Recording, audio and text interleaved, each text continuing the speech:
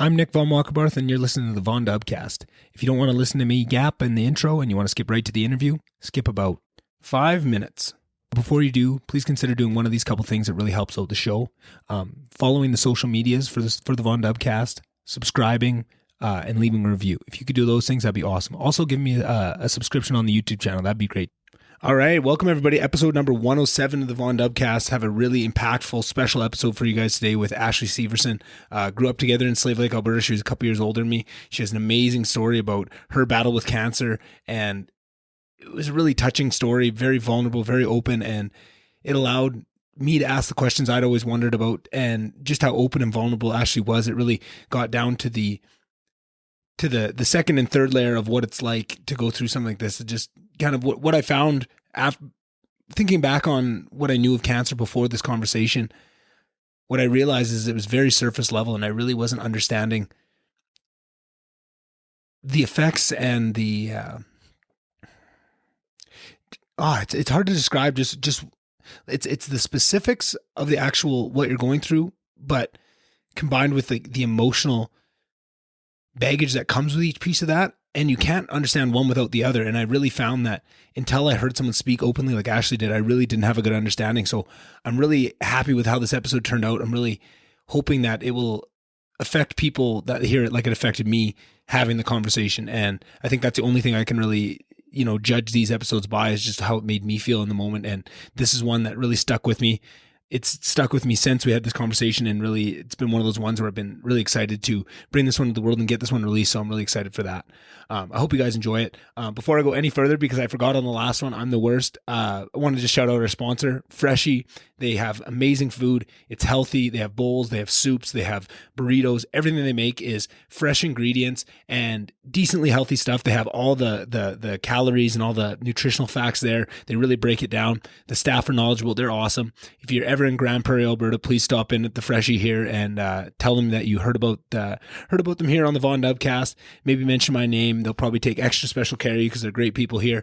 And hopefully eventually we'll spread this to all the Freshies around Alberta or around Canada or around the world. But for right now, it's just Grand Prairie. But anywhere you are, it's always a great place to stop. Whenever I'm on the road and I want something healthy, I always stop at Freshie and grab one of my 3 or 4 main dishes that I probably make up a good 50% of my diet these days. But that's how I do it. I'm really lazy, as you guys might have heard.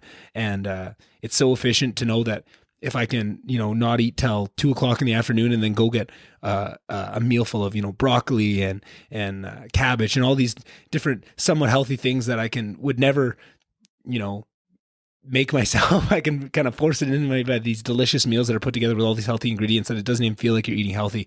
And I know for that day, I'm covered. So just wanted to shout out them. They're amazing people, especially in Grand Prairie here. The owner, she is just the cat's pajamas, the bee's knees. She really takes care of her staff and her customers, and it just feels like a family every time you walk in there. Can't say anything high enough. I can't believe I forgot to mention it on the last episode in the intro. I felt so bad about it, but luckily we did talk about it in the actual episode itself. So it's not like it didn't get mentioned at all, but I just couldn't believe that I had forgot that in the intro. I was so excited to talk about all the things that were going on in my life that I didn't even mention our sponsor. Oof. Podcasting error number 1. That's I think that's on the 10 commandments of podcasting. Yeesh. But other than that, I really hope you guys enjoy this episode. I won't make too long of an intro here because I know it's a pretty long episode, but it's so worth it, you guys. Like I used to say all the time, you can speed these episodes up. I really believe in that. If the time seems a little bit unmanageable, try it on 1.5 speed. Try it on 2 speed. 2 speed might be a bit tough if you haven't practiced it before, but you can build your way up, and it really helps with so many things in life. Other than that, if you could follow the Von Dubcast on all social medias, if you want to follow Ashley, her social medias will be in the description. You can do that. Please reach out. She has a bracelet making service company, I don't know what to call it, that she runs through her Instagram. Please, if you check that out and you want to order one, just mention that you heard it here. The more that we can show guests that this podcast has impact and that people are hearing these stories and that they're impacting people, the more guests I can have on, the more the further I can take this podcast. So that really means a lot to me. So if you guys could do that or check out Freshly, those are 2 things you could really do to help this podcast. I hope you enjoy this episode, and I'll see you guys in the outro. Bye.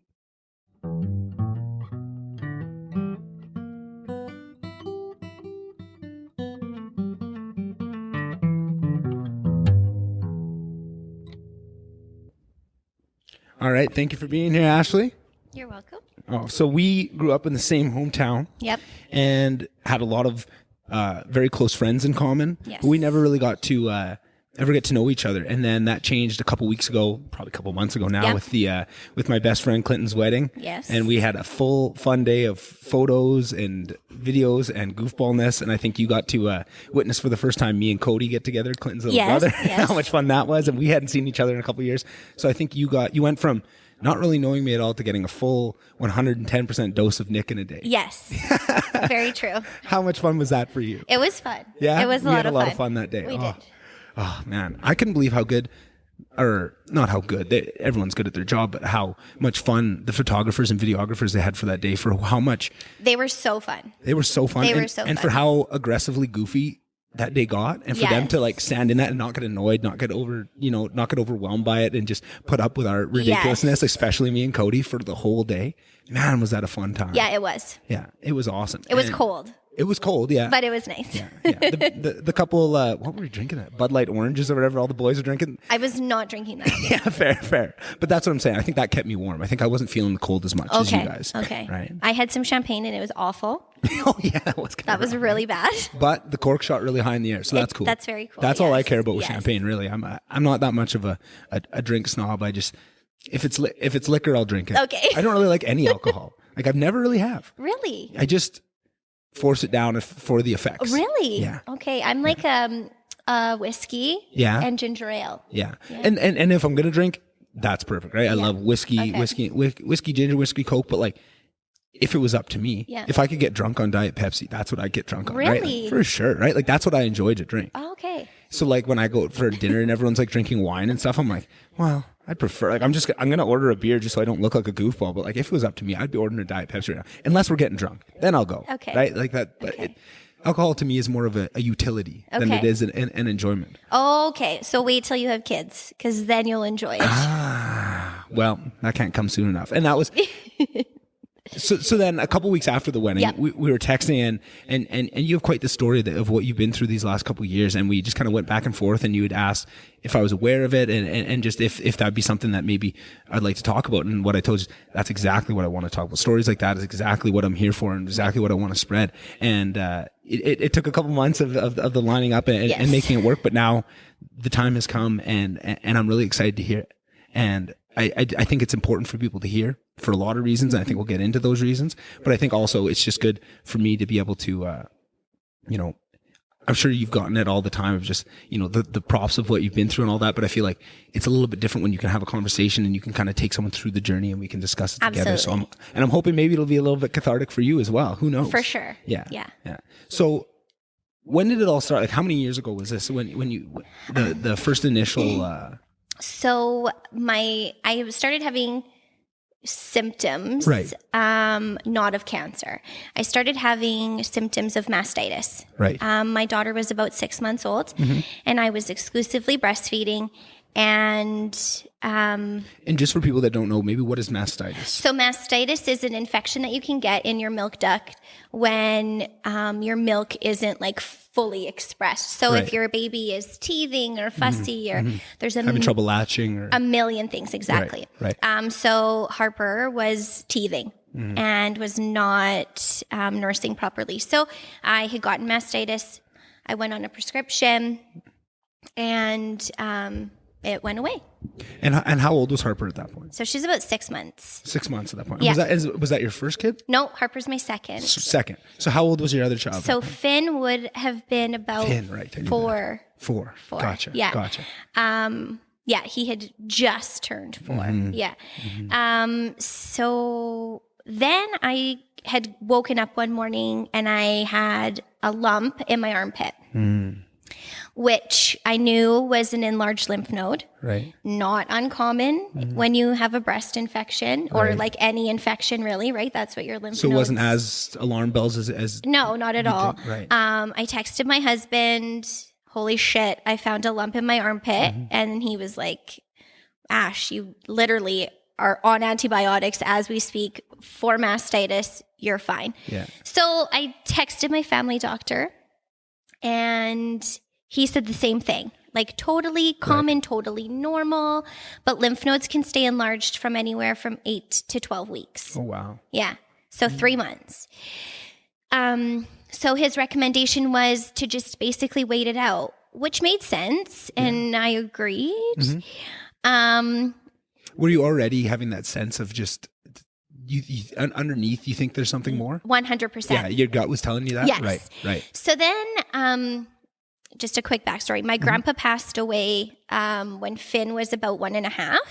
And my grandpa and I were very, very close. Right. And he literally is always with me. Yeah. I always know he's with me. Yeah. And he kept coming up in my dreams, telling me that it was more. Wow, really? Yes. And it wasn't like a scary feeling. Yeah. And obviously, like, it was with so much love. Right. So I knew that something wasn't totally right. Right. But how do you articulate that to other people to make them understand? Exactly. So I waited about 8 weeks and the lymph node did not go down in size. Right.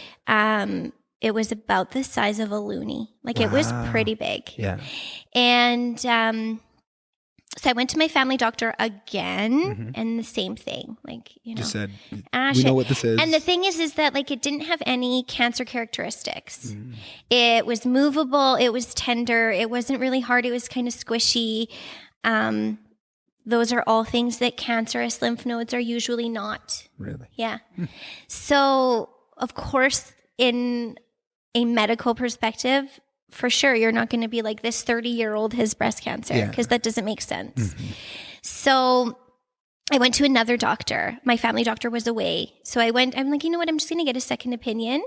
So I went to a nurse practitioner who is a friend. She said the same thing. Yeah. And I looked well, right? Like I was healthy and I literally had 0 symptoms. Right.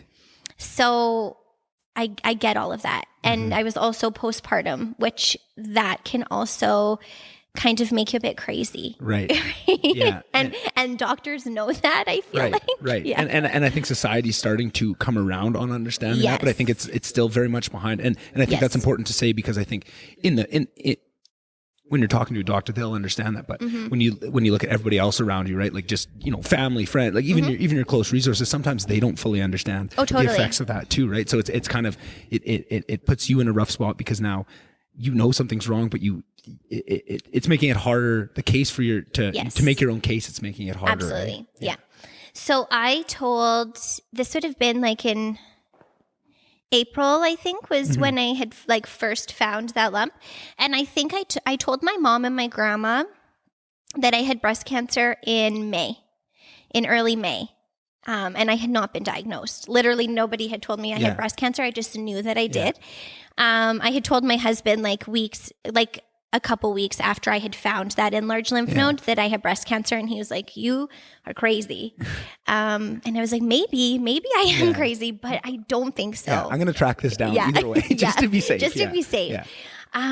But how does that feel I'm just curious about that feeling specifically at that time, because that's got to be lonely. To have made the realization in your own head, and to try and now expand that out to your circle of support to get the type of support you need, and to see the barriers that go up, like we've already mentioned, postpartum, all these other things, it masquerading as something else. Yes. All those barriers are in your way. How did that feel for you at that time? Yeah, it was super lonely. I bet. The thing with me though is that I don't usually take no for an answer. So I knew that I was just going to push until somebody listened. Yeah. So I went to my nurse practitioner friend. She said the same thing. So I decided to get a third opinion. Right. Not because I didn't trust my family doctor and my nurse practitioner, but because I figured I'm not the only 30-year-old. Right. I know this to be true. So I know that somebody has had to have had either a similar patient or a similar experience, or read about something, or seen a study or something. So I went to another doctor. She said the same thing. So I went back to my family doctor and said, okay, we need to do an ultrasound. Let's get an ultrasound done and just kind of see. Yeah. Let's see. So I went for an ultrasound, and the ultrasound tech knew that I was a young mom. And she said to me, I'm not supposed to say this, anything. Yeah. But I can tell that you're super worried, and I know that you're a young mom, and it looks completely normal. Wow. It looks completely normal. It looks like residual mastitis. It looks like your breast tissue is like a bit inflamed, but nothing looks out of the ordinary. Nothing looks like it could be cancer. Right. So I knew that she was wrong, honestly. Still, and that belief was still there. It was. Yeah. So I got into the vehicle and I looked at my husband and I said, yeah, so she said that it's all good. And he's like, oh my God, that's great. I'm like, yeah, but she's wrong. Boy. And he's like, are you sure? And I'm like, to be honest, yeah. Like she's wrong. I don't think she looked at exactly where my concern was. Yeah. And he's like, okay, so what do we do now? So I think a few days went by. My family doctor phoned me with the results of that ultrasound, and the radiologist had put it as like a BI-RADS 2, which is, I think, like less than 20% chance of breast cancer. Like it's very minimal, I want to say. And that like a follow-up could be done within 8 to 12 weeks. We would do another ultrasound and then go from there. And still no symptoms at this point. Zero symptoms. Right. Zero just symptoms. You just know something. Me knowing, right. Right. And that lymph node wasn't getting any bigger, but it also was not getting any smaller. Better. Yeah. So he phoned me, gives me that, says that we can wait 8 to 12 weeks. And I said no. Yeah. And my exact words were, yeah, that's not going to work. We need to find somebody else. Like this just isn't, they're wrong. And he was like, Ashley, but like we've kind of like outsourced all of the people that we can. Yeah. And I was just like, I don't really give a shit. Yeah. That's not an acceptable answer really, for me. It's not. Right. Yeah. So he was able to find, there's this program in Edmonton called the Comprehensive Breast Care Program. And he sent all of my stuff off to them.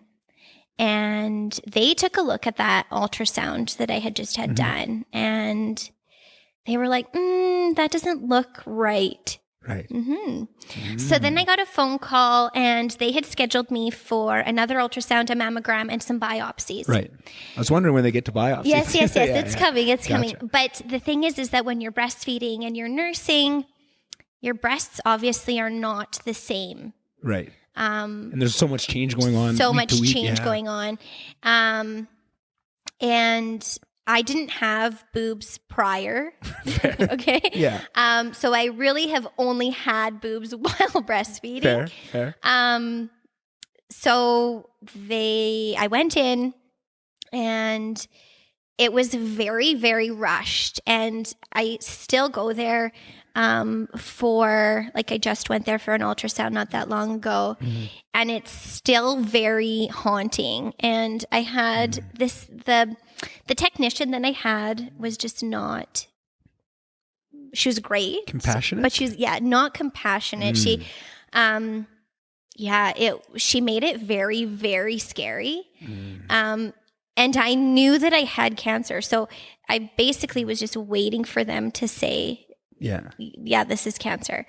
So we do the mammogram. There's not really anything on the mammogram.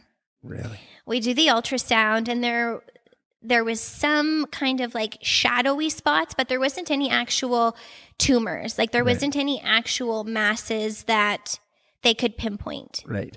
So they're like, okay, we're going to do 4 biopsies. 4, hey? Yeah, 4. So they did one at like 2 o'clock, one at 6 o'clock, and one at 10 o'clock. And then they did my lymph node in my armpit. Super painful.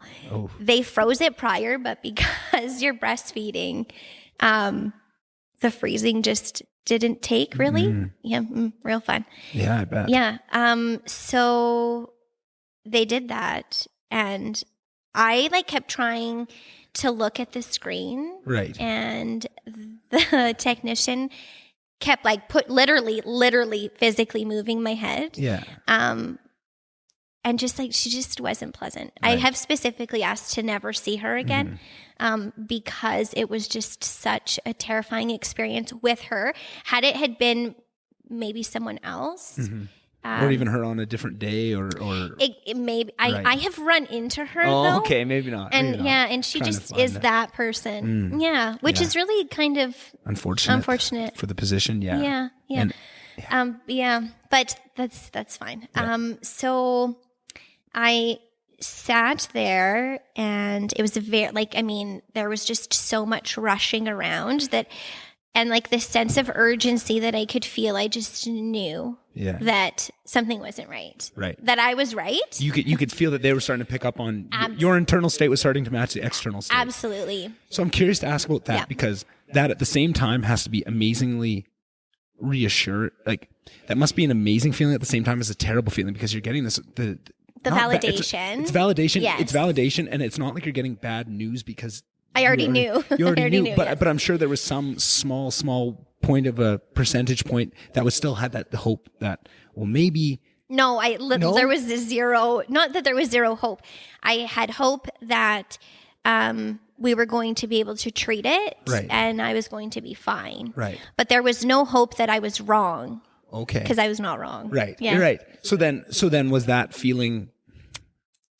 I'm curious to dissect that feeling of that first initial starting to see the external match the internal, and how that was for you. Was that were you already so scared that it didn't scare you anymore? Yes. Was it all validation then? Was that kind of a good moment of at least things are turning? Okay. Yeah. Okay. And it was just kind of like, these people will get me into the hands of the right people. Right. And just that forward movement when something's wrong, all you want to see is some sort of forward momentum to get you to a different stage, right? Whether that's good, whether that's worse, whether that's better. I just don't want to be here, and I don't want to be told that nothing's wrong again. Yes. Right. Yeah. I hear you. Okay. So they said to me was, your family doctor will call you in 5 to 10 days. Fuck that. Yes. Go fuck yourself at that point. Oh shit. And I had been in there. So this was. And you've been there all day at this point. Pretty much, yeah. And this is before COVID, but my husband still could not be with me. So I was completely by myself. Oh. He just sat in the waiting room and would like text me every once in a while, like, are you okay? What's going on back there? And so when I knew that, and I knew that it was going to be 5 to 10 weeks or 5 to 10 days. And then the nurse said, but usually we rush these things. Yeah. And that's kind of when I was like, that was your, all right. Thanks for telling me. Yeah. And then So I ended up having complications with the biopsy. Oh. Because I was breastfeeding. Yeah. Yes. So they ended up like puncturing a bunch of milk ducts. Oh, shit. And those holes that they had made started leaking milk. So I was like leaking milk everywhere. Oh. And it was super painful. Oh. On top of everything else in your emotional state at that point. Yeah. So I ended up going back. I think like 3 days later, I went back to my nurse practitioner. Yeah. Just so that she could take a look at it, because it was like they were like red and inflamed, and I didn't want to get another infection and then just cause more problems, right? And not only cause more problems, but camouflage. Exactly. You don't want to add any more confounding factors into this thing. Yes. We're trying to figure out. So I went to see her, and she's like, they did a great job, obviously, with the biopsies. They knew that I had cancer, so they just kind of poked anywhere, right? Because they were like, this isn't really going to matter. Yeah. You're going to lose your boob anyway, basically. As I'm pretty sure is what their thought was. So I was sitting in her office, and we were just like talking about my boob and the holes all over my boob. And I'm like, did anything come in yet? And she's like, no, I don't think so. And she's like, here, let me just take a look. And I'm just casually sitting on the bed, and I don't think anything of it. And then she turns around and she's like, yeah. And I'm like, yes, the results are in. And she's like, yeah. And I'm like, and yes, I have cancer. And she's like, yes. Wow. Yeah. And I said, okay. Like how much? What do I have? And she's like, all 4 biopsies have come back positive for breast cancer, even though I had no tumors. So I just kind of sat there with that for a minute. And then she's like, do you want me to go get your family doctor? Because he's actually a friend. Yeah. So I was like, yeah, please go get him. Yeah. So she went and got him, and he sat down, and he's like, okay, so obviously the comprehensive breast care clinic will call you, and you will meet like your surgeon and your oncology team, and you will do all of that. And I said, okay, do we know like the staging? Do we know the type of breast cancer? Do we know anything? And you've probably done quite a bit of research at that point. I had done a ton of research at that point. My grandma was also diagnosed with breast cancer in 2011. Okay. And I went to all her appointments with her, and I was very like familiar with breast cancer. So thank God. Like, that's a tough thing to say. Sorry, but you know what I mean, sure. right? Yeah. Wow. So like hindsight, thinking back, the reason that I helped my grandma, or like went through all of that with my grandma, is I'm probably one of like the most outspoken in my family, except for maybe Julie.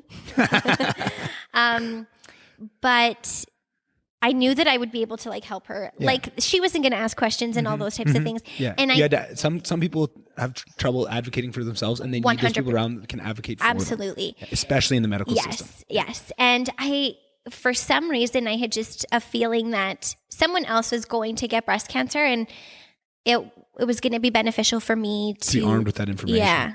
And it just happened to be me. Wow. Right. So, okay. So, my family doctor said, I don't know. I'm going to guess that it's probably like stage 2 or stage 3. I know the prognosis of both of those. So I said, okay, that's not so bad. You're saying you knew the prognosis of both of those at that time when he said that to you. Yeah. Right. Yeah. So then just to paint the picture for the people listening. So what were those two prognoses in your head that you were calculating up? Okay, that's not that bad of like a stage 2 and the stage 3. So like a stage 2, I think your 5-year survival is something like 94% or something like that. Right. I mean, it's 5 years. It's not long. Right. And then stage 3, your 5 years is maybe in the 70s or something. Okay. But still good. Yeah. Stage 4 is 22%. Wow. For really? 5-year survival. Wow. I didn't know that. It's very low. Wow. Yeah. So just once again to hammer home the message of the quicker you can get on it, the more you can advocate for yourself, the more you can say something isn't right. Absolutely. That is what's important, because those numbers are very different. So so you had that in your, so when he says stage 2, stage 3, you're kind of thinking in your head, right? Like, okay. You know, of all the things it could be, this is somewhere in the middle of the gambit, right? Could be better, could be worse, but okay. Yeah. At least we're starting that forward momentum, right? Yes. Okay. So then he's like, do you want to phone your husband? So I said, sure. Yeah. So I phoned him, and he was at my dad's house helping my dad with something. Yeah. And, I said, okay, so I was right. Yeah. And, he's like, okay, do you need me to come get you? Yeah. And I said, no, it's fine. I can drive myself. I've known that I've had breast cancer But he's probably worried about your mental state at that point. For sure. Yes. And it's funny that you say that, because I'm curious about that too, of kind of the same question I asked at that moment at the hospital of kind of the external match and the internal. How was that feeling? Because that's just another one of those. Was that kind of the same? Was it just the validation? Was now that you're getting more information coming with it? Was there more that was adding on to the fear side? I'm just curious. No, it was just finally like, holy shit, people are finally believing me, right? Yeah. Not so much believing me. I don't think that they ever didn't believe me. But I mean, it's crazy that a 30-year-old breastfeeding mother has breast cancer. Yeah. So this would have been, I was diagnosed on September 11th. Of 2019. 2019. Yeah. Yeah. So then this is kind of the point. I was kind of waiting for the point when you got confirmation, because at that point, and I think this is, I was waiting for that, but I probably could have asked this question a long time before, because I think the time I should have asked this question was when you knew, right? Which is obviously weeks before. It was in April. So I knew it was in April of 2019. Wow. So that's not even weeks. That's months. Months and months and months. I'm so bad. Yeah. Here's another confession. Yeah. I don't know my months for shit. Okay. I'm an intelligent person. 6 months ago. Okay, perfect. So about 6 that, months. like April, May, June, July, August, September. Yeah. So then the question I want to ask, and whether I asked that when you found out or when you got confirmation, Yep. what I'm curious of is before that, before you realized that, what were the things going on in life? Like, what were you excited about? Like, what? Because when you get information like that, everything comes to a halt. And now this is the thing, right? Everything else goes off the table, and not just for you, for people around you, for your support system, right? Yes. And that is a lot. But I think to let people in on the full picture of what was happening, it's good. So you just had your second kid. Yeah. you're in the middle of that. You're excited. Yes. Yeah. We had our daughter. Her birthday is October 2nd. And yeah, we had moved into like our dream home. We had fully renovated it into like our dream house. We lived on a beautiful acreage in Widewater. We lived right by the lake. Yeah.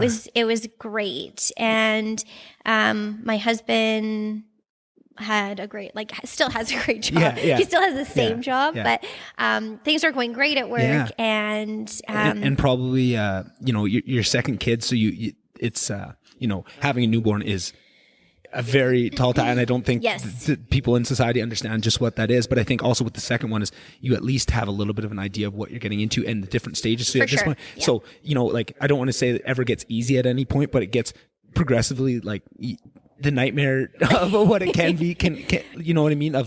You're just getting what I'm trying to get to is you're probably just getting to that point 6 months of maybe we're totally getting in a routine, the little wins, and all that positivity and not only that, but then all the magic that's about to get the 7-month magic, the 8-month magic, the 9-month, right? Because you've seen that with the first, and you're just excited for all that, and that comes crashing down when you have that realization. Wow.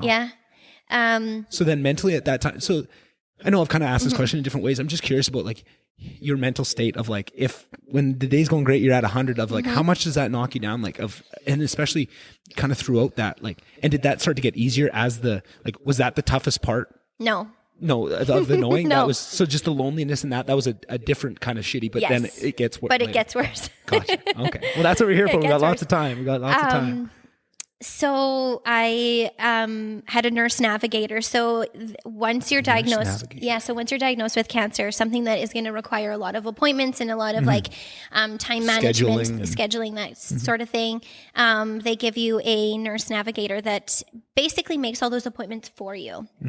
So she called me and said, okay, you're going to meet with your surgeon first, but the first available appointment with the surgeon is October 19th.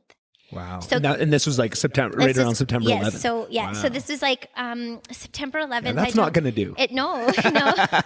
Knowing you. I don't remember what day September 11th was, but I want to say it was like a Friday, a Thursday or a Friday maybe. So I think this was like on a Monday possibly that she called me. So I'm like maybe September 14th, let's say. So still like a ways out. That's too far out. Really. So I'm like, well, I guess I will take that appointment, obviously, but I have a lot of questions, is what I said to her. And she's like, okay, that's great. Like, you can email me all of your questions and I will pass them on to the medical leader here at the comprehensive breast care clinic. So I was still breastfeeding my daughter, obviously. I am smart enough to know that you cannot pass on cancer cells that way. She ingests breast milk and it goes into her gut. So she would just poop or pee it out. So I knew that I wasn't harming her in any way. If anything, I was most likely giving her some sort of like antibodies and she is actually a super healthy kid. So knock on wood, maybe because of that. But I had a bunch of questions. I wanted to know if I had to stop breastfeeding. Could I still nurse on the other side? Because I didn't have cancer on the other side. She was still so little. She was eating solids like after I think 5 or 6 months. But I mean, her main source of protein and all that good stuff was me, right? And not just protein. I mean, just literally everything, vitamins, everything. It's kind of a touchy subject, but just the evidence that comes out year after year, every year it gets better and better of how impactful for sure, how important breast milk is, and just how little we understood of how important it was. And it's one of those things where you don't ever want to, because people have certain things that they there's certain realities of the world, but also I don't think that should prevent people from talking about the benefits and how important it is, even if that's going to make a certain small subsection of the population feel bad because whatever circumstances they're in. I don't think that dissuades it, right? I think it's very important. Oh, for sure. Yeah. So you probably had a million questions about that because you understood the importance. I did. Yeah. And I just really loved breastfeeding. Yeah. I did. Yeah. Like I breastfed my first, till he weaned himself at like 2.5. And I was devastated. Yeah. I was so upset when he weaned himself. So they got back to me. The medical leader at the comprehensive breast care clinic, was like, who is this patient? First of all, like, who is this making waves? Yeah. Who is this 30-year-old like breastfeeding mom? Yeah. That now has breast cancer. What is going on? So he ended up taking a look at my file, and she phoned me. I think it was so she phoned me like that following Friday at about 5 p.m., which was obviously, most people go home at like 3 p.m. on a Friday or something. Yeah. Already at the bar by 5. Yeah, right. Yeah. So, I would hope not then. Yeah. But, so she calls me and she's like, okay, so, the medical leader here has taken a look at everything and he wants to meet you on Monday at the Misericordia Hospital. And I was like, okay. And she's like, he will be your surgeon. So you are meeting your surgeon on Monday. Wow. Yeah. So that's a little bit better than a month. 5 days. Yeah. There you go. Yeah. Right. Yeah. But again, and I think we're gonna come back to this a million times during this conversation, but advocating for yourself 100%. And not taking what they give you as the reality, right? Because you have to fight for yourself. Absolutely. I learned that lesson a couple years, actually probably right around this time. One of my employees, and I say employees, but she was my friend, right? She went through a battle of cancer, and she was the nicest human ever, but never advocated for herself. And it got to the point where myself and other people at work were going in with her for the appointment to do the same thing, to advocate, because they say, okay, well, in 3 months we'll do that. No, like this is not okay, right? And unfortunately, I still believe, due to the lack of advocating and how slow things went, we lost her, right? And it was an awful thing to go through to see, but it really opened my eyes to how important that advocacy was. It is, and just how amazing people are to come in, because it wasn't like we were family or anything. We were co-workers, but to see people go in and fight like that for somebody else because that's what they need in that moment. It's amazing that you can do that for yourself, but I think that's just such an important lesson, because not everyone's like that, right? Not everyone's meeting you that's going to kick buckets and make sure we get what we need. Yep. But if you're not that person, you need to understand that you might need to find that person in your life and bring them with you to these and make sure that they're doing this, right? Because like that could be the difference. Absolutely. And I think, unfortunately, a lot of the time that is the difference. Yes. Right? Yeah. Yeah. Yeah. 100%. Sorry, I didn't mean to interrupt you with that, but I think that's a very important true. point to come back to. So you advocated for yourself. Yep. You said a month, no, that's not going to do. Yep. You talked to them and you got it moved up. So now it was about 5 days. Yeah. Perfect. So I think it was like 7:30 in the morning. I went and I met my surgeon, who happens to be this incredible, amazing human being. Yeah. And so he comes in. And so when I had talked to the nurse navigator on the Friday, she was like, I don't know why he wants to see you on Monday. To be honest, like, I don't even, like, he doesn't actually even have time to see you, which is why you have to come in at 7:30. Yeah. You like absolutely have to thank him a million times over for seeing you. Yeah. And I was like, absolutely. Yeah, of course. I was planning on that anyway. Right. Yeah. So he walks in and he is, just this incredible human. And it's so funny because I've obviously known him now for quite some time, and we've had many conversations, and I know without a doubt that I have known him like in past lives, 100%. Yeah. So I meet him, and he kind of had more information about regarding, which you're probably desperate for at that point, for sure, right? Because I didn't know, was it triple negative? Triple negative is when your breast cancer basically grows uncontrollably with nothing. It doesn't need hormones. It doesn't need estrogen, progesterone. It's HER2 negative. It just grows. Wow. There's like just estrogen positive, progesterone negative. There's estrogen positive, progesterone positive. Just kind of what it feeds off of kind of thing? Yes. Interesting. So mine ended up being the complete opposite. I was triple positive. So that's good. Kind of. No? Kind of, but not really. Okay. So that means that it's estrogen positive. So Gotcha. it feeds off of estrogen. It's progesterone positive, feeds off of progesterone. And then it has that HER2 positive protein, which is the human epidermal growth factor receptor 2. So that is just a protein that is basically on all breast tissue, breast cells. But it can kind of go haywire, and then that is that's basically how cancer happens, right? Replication. Yeah. So great thing about that is that they have specific immunotherapies just for HER2 positive breast cancers. So I want to say maybe about 15 years ago, if you were HER2 positive, it didn't really matter what stage you were likely to die. Really? Wow. I'm not so sure if I'm right about the 15 years, but but at some point it's quite new, especially the immunotherapies are quite new. And even like in Canada, we don't even have that many FDA approved immunotherapies.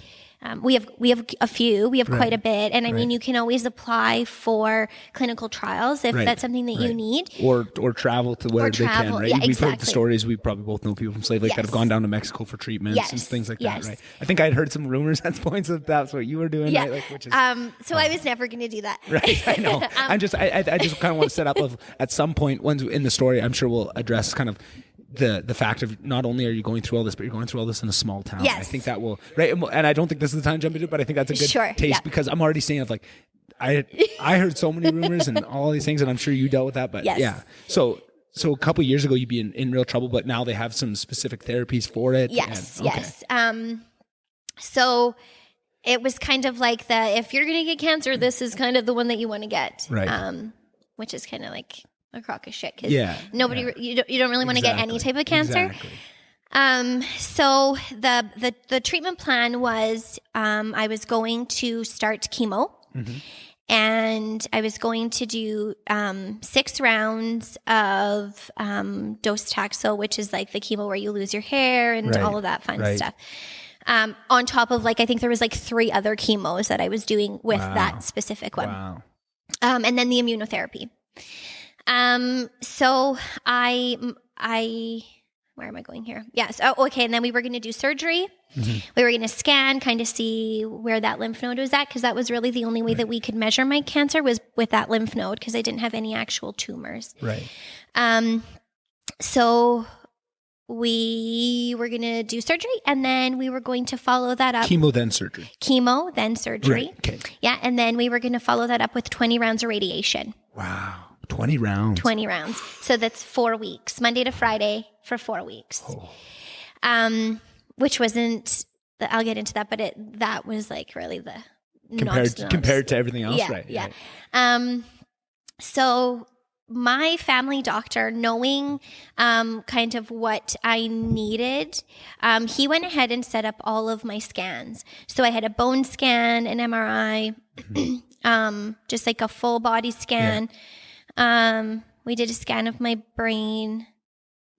A ton of blood tests, I bet you, the whole time too. But this is the thing though, I was just pregnant and I had just had a baby. So we had already been doing a bunch of blood work and I had 0 blood markers. Man, that is... At least nothing that they could catch, really. Nothing that was, and nothing that was really off. Especially being so young and healthy too at that time, that your body probably is man. But I think that just highlights how, again, going back to the thing of just when you know something isn't right, advocating, because there's so many things that can confound. The human body is a mystery, and the idea that we know that medical science has this really good picture of how the body works and how cancer works even, is a myth. We know 5% of how this, and we have amazing tools considering that, but really we have no idea. And that's why it's so important, and why there can be, these cases that are so abnormal compared to all the rest, but it's still right. And that's why it's so important that you knew. Sorry, didn't interrupt you again. No, that's okay. He's lined up all your scans. So my family doctor has lined up all of my scans, but they ended up, it actually takes a super long time to get any type of scan, whether you have cancer or not. We know this. And so I was like, can I just pay for them privately and so that I can get them done sooner? But luckily I was able to get them on October 5th. So I went in, so I met my surgeon. We have a plan. And all the scans are going to be before the chemo starts, which is the first? No. Oh. So that's the whole thing. Okay. So then, they kind of knew what my case was. I literally had 0 symptoms. I looked completely normal and healthy. Yeah. I had just had a baby. We were pretty much under the impression that this was likely to be very early stage breast cancer. Right. So I went in and I met my oncologist. Again, probably, and I 100% lucked out. I don't think he takes new patients super often. So he's the medical leader of clinical trials at the U of A. He's a U of A professor. He just is this incredibly amazing, smart human being that just so happened to be my oncologist, right? So I go in and I meet him, and he is amazing. And he's like, yeah, so I'm pretty sure that this is stage 2, like pretty early, early enough type of thing. Yeah. And yeah, you're going to do chemo, and we're going to do surgery and radiation. And we are likely going for a cure at this point. Okay, so here's the thing with the cancer medical community. They rarely use the word cure. So I think he accidentally used that word, because every time I have brought it up since then, which is over 2 years ago, he's like, no, we don't use that word. Yeah. It's like, I know you use that word. Yeah. But we were going for to be cancer free, right? That was the goal. Right. So that would have been probably the 3rd or like 4th week of September. So very close to the end of September. Yep. So I had told him that my daughter's first birthday was October 2nd. And it was obviously super important that I be there. So he was able to line it up so that I had my first chemo treatment on October 1st. Wow. So I started chemo October 1st. So from September 11th, finally getting that diagnosis, right? Months of internal struggle, finally getting diagnosis September 11th. And then by October 1st, you're having your first, your first forward momentum into where, and I mean, like, we need to remember that I was technically not supposed to meet my surgeon until October 19th. Yeah. Wow. I had an aunt, she's still here, who had breast cancer, and by the time, like, she knew she had breast cancer, they knew she had breast cancer. She had gotten all of like the positives back. By the time she met her surgeon, her oncologist was referred to the Cross Cancer Institute. I think it was like about 10 to 12 weeks. Wow. And that whole entire time she knew she had cancer. And they knew she had cancer. And they knew she had cancer, but that's kind of normal. That's a very normal, like, when I tell people my time frame, they're kind of like, what? Yeah, like that seems less than 3 weeks from your diagnosis to starting chemo. I 100% believe that my grandpa definitely pulled some strings. Yeah, pulled some strings and had me meet just these. I mean, they, my surgeon and my oncologist really are the ones who saved my life, right? Yeah. And they, are both so incredible and so amazing. And that's awesome. Same thing, like, I met my oncologist, and obviously I had a ton of questions. Yeah, and I bet. I had done a bunch of research. And so one of the first things he asked me was, like, what medical profession are you in? And I was like, no, I'm just a stay-at-home mom, but thank you, though. Yeah. And he's like, wow, but you're very smart. I'm like, in this specific thing, yes, because I feel like the more knowledge that you have, right, the more power that you have. Yeah. And this was really my life. Yeah. Right? Yeah. We know a lot of people die from cancer, from breast cancer. So I just knew that I was going to have to learn and know every possible thing that I could. So I start chemo October 1st, and that went relatively well. So could maybe just for people to, I just want to go through kind of that first chemo. I'm sure you did a bunch, and there's probably different ones, but just maybe take us through that first day. Like, was it in the morning? Was it in the afternoon? Like, what is it like? Go through, you get hooked up. I'm just curious about that process, because I feel like people have this idea of like, oh, they went through chemo, but I don't think people even understand. Like, I think people use chemo and radiation in their head. I think unless you have somebody very close to you that goes through it, you really don't understand these things. True. But I think it's important for people to start understanding if you're willing to talk about it. Yeah, for sure. I want to say it was in the morning. So my husband and I left. I breastfed my daughter for the very, very last time. Wow. I had weaned her off of like the cancer side, but I was still breastfeeding her on the other side. Right. So I breastfed her one last time. I think it was like 5 a.m. I snuck into her room and breastfed her and cried, obviously, because I did not want to stop breastfeeding. Yeah. That was not a part of my plan. And probably also just residual trauma from the first time, because that was clearly very, very much affected you, right? So you're remembering all that too. It really did, yeah. And this time it was me forcing her to wean, and I wasn't ready, and neither was she, and do you think you fully processed that even still yet? I think I have, but it's still so funny. So my son and I are so close. Yeah. And I contribute that to my like breastfeeding him for so long. Obviously my daughter and I are close. Yeah. She's a completely different child than my son. Like very, very, out of the box, and she's like me, 100% me. Which is amazing. Yeah. And she'll for sure advocate for herself when she's older, because she advocates for herself now at 3. But I feel like that has something to do with it. I really do. Probably does. Yeah. It's probably not 100% of it, but it's not zero. Yeah. It's not zero. Yeah. Yeah.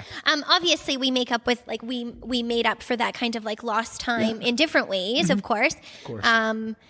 But it's still, it just sucked because it just wasn't my choice. I just did not have a choice. And it's just one more thing that it's taking away from you, right? And that's what you're battling. And that's kind of why I wanted to start with painting the story of kind of what your life was before, because that's the most important thing. Like with these battles, with these, it's so much more how it affects the rest of your life. And that's what you really need to highlight. That's where the suffering comes in. Sorry, there's plenty of suffering on its own within that little bubble. This is definitely. But it's the auxiliary suffering that I feel like people don't understand. I feel like people are so ready to give you all the all the pats on the back and the stuff for you're the so actual, brave and exactly. But that's for within that bubble of the suffering you're going through there. What I think needs to be more highlighted is the outside suffering of the auxiliary ones, the ripples that it rolls out, because that's really what's affecting people, the mental health side. Obviously everyone's going to fight and they're going to do everything they can within, they're going to get a good plan and they're going to enact it, but it's all this other stuff, right? For sure. Oh, that's heartbreaking to hear. Like, 5 a.m. and they're crying over that. Yeah. Oh. And I mean, she didn't have, right? Like she had no clue. Right. So, no clue at all. We had sleep trained her when she was about 4 months old. So she had never taken a bottle. Neither of my children had ever taken a bottle. They only breastfed and then they just drink out of sippy cups. So I had obviously kind of, I had integrated the sippy cup a lot more so that, when I came home from chemo, it was just going to be like, that's it. There just is no more. Yeah. So my husband started, when she got up in the night, that first night, she woke up for feeding, which I mean, at that point she really didn't need. It was more just like comfort. Schedule and routine. Yeah. So my husband went in and, she was so pissed. She was so mad. And I could just hear them on the monitor. Yeah. And she was like, no, mama? Where's my mama? And he was like, no, Harper, mama's sleeping. And she was like, okay, bye, Dad. And she, and he like tried to like snuggle her and give her like a sippy cup. And she just was like, no, thanks. And then she went back to bed and she has never woken up. Wow. Since then. That's awesome though. But that is how stupborn she is. Yeah. Which I love. Pats on the back. You tried. Go back to bed. Yeah. And that's awesome. I just, and like, it's so telling of like the person that she is, that she would do that. Yeah. That she was just like so pissed that it was her dad and like, never mind, I'll just go back to bed. Yeah. So that was relatively easy. She got it really quickly that, okay, there was just not going to be any more breastfeeding. And the thing with chemo is you actually like emit the smell of chemo. Like I would wake up drenched in sweat because that's a pretty like common thing yeah. with chemo, and I would smell like chemicals. Wow. Yeah. Like, and I remember Finn coming in and being like, "Oh, Mom," and I'm like, "I know," but even when I shower, like I still smell like that because it's coming out of your it's pores, just coming everywhere, right? Okay, so that first day of chemo, so we drove to Edmonton. So we were 3 hours away from all our appointments. Right. I had made it super clear to my oncology team that I did not, unless obviously I absolutely needed to, I did not want to stay away from, like I didn't want to stay away from my whole family. That I was not going to like be staying in the city. I wasn't going to be staying in a hotel. I wasn't going to be staying at the Cross Cancer. I was going home. And I had made that super, super clear to them. So they were amazing with scheduling. They always made sure that we could be there early enough, but, you know, not have to leave in the middle of the night. And that we could be home at kind of a decent time to put like our kids to bed if need be. So that first day we get there, my oncologist had asked if I wanted a port. I did not. Could you maybe explain to me what that is? Sure. So a port is when they put like a little plastic connector under your skin, kind of by your collarbone, and they connect it to one of your main veins.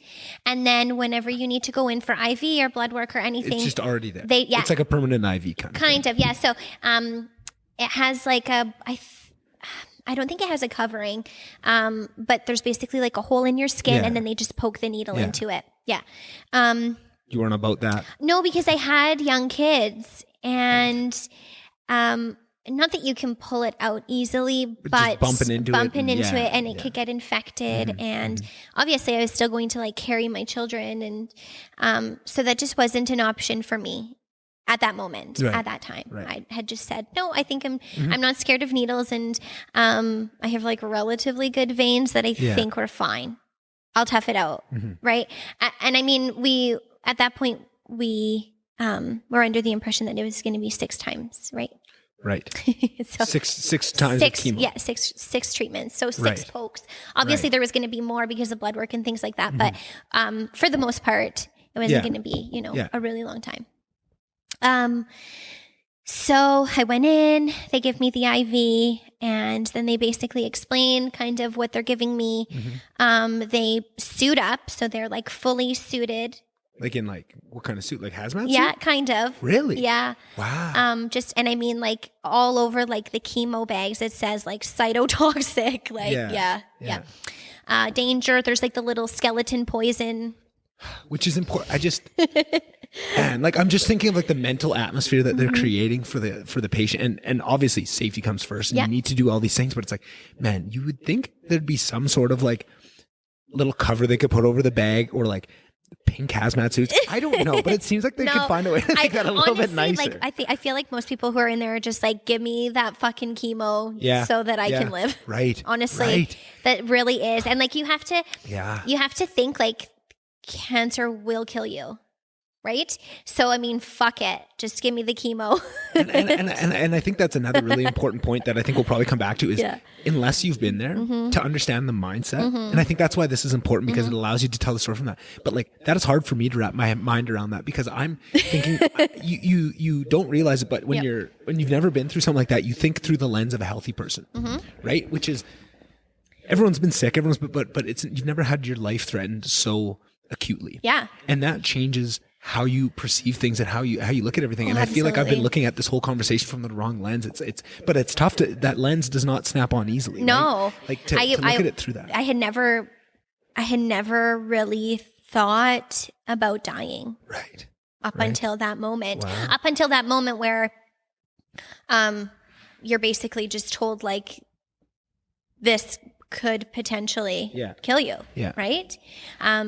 And I mean, we do dangerous things every day. We drive, we do all kinds of things, but it's different. It's different. When you're, like if somebody, like if my grandpa came down and said to me, if you drive tomorrow, you're going to die, I probably would not drive. Yeah. Right? Just I'll just be safe for tomorrow. Right? Yeah. So when somebody actually kind of gives you that, it's I can't even explain it. Yeah. Because I had just never thought about dying. Yeah. I don't think a lot of people do. I don't think a lot of people do. Yeah. So we can go back to that because Yeah. obviously it changes very much how we live now. For sure. And even like what we've like taught our children and there's just so many things that it's changed. Yeah, we can touch base on that. Don't worry, we will, because Okay. something I'm absolutely obsessed with, and anybody that listened to maybe more Yes. than a couple episodes of the podcast will understand. There's this theory that I read about a while back about terror management theory and how much our own understanding of mortality impacts our whole lives. 100%. And how going through something that brushes you up with that and having to process those things, how much that changes a person. So I have a million It questions on really that, does. but I feel like I could probably do 3 hours just on that. So maybe Okay. we'll get through it, and then Sure. I have a million questions. Okay. Don't you worry. Okay. So I'm sitting in the Cross Cancer Institute. So it's 100% not like the movies. Maybe it is in the States. I don't know, but you are not in a private room. There is no TV, and you're just sitting amongst 50 other cancer patients. Wow. And I wonder what. So then, in total, so at this point, you think it's going to be 6, but how many did you end up doing total? I ended up doing a whole year. Whole year. A whole year. Holy man. So I'm sure it's different each time, but I'm curious, maybe that first time, and then on average, what is the atmosphere in that room with all these people? Because I'm sure there's people with different stages of cancer, with different prognosis, different things. Like, what is the overall the feel on that first day, and then on average? Because I'm sure it changes each day; it's different. But. So I was doing chemo once every 3 weeks. Okay. Okay. So that first time, and probably most times, I was definitely the youngest person. Yeah. And like and the thing is that I could feel other cancer patients feeling bad for me. Yeah. That's a tough. That is a tough That's a weird one to feeling. digest. Hey. It is. And like I had one man who was sitting across from me, and he probably was like in his 70s. And he's like, "But you're so young." Yeah. And I was like, "Yeah, I know. I know." Yeah, I'm aware. I know. I'm aware. Yeah. And then like people would walk by and like rub. So you get to sit like kind of in a lazy boy, which is nice. And then you can like put your feet up. And I had like some people walk by and like kind of like pat my feet and like, "You'll be okay. Like you'll get through this. You'll be okay." Yeah. And so that first chemo was 7 hours. 7 hours you're sitting there, and does your husband get to come in with Yeah, you? Or? he gets to come in, and he just like sits on a super uncomfortable chair. You get the lazy boy, he gets the stool. Kind Yeah, of basically, and I mean, like you're in an open room, so you're not really having any like conversation. I mean, you're having conversations, but it can only go to the surface level, right? You don't want to exactly. talk. I hear what you're saying. So usually we would just like each wear a headphone. Or each wear like an earphone. AirPod, yeah. And just like watch a show or Yeah, something. yeah. And because we didn't really know that it was going to be 7 hours. So the reason that it's so long is because they infuse you very, very slowly in case of a reaction. Right. Okay. And then do they speed it up over time once they get more familiar? That makes sense. Okay. So, and I think I had 4 different treatments. Right. Yeah. 4 different like solution, like the 4 stuff that's different, going like, through your body, right? Yeah. And that's what I think people need to understand of like, just maybe I'll break it down. I think this is going to be way too simple for some people, but like radiation is like they're beaming stuff into you. Yes. Chemotherapy is they are actually injecting a chemical that is going through your body, Yes. right? Like that is a different thing. And that's why you're talking about different chemotherapy, because it's not like you're getting injected with chemotherapy. Like there's a million different chemotherapy drugs that are specific, right? And you might do multiple different ones, like you're saying, right? Yeah. And I think that's good for people to understand. This might be an odd question. Can you feel it going through? Yes. Yes. Yeah. Does it hurt? Yes. Yeah. So it's obviously super cold. They give you tons of warm blankets. Yeah, I've seen that they give blankets. They give, just because your body temperature is clearly a lot higher than they're not going to heat up this bag of chemo to 35 degrees, right? Yeah. And really every patient reacts to it differently. Right. So days after my chemo, I could literally feel it attacking that lymph node. Wow. Yeah, like it would burn, like that lymph node was on fire. Wow. And after about the 3rd round of chemo, it was completely gone. Really? Yeah. Here's another question. When you do the different types of chemo that they would, do they feel different? No, it's all okay. All burn, it all and like sucks. you're just like, and like when they're starting the pump, and like just this like smell, this like giant whiff of chemicals. Yeah. I mean, you get used to it. And at some point, especially with all the framing of the biohazard stuff and that, and just the mental state that you're going through. Yeah. Wow. But I almost associate that smell now with, it's definitely not bad memories. Yeah. Because at least at that point now you're moving forward. You're fighting back. Exactly. So you're associating with kind of taking that power back. Because I think probably, I would imagine, I don't want to speak for you, but I imagine so much of the suffering in that first bit is having no actionable things. Like, I want to fight and I have nothing to fight. Not only people won't believe me and I want to fight, but I can't even get to fighting. The first fight is getting people to believe me so that they can help arm me and make a plan so that I can fight. But at that point, that's your first step onto the battlefield. You're actually moving forward. I hear you. Yeah.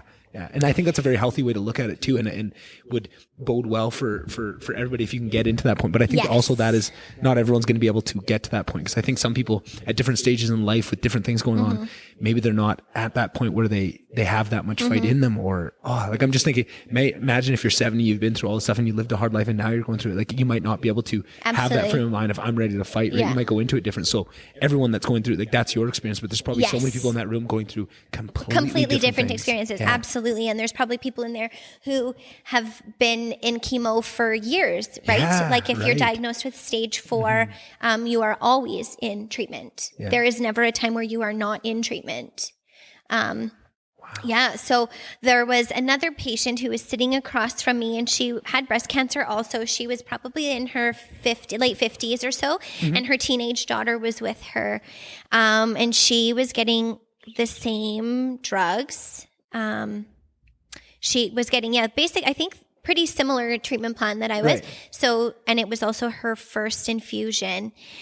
She ended up having a reaction. Oh, wow. And it was terrifying. And you can see that in them. You see that because you're just, everybody's just. You think at least on the first one, like, if they had that risk, like, they'd put you in a different room. No. So her daughter is crying, and, the nurses are, they set you up and you have a little call bell, and for the most part, they kind of leave you alone. Obviously, they check in on you, how are things going?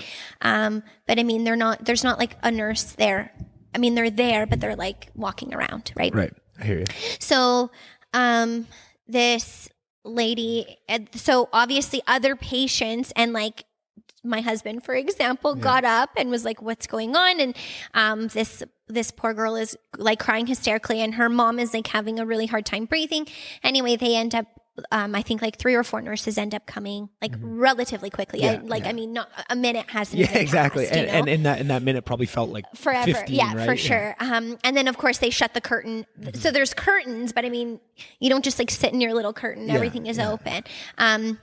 So they shut the curtain, and she ended up going in anaphylactic shock. Wow. Which is actually something that can be common. I have on the internet, I guess, it's definitely more through Instagram. I've met a lot of adolescent, young adult breast cancer survivors, or people who are actually still even in treatment. Right.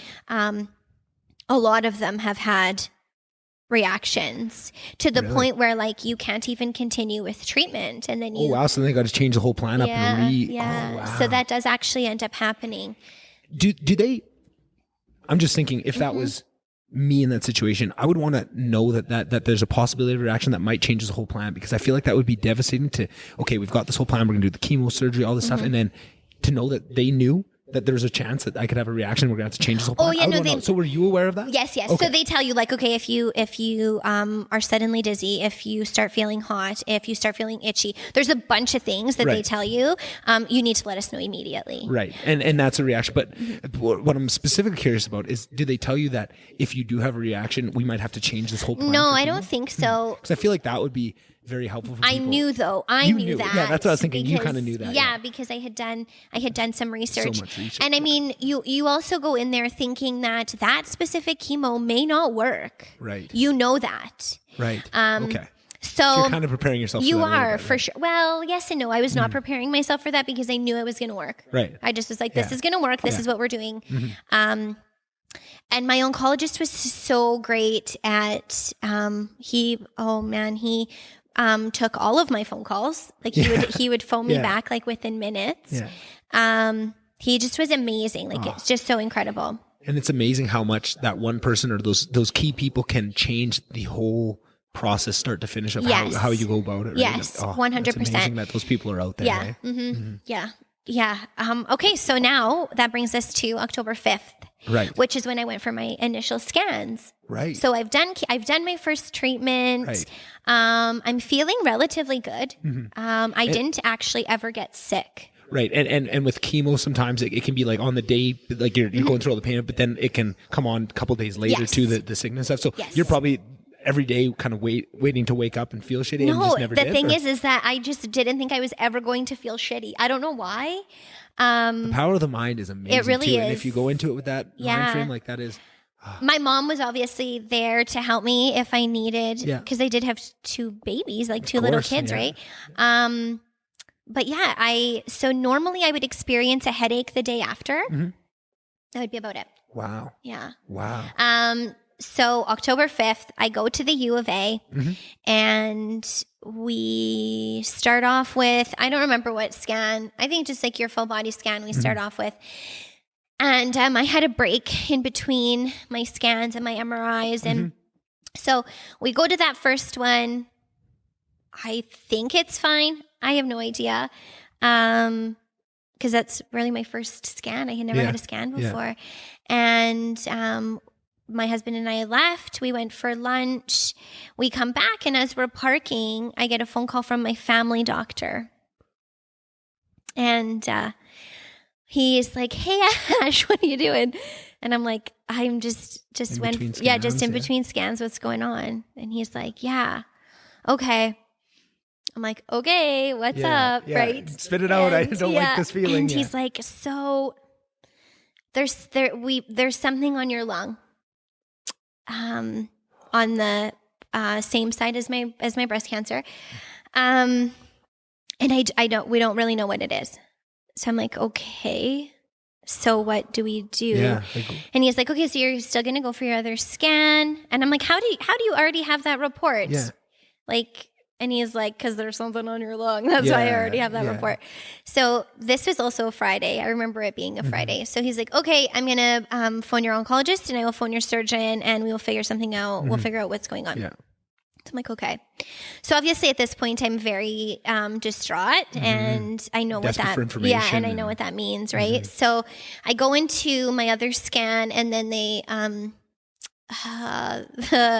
radiologist comes in and he's like, "Yeah, there's something on your collarbone. So we need to just like do an actual scan of just your collarbone."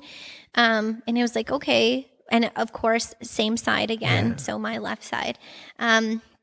So he's like, "If I come back, that's not good. If I don't come back, it means you're fine."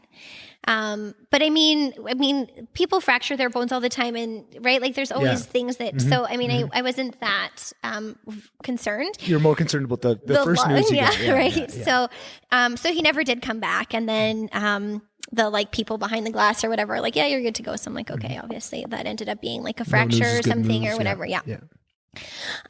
So on my way home, I call my family doctor again and he's like, "Ash, I couldn't get a hold of anybody. Like your oncologist is out of town. Your surgeon is, wasn't available."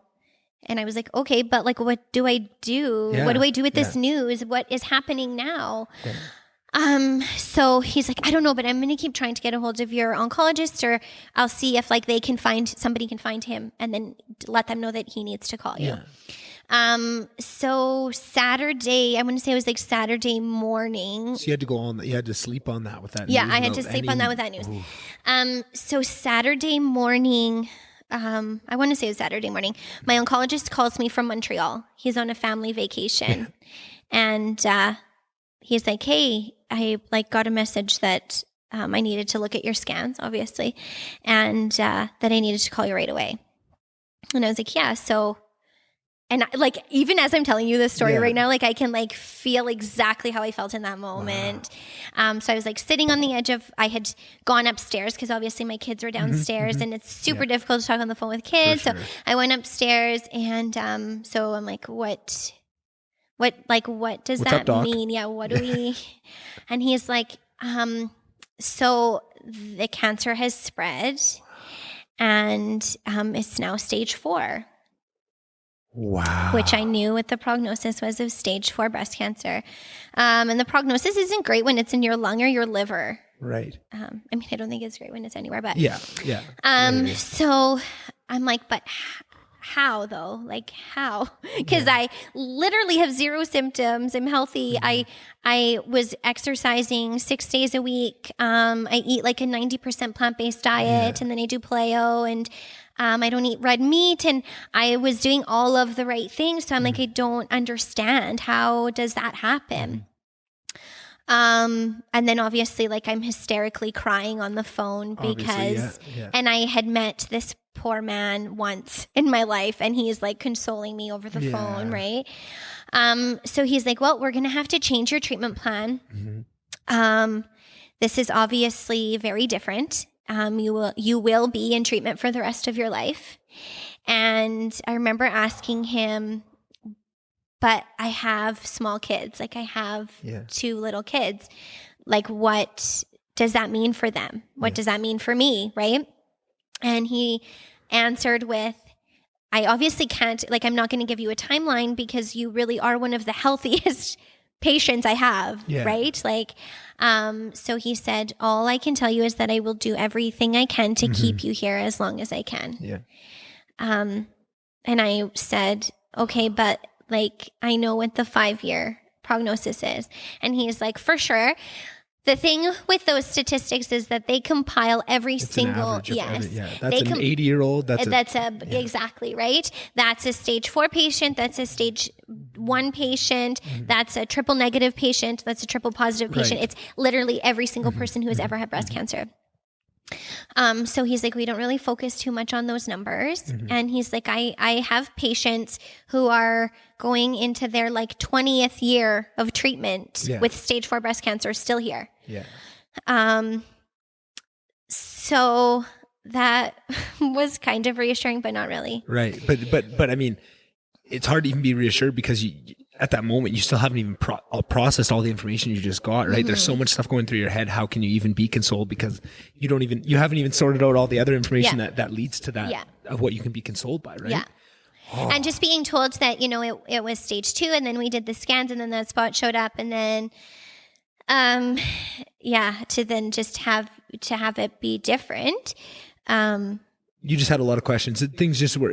For sure. It just wasn't adding up in your head kind of No, thing? it just wasn't adding up in my head. But I mean, I know of cases where people are diagnosed right off the bat with stage 4. Like, I know that it's not... I mean, it's more uncommon than not. Right. But I just wasn't really expecting that. I mean, sure, if I had, like, been sick or... I guess if I had issues with my lungs, then I guess I would have been like, oh, okay, sure, that kind of makes sense. Yeah. But I literally had nothing. So I went in to see my oncologist, I think about a week later. And then at that point, he had given me a new treatment plan. Okay. So we had taken 2 of the drugs completely off the table. And 2 of the chemo drugs. 2 of the chemo drugs off the table. And at the very first time we were doing Herceptin, which is an immunotherapy. So we continued with the Herceptin, and then we continued with docetaxel, and then we added in pertuzumab and trastuzumab, which are 2 other kind of immunotherapies. And that all goes into the bag, and it goes through with your chemo? Yeah, so, but different bags. Different bags. But the same, but it's still being injected. Yeah. You can go through. Gotcha. So the second round, we go in and we're doing this new treatment. And like, I knew that it was working because that lymph node, like, I literally could feel it attacking that lymph node, and I could feel that lymph node shrinking. So I knew it was working. So we can kind of fast forward. So we do the 6 rounds. I've lost all my hair, which you didn't really know me prior. I'm sure that you knew what I looked like. I had like super long, beautiful blonde hair. And how much... at that point, all these other things we've talked about going through, like the breastfeeding thing, the loss of those things, where did the hair rank in that? Because I think I've heard so many different things with so many different people. Yeah. And I think it's I'm curious for yourself. How that was. So prior to having cancer, I definitely relied on the way I looked a lot, right? We went to high school together. Kind of. I think you were a bit younger than I was, but I definitely was one of those people that took pride in like how they looked, right? And losing my hair made me kind of not so much like rethink that. Because I was super confident prior, but I was actually super confident throughout. Yeah. So that didn't really change, but it kind of made me evaluate my self-worth a little bit more. And where you're valuing things. Yeah, that like I'm so much more than what I look like. Exactly. I am a great person on the outside and on the inside. It just really, that I obviously was upset to have to cut my hair because I had grown it for so long, and it was just like a piece of me, and I definitely identified with my hair. Yeah. But I got to see myself in like a whole different light. That like I actually looked pretty okay bald. Like I really didn't mind it. And I had like my oncologist and my surgeon both commented like, "Oh, you have a really nice like shaped head." Yeah.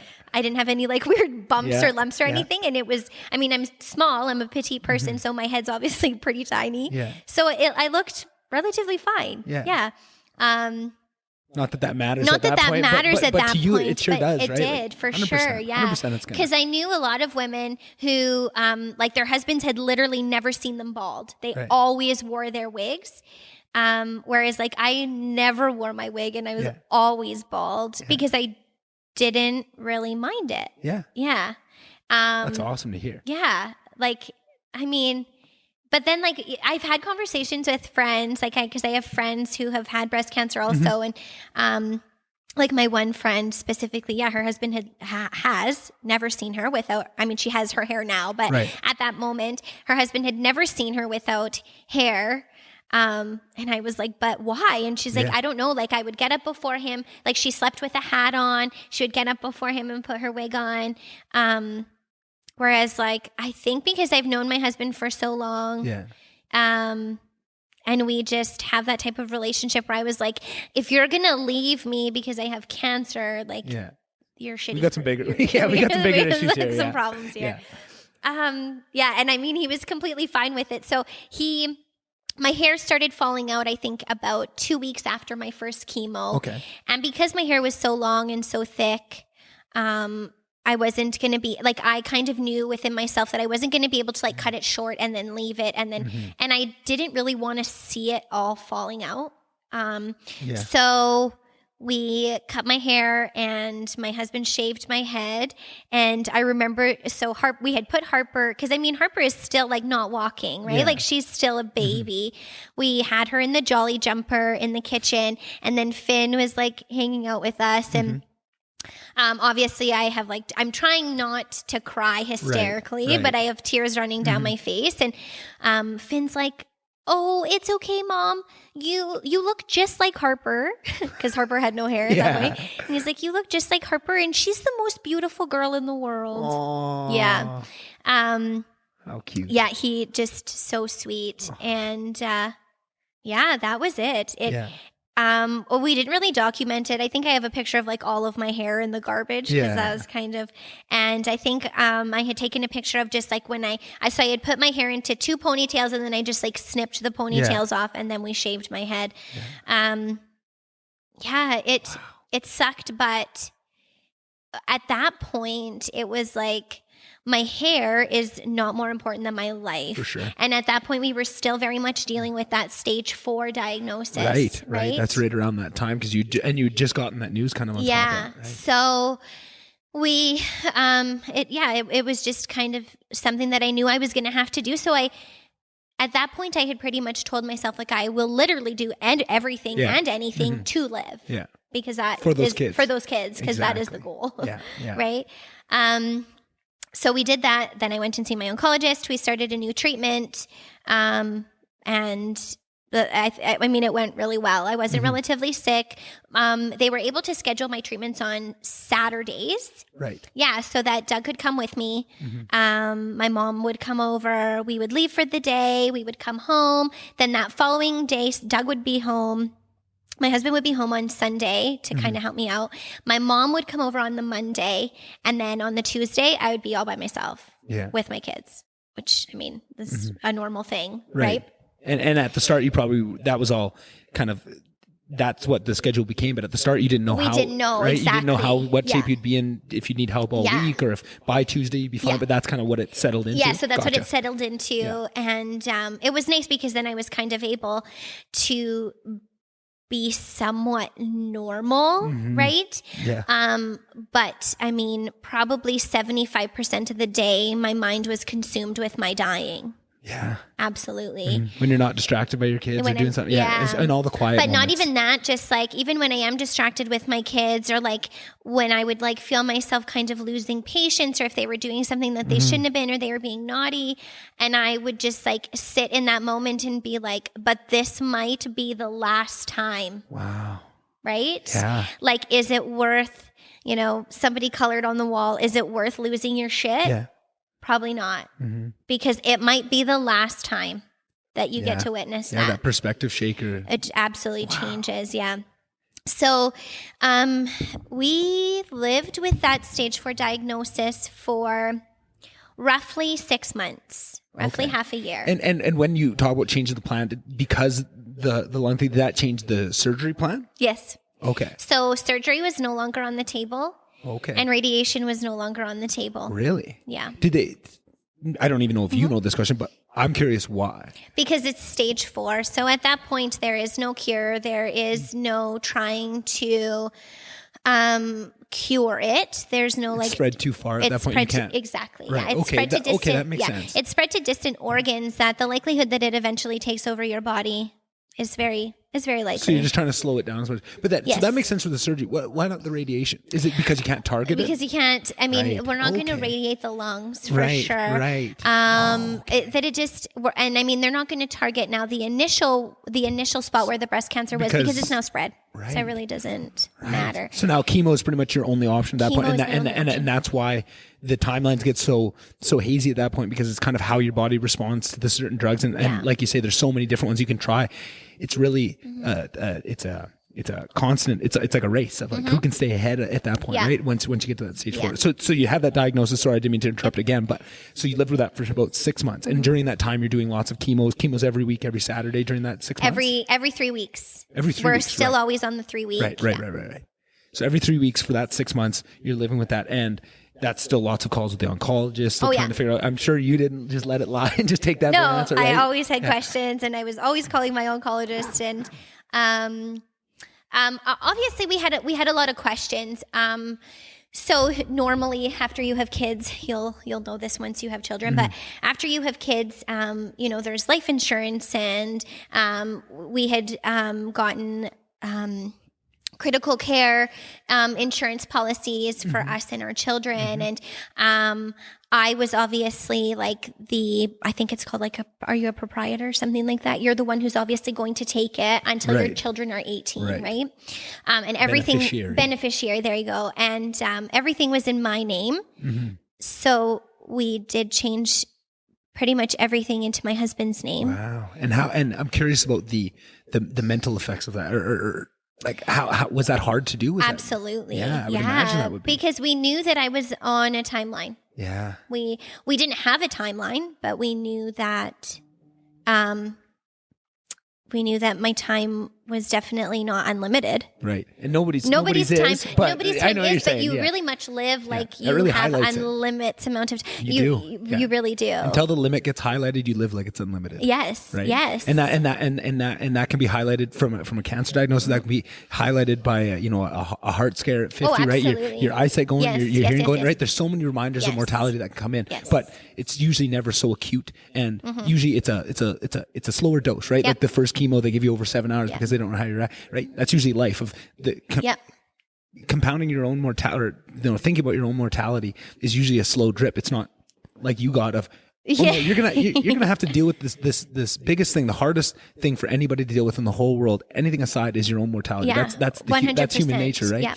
And you are now forced to deal with it. Not over your whole 90 years that you can, get to a point. You have to deal with this now. Now at 31. Yeah. 31 with two young kids. With 2 little kids. Wow. Yeah. So I had never really, I have never really shared a lot of my story and, all of like the ups and downs of it. I imagine. So growing up in a small town, obviously there's a bunch of, I remember hearing somebody, say that they had heard, that it was in my lungs and it was really, really bad. And I was doing really, really terribly. And that I was like likely to die like right away. Right. And I was like, okay, well that's not right. But I didn't ever really want to correct people because they kind of felt like if that's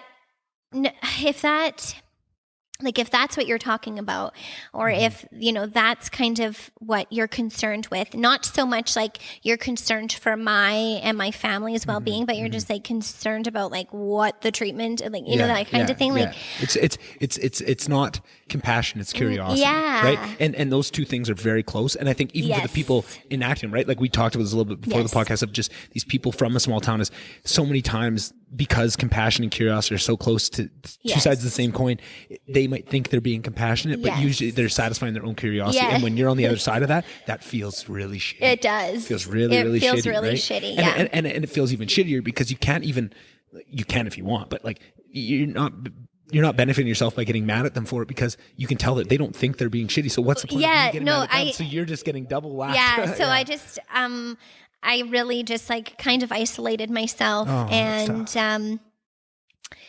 but it was okay. It was almost like something that I just needed to do. And I knew what my diagnosis was. Right. I knew how I felt. I knew how I was responding to treatment. I had an amazing team. Yeah. That it really didn't matter what people were saying. Yeah. And thank God you have that too, right? Because I think lots of people too might not have the support systems I think maybe support systems are the wrong thing because I think that's almost a separate, I think what you're speaking to is your own self-belief and the power of your own self, right? Like that's kind of what's happening. But I think also when you don't have the support systems, it's harder to have that belief in yourself, right? Those two things kind of, they're both very important, both very separate, but they coincide. It's a feedback loop. Yeah, absolutely. Yeah. One helps the other. Yes, absolutely. But I had always been like relatively confident and I didn't really care about what people said about me. So this was just another one of those things that was like, meh. Yeah. Yeah. It is what it is. It's a challenge it's challenging you in a way you already succeed. Yes, right? Like this is a test of how I can brush off what other people are thinking, and I know that within myself I already have that, so I'm good. Yeah, right. Yeah. And now coming from like a cancer patient side, when I see other people who are diagnosed, I immediately want all of the information, right? Yeah. What type of cancer? What stage are you at? What's the prognosis? What kind of chemo are you doing? I want to know all of that stuff, but then I have to remind myself, but a lot of those details, a lot of people want to keep private and intimate. And because I did that for myself, right? Like of course, I post about Breast Cancer Awareness Month in October, and I just post about like my different experiences, but I have never really like dove into exactly what happened to me. And until now, exactly. Until now. Yeah. So we lived with that. We had to change a bunch of things. We did up a will, or we changed our will. And then obviously our son was 4.5. So he knew that I was sick. I obviously had those conversations with him. And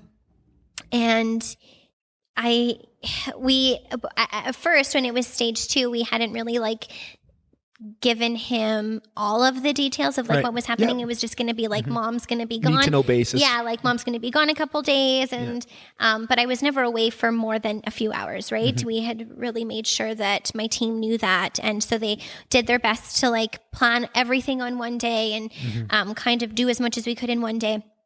So he understood that. And, obviously we had told him like that I had gotten like a scary bug in my Yeah. boob, and it was trying to, essentially kill me, and that I was gonna take all of these drugs and I was gonna get better, and then with that stage 4 diagnosis, obviously a lot of things changed, Right. And I didn't want to just die one day, and him be like, "But Mom said that she was going to be okay." So we had a few difficult conversations with him. He knew what death was. We had lost our dog, our one of our dogs, and I had lost my grandpa, and Finn was very much aware of that, and he had come to the funeral, and so we explained to him that obviously I was going to do all of the treatment and do everything that I possibly could to be here for as long as I could, but that didn't mean that I was going to be here forever. Right. And he understood that. I mean, he's almost 7 now, and we still have these conversations. So he became he was always very attached to me, but like he didn't have any like separation anxiety up until that point. And then whenever I would leave or have to go somewhere or do something, he would be like, "But you'll be back, right? You're not dying today, right?" Yeah. Right? Yeah. But I think it was good. I think it was good that we were able to have those conversations with him. Obviously we didn't like get into like all of the things. It was just going to be like, let's kind of make the most out of all of the time that we have together. Yeah. And he really understood that. That's awesome. Yeah. Yeah. And I mean, obviously I feel like he looks at life a lot differently now. For sure. And that's, again, I don't want to get down this because of just how deep this rabbit hole goes, but going back to that thing about mortality and how important that is, I think as unfortunate of the situation that brought it to this point for him to learn these lessons, the lessons that he learned going through that, and he's still learning, is going to put him so much further ahead of 99% of people in life. And once you understand and start looking into the literature of how impactful that is and how much that opens your eyes and the perspective that gives you on life on so many different ways, like it's so unfortunate. You'd never wish that on any kid, but when you're looking for silver linings, that's an amazing one. He is going to be, among his peers, many steps forward in ways that are really hard to calculate, but are very important. Yes. Yeah. So there's a lot of silver linings within this whole, I hate saying cancer journey because it's not a journey. Nobody wants to go down this journey. Yeah. Like it's not like I'm going like on a rainbow hunt. Like it's not like that, right? Yeah. You're basically like on a highway to hell that you were like somehow forced onto. It's like you're in the Hunger Games or something. You didn't choose this, but you got to fight. Exactly. Right? To call that a journey. Yeah. Oh, you're on the Hunger Games journey. Right? Yeah. Like, it's not really a journey. Yeah. I hear what you're saying. So I did 6 months, or not 6 months, but 6 rounds of the new treatment, and we scanned, because obviously you have to scan just to see kind of like where you're at. Clinically, I had a complete response because that lymph node was completely gone from what we could feel. Right. But we needed to scan. So we did a scan. Actually, I think this might have been like 3 months later. So I was like halfway done my treatment. So it would have been like January 2020. Gotcha. Is that right? Yeah. So we scanned. And I mean, I was under the impression that it was working because I could feel it working. Yeah. So we're, my husband and I are on our way to the city. I'm meeting my oncologist, and my family doctor calls me again. And I mean, he phoned me like once a week to just like check in. And so he calls me and he's like, "Hey, Ash." I'm like, "Hey, what's up? What do you want?" I hear something in his voice already. And he's like, "Yeah, so when do you see your oncologist next?" And I was like, "Well, I'm seeing him today." And he's like, okay, good. I'm like, "Why?" Yeah. And he's like, "Yeah, so something showed up on your scan." And I was like, "Okay." And he's like, "There's spots on your liver and on your spleen now." Wow. And the spots in your lungs, there's like the spot in your lung is still there. Oh. I'm like, "Okay, but like, what about like the cancer in my breast?" Like, And he's like, "No, I don't know that, but they didn't remark on any of that." Yeah. So I'm like, "Okay." And he's like, "Yeah, but like, fuck, the chemo's not working. Clearly, the chemo's not working." So I'm like, okay. Then I'm like, wow. 1000% confident in my oncologist. He most definitely has a plan. Yeah. Because at the very start, I had told him, like, don't call me and don't schedule appointments if there's no plan. Like, I need to come in here and you need to be like, this is what we're doing. Forward momentum is important. Yes. You never want to feel not like, stalled. oh, well, I don't know. We'll see. No, like, this is what we're doing. We have this drug. This is what we're doing. This is, And that's amazing that you had the reticence beforehand to educate them on how you needed to. But he also just like could tell by the sure. like, and he's been through this. And like, I'm sure, like as awful it is to say, but like, I'm sure he's never had an Ashley Severson walk through the door. He's but like, definitely not. Right. But like, at least someone like he's had so many experiences that you can get the general type, and maybe that was a new tool to add to his toolkit of how to deal with someone like yourself. And now for the next one, he's got even better, which I think is just an amazing part of the medical system. People that are in those key points, but like he knew, like you're saying, he knew what you needed. He knew what I needed, definitely.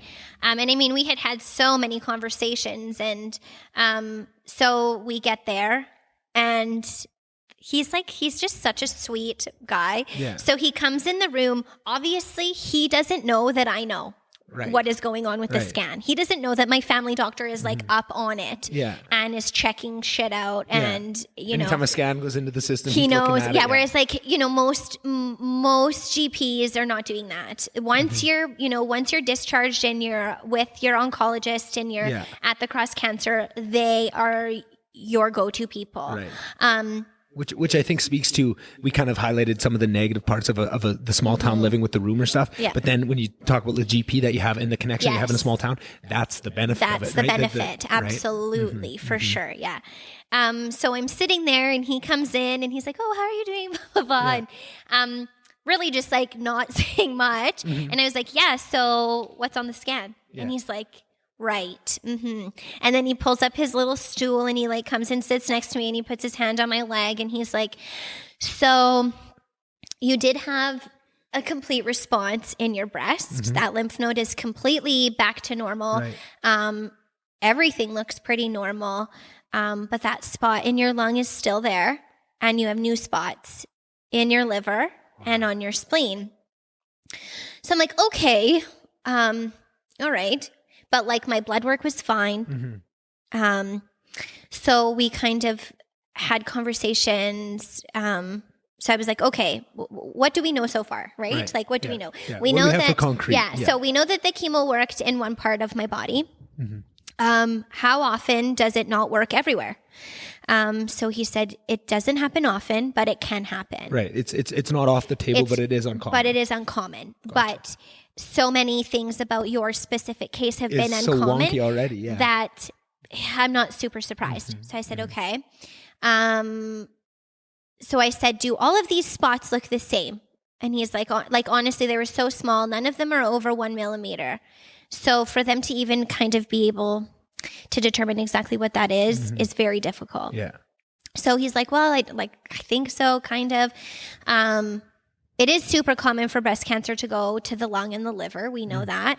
The spleen doesn't get cancer. The spleen cannot normally get any type of cancer, nor can it get metastatic cancer because it's a sponge. So it doesn't normally have that happen to it. Right. So that was kind of like something that we were like, well, that might be a bit strange. Yeah.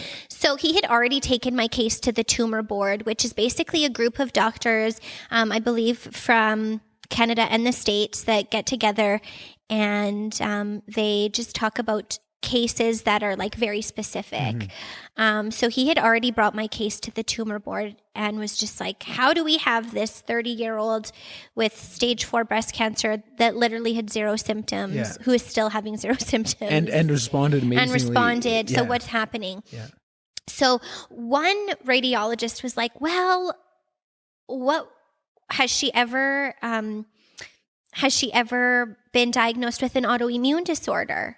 And my oncologist was like, no, like, honestly, she's, if you look back if you look back at her like history, she's a pretty healthy person. She hasn't had anything. I haven't had pneumonia. I haven't had any of those types of things. So, so the radiologist said, well, this could possibly be an autoimmune disorder that is like affecting her lungs and her liver and her spleen. And of course, other doctors are like, sure, but like, what would be the chances of that? What would be the chances to have undiagnosed breast cancer as well as undiagnosed autoimmune disorder? Super, super unlikely. But this whole thing has been unlikely. This whole thing has been unlikely. So, but you're not aware of any. This is all happening behind closed doors, right? Gotcha. I knew that he was taking it to the tumor board, and I knew that he was taking it to the tumor board for a second time to be like, what is happening? So him and my oncologist and I had some conversations, and he's like, we're going to try a different immunotherapy. You've done the chemo, and the chemo worked on the breast cancer in your breast. But now we're just going to try to target that HER2 positive protein. Right. Because if we can target that, it will kill the whole cancer cell. Yeah. So I was on Herceptin to begin with, and then we switched that to Kadcyla, which is an immunotherapy chemo together. So in Canada, that specific drug is only approved for stage 4 patients. Right. They use it in the States for like stage 2, 3, and 4. But in the States, it's very different because you pay for your treatment. Right. And you can kind of dictate. And exactly. You dictate what you want. So when you're paying, just to explain to people that may not understand this, the difference between public healthcare and private healthcare, the risk profile is completely different, because when you're deciding on everybody else's healthcare and you have to take the average risk and what you can give, you can give and take, that's much different than letting each person take on their own risk profile and decide, right? That's the big difference between Canadian healthcare and American healthcare. So I qualified for this specific drug, which in the States, and I mean, even in the studies that they've done here in Canada, has had amazing response. Yeah. Especially for like longevity and how much longer you can live. So obviously I'm like, absolutely, we will do this. We will do this drug. And we did that. And then we scanned shortly after. We didn't let it go as long this time. We scanned shortly after, and same thing. Nothing had changed. Wow. So at that point, I said, we need to find someone who will biopsy my lung. And my oncologist was like... I was curious. I was going to ask you about that earlier. Yeah. So my oncologist was like, I'll look, I'll see. But like, nobody wants to biopsy a lung. Especially on public healthcare, when it's not something that's the other difference. When you're paying for it, you can kind of... The advocating for yourself is a lot different, because you can kind of say, well, I don't care what it costs. Like, this is what I want, right? And you can find, and the system is set up for that, so that you can find those people that are willing to it. Where in Canada, there's not like the private guy you can just go to, right? It's starting to get, there was some scans and stuff where you can privatize that, but really we're a lot behind. But they definitely also like, it's super risky to biopsy a lung. For sure. Right? 100%. Yeah. So he's like, I will see if I can find somebody. But in the meantime, like, there was a strange lymph node on your other side in your armpit that was enlarged. So let's biopsy that and see. Because if it's cancer over there, it's most definitely cancer in your lung and your liver. Right. Totally made sense, right? Because that just shows that it's spreading. Because the only thing that is making them think it's stage 4 versus stage 2, they know you have cancer in your breast, but they think it's stage 4 because of the scans. But they haven't biopsied, they haven't guaranteed that is cancer. They just see spots. They just see something, and I'm a healthy person, so of course you're going to. But it's super complex to biopsy a lung or a spleen or a liver, any of those things. But a lymph node, they can do that. They can do that. But they still get the same information.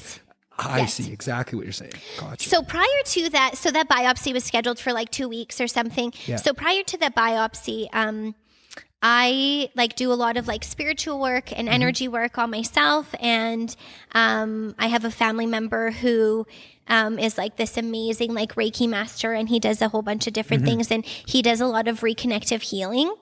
We can touch on that on a different time. But anyway, so it's basically just like an exchange of energy, and you can really, I mean, I think it all depends on the power of your mind also. 100%. But that's exactly what I think with all this stuff. But you can definitely like heal yourself. We know that our bodies are engineered and built to heal themselves. We know that you cut yourself, you will likely heal. Yeah. Right? And we know that our understanding of how that works is like we said, maybe 5%. We have no idea. Especially, and I think that biggest way to highlight it is the power of the mind. All the things we can do, and the placebo effect and the nocebo effect of just how amazing the effects can be from that is we have no idea how the body works. We have no idea. Yeah.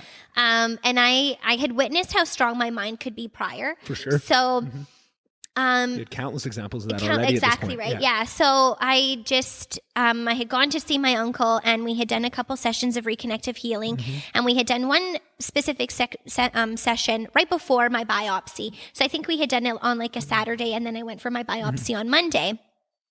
And I'm in there, and I mean, at this point, I'm fairly comfortable. I've been there for quite a while, and I know that I'm going to die, right? Wow. Like, because I mean, that is the reality. Yeah. And I had never really like come to terms with it. Like, I was still very angry at the universe and angry at God, and but I had also come to terms with it that there's just so much more to life, right? Prior to my diagnosis, we were very much like kind of living in the future, right? You're always waiting for that next thing. You're waiting for that next holiday and that next birthday and that next raise. It's always the next thing. And we were never really truly enjoying just where we were. The present. Yeah. So we definitely have changed our focus to where we are right now.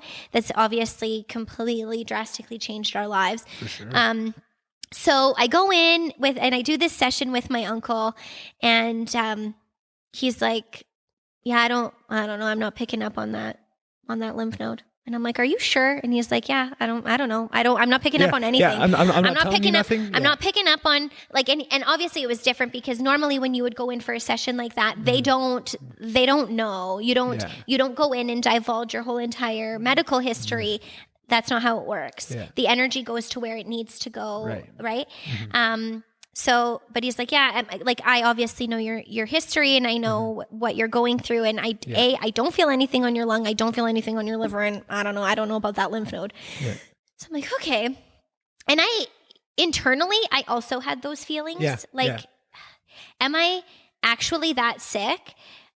Like, could that actually be my reality though? And it's so tough because you're caught in between these two things of your internal feeling of something. What they're telling me does not match, like it was from the start. Of what I'm hearing is the internal and the external are not matching. But because before, when it was the other, where they're saying you're fine and you're saying I'm not fine, something's not okay. That's a very different thing than saying I think I'm better, and they think that because you don't have the luxury of not taking it seriously. Right? You have to operate. You have kids. You have all the things you talk about. You are forced to address your mortality, whether you believe it or not. So now, not only are you dealing with all those complex feelings, but it's not matching what you're feeling. But you almost can't dip into one to dip. You can't take one serious without feeling the other, right? Like they're diametrically opposed, and you have to live in one world or the other. Trying to balance between the two is just going to tear you apart. 100%. Wow. And I couldn't just like go with how I was feeling because everything scientifically and medically was proving that to be wrong, right? Like how I'm feeling is not what is my reality, right? So it was difficult because I had to live with both of those because I knew that there could possibly be something else. Yeah. But we hadn't gotten there yet, basically, right? So I knew that this biopsy on this lymph node on my right side was going to give us some answers, right? So my oncologist said, if it comes back positive, we know that it is breast cancer in your lung and your liver. If it comes back negative, and I don't know. Then we're back to asking some more questions. We're back, But at least we have more. But at least there's more things that we can do, right? So I go in for this lymph node biopsy, and I'm laying on the table, and the tech is like so lovely, so amazing. Yeah. She's so sweet. And I had obviously gotten to know a lot of these people. And the thing is that because I'm so much younger, I kind of fit in with the people who work there, versus the patients. And so she is like going over my armpit over and over, and I'm like, what's happening? And she's like, I don't know. I don't see that lymph node. And I was like, okay. And she's like, she's like, hang on, let me just go get my radiologist. So the radiologist comes in, and she's like going over it, and she's like, what was on that scan 3 weeks ago is not there now. So she's like, okay, I'm not going to let you go yet. I will call your oncologist just to confirm. Yeah. So my oncologist is like, I don't care. Biopsy something. Yeah. Fucking poke something. Yeah. Take something. Yeah. So the radiologist comes back in and it's like an ultrasound guided biopsy with like a big needle. Yeah. So she's in there and she's like digging around, and what would normally take like 15 minutes, I was there for about 2.5 hours. Wow. So she's like digging around and I keep unfreezing. So they freeze you, but then of course Wears off. it wears off. And, I'm one of those people who, like, even when I go to the dentist, they have to give me so much extra freezing. It's amazing how, like, biodiversity, I've said this a million times, biodiversity is a hell of a drug. Yeah. Everyone reacts differently. Yeah. And freezing is one of the best ways. Some people, like, if you freeze me, I'm froze all day. Really? All goddamn day. And I Okay. hate it. I hate being frozen. But some people, No. they get like 10 minutes. Yeah. And it burns through. So I had my wisdom teeth removed, and they had to, they froze one, pulled it. Froze one, pulled it. Froze one, pulled it. Wow. Froze one, pulled it. Then they had to refreeze and stitch.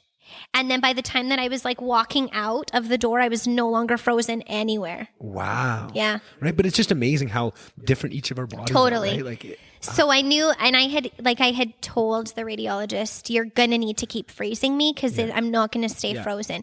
They were amazing about it. So eventually she's like, I don't know, I'm just going to, like, I can't even poke into that lymph node because it's just like moving all over the place, which is a great sign. You want your lymph nodes to move. Yeah. You don't want to be all swollen. Yeah, and exactly. easy to get. Yeah. So she poked something and, we sent it off. And so I had an appointment with my radiologist a few weeks later. And he was the type that was like, I'm never going to call you. Like, I'll call you and we can talk about stuff, but I'm never giving you your results over the phone. Yeah.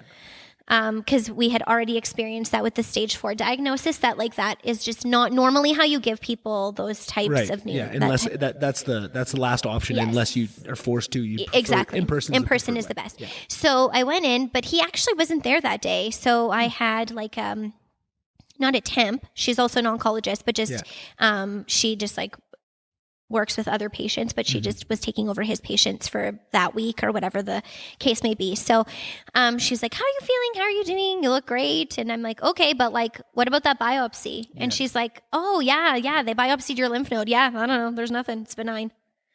And I was like, oh, just like that? Like, we're not, okay. And she's like, yeah, did they think it was cancer? And I was like, I honestly, we have no idea. We're literally just like, we're shooting shots in the dark at this point. Yeah, we're just like pulling straws, basically. We're just, I don't know, trying to find something. And she's like, oh, okay. But yeah, no, it's fine. So I'm like, okay, that's obviously great news because that means that now we need to dig deeper into this whole lung situation. Yeah. So... And at this point, are you still after trying to get someone to biopsy the lung?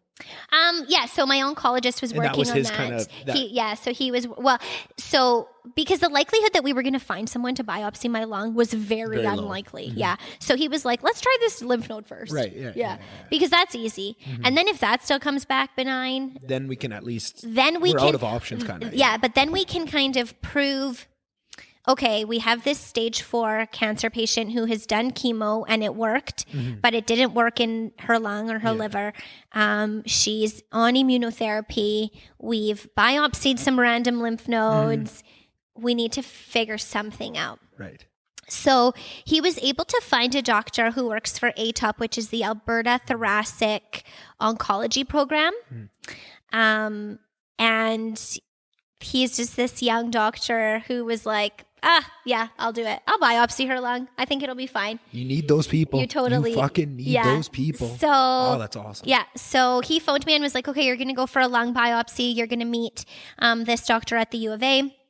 So we went in for a consultation and he pulled up the scans and he's like, yeah, so I don't know, this doesn't look like cancer to me.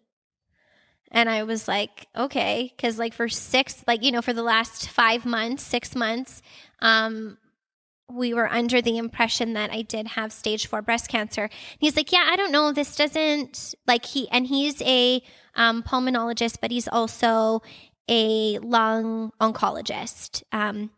So he's like, yeah, I don't know. I've seen metastatic breast cancer on lungs before, and it doesn't technically look like this. So, but of course, the thing with breast cancer is that it can change and it can manipulate and it can look basically like anything it wants to. It's a chameleon. That's why it's so tough. Yes. Yeah.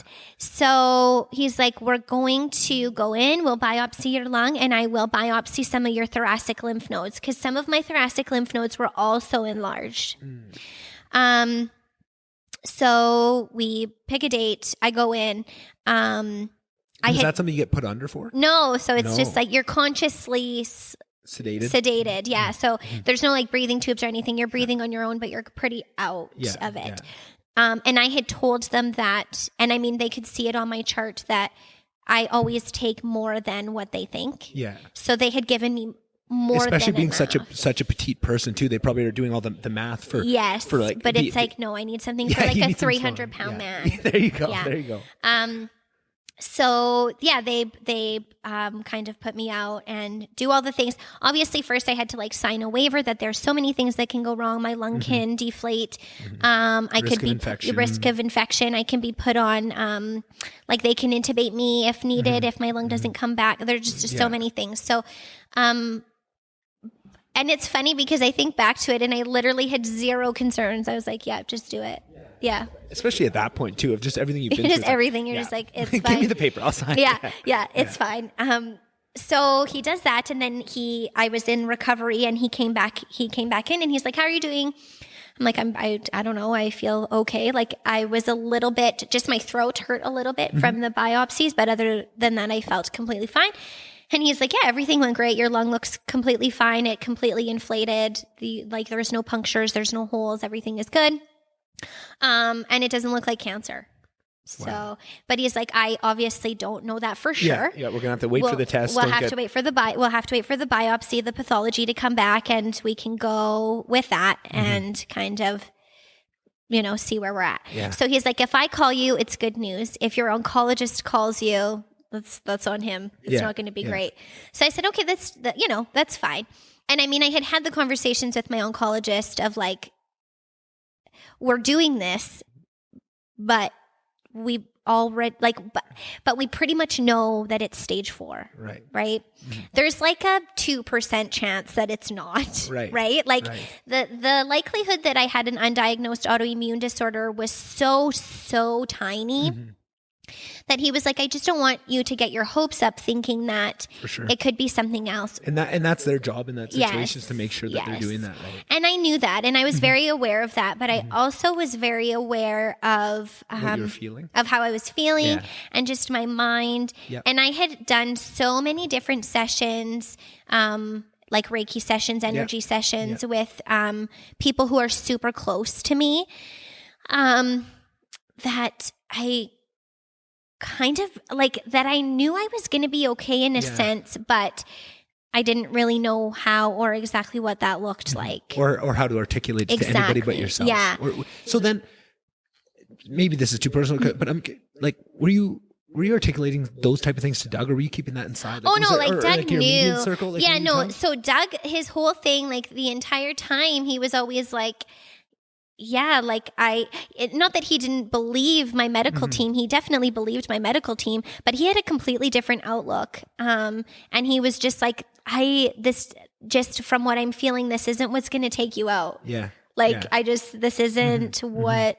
But I think that's very nice to hear that you could have somebody, at least you're not having to keep this all inside. Oh yeah, no. But I mean, I think that, and I mean, we've had obviously more conversations.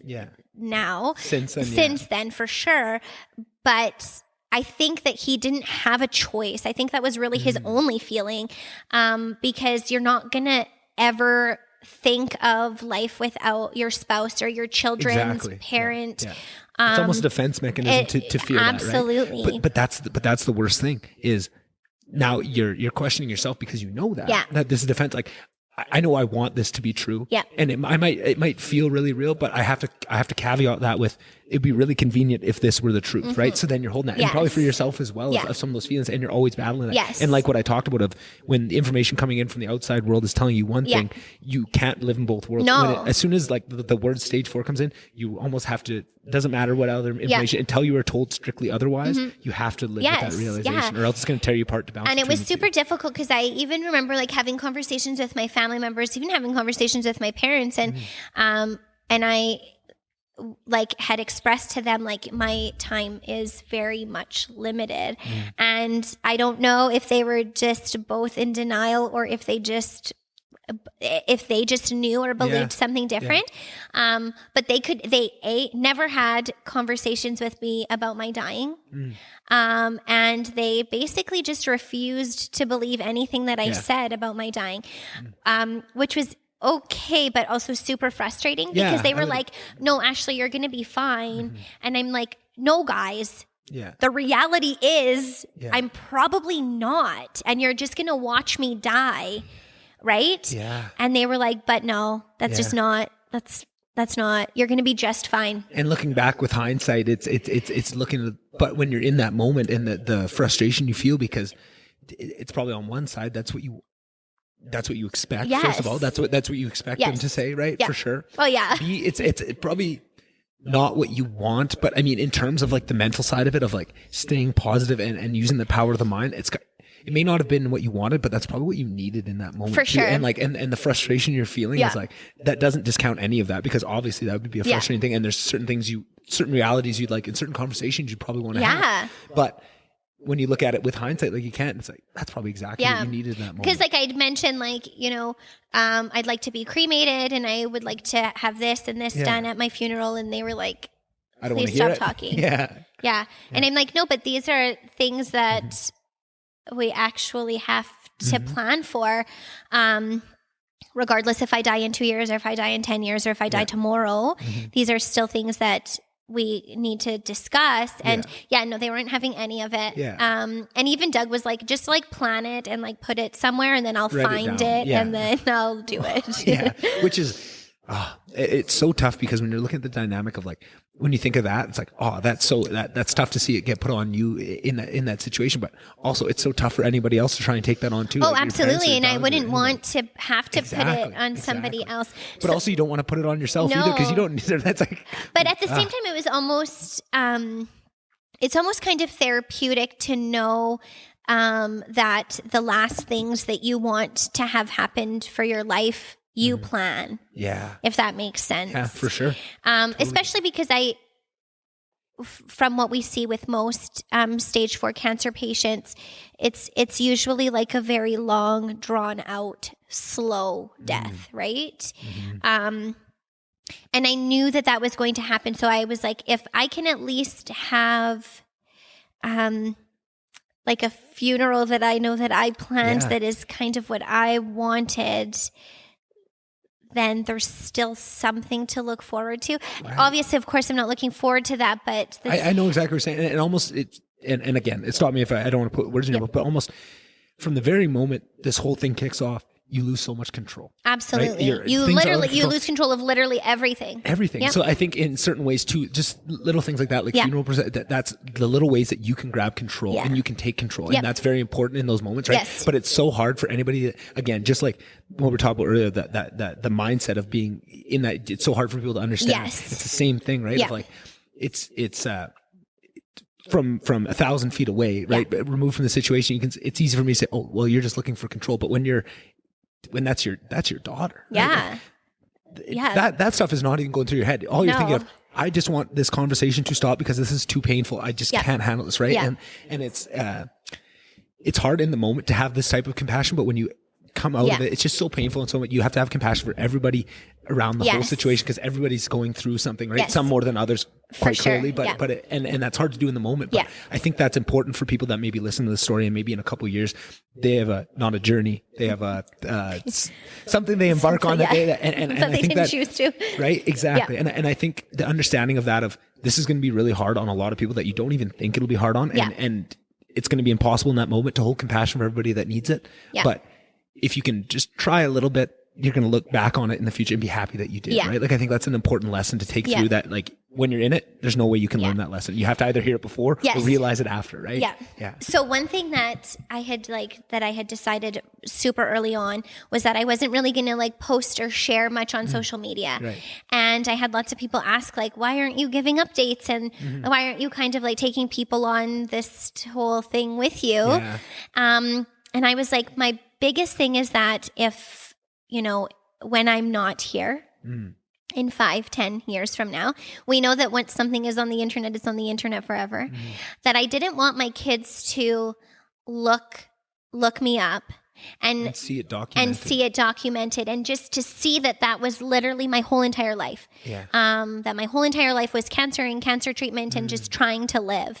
I wanted them to remember that I was at their birthdays, and I wanted them to remember Christmas, and I wanted them to remember, you know, bath times and play times and going to school and those types of things. Every moment. But like, I don't even document my kids really on social media. I post little updates like very rarely, just to kind of show people that I'm still alive, because I think some people might not know that. That's the thing though, when you're given that type of diagnosis, you really get a very different sense of humor. For sure. Yeah. And 100%. like my poor husband, because I mean, I will joke. And for the longest time, and I mean, I feel really awful, but for the longest time, if I would ask for something and he would be like, no, I'd be like, but I have cancer. So like, fucking just let me have what I want. Or I had cancer, or those types of things, and then obviously just like completely guilt him into you know just giving me whatever it was that I wanted, which is funny. Yeah, not nice, but super funny. But that type of gallows humor, again, that's another tool of what's getting you through too. Right? So I had people ask like, how can you just laugh at the possibility of you dying? And I had always told myself, if I can laugh about my dying, and then at least it stops me from crying about my dying. What else are you going to do? Right? Like, obviously inside I'm very upset. Yeah. And that's the thing is, like, guys, just because I'm laughing in one moment, this isn't my whole. Yeah. And do you think the tears haven't fallen? Do you think that like in the private moments of like, just in this moment, you should be happy that I'm able to make jokes because you know full well that those dark times are there. It's impossible not to, right? But I think again, that's one of those moments where that's so obvious to you, but someone on the outside, that's so much less obvious. And they're just dealing with that one slice of time. Yeah. So obviously I make a lot of jokes about that. Just for my own self, when, cause I've had other people who have been diagnosed and who have passed away, people who I knew personally and people who I just kind of met over the internet. And, I never in a million years, like when it's somebody else, I can't like make jokes about it. When it's myself, obviously I can, because it's really all that I have, right? Yeah. And again, that's another way of kind of taking back control in a small way. In a small way, because you can just decide like... And just for small moments Yes. And I mean, we were still very much in that time, we were still very much living with my stage 4 diagnosis, and being so young. Had I have been older, say that my children were a bit more grown, it may not have been as difficult. I don't really know, because I can't put myself there. But just having such young children, and like, how unfair is it that they might not get a mother, right? For most of their lives.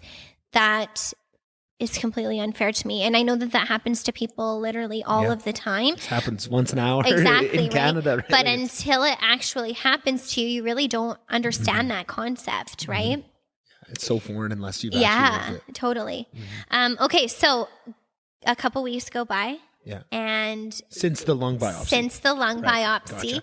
And I see the guy who did my lung biopsy, my pulmonologist. Yeah. I see his phone number come up on the caller ID. And he had said to you, if I call you, it's good news. Yeah. Right. So. And where were you at this point when you got that call? I was just at home. Okay. Yeah, I was at home with, I think Finn was in school, and I think Harper was napping. I honestly think I was just all by myself in that moment. Doug would have been at work and my mom was not there. Yeah. So I see his number and I answer the phone and he's like, hey, Ashley. So good news, but also not great news. And I'm like, okay, all right. Just say something. I don't like this. Okay. Yeah. And he's like, so good news, it's not breast cancer.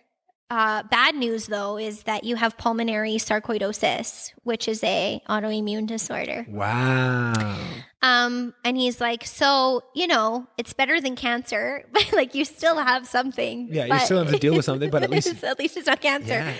Yeah. So he's like, so I'm going to, I'll send all of this off to your oncologist. He's probably already seen it. And like call his office right away because I'm going to fax this over or whatever. And kind of, I guess, like discuss with him what the next steps are. So obviously I'm like crying hysterically. Yeah, and he's like, is everything okay? And I'm like, well, yeah, but you've basically just told me that like I might not die tomorrow. I might die like in 2 years, but I'm not going to die tomorrow. Right. And I remember him saying like, you weren't going to die tomorrow. I'm like, no, I know that. But like figuratively speaking. So I get off the phone with him and I immediately call my husband, hysterically crying, telling him that it is not breast cancer in my lung, or I'll get to that. So it's not breast cancer in my lung. We know that. Right. Okay. So, but there is still the liver and the spleen. Right. But they didn't biopsy We those. didn't biopsy those. Gotcha. So you can't biopsy a spleen because it's a sponge. They don't love to biopsy a liver. Yeah. I don't think they like to biopsy They really don't like to biopsy any internal anything. organs, No, they really if they don't. can avoid it. Yeah.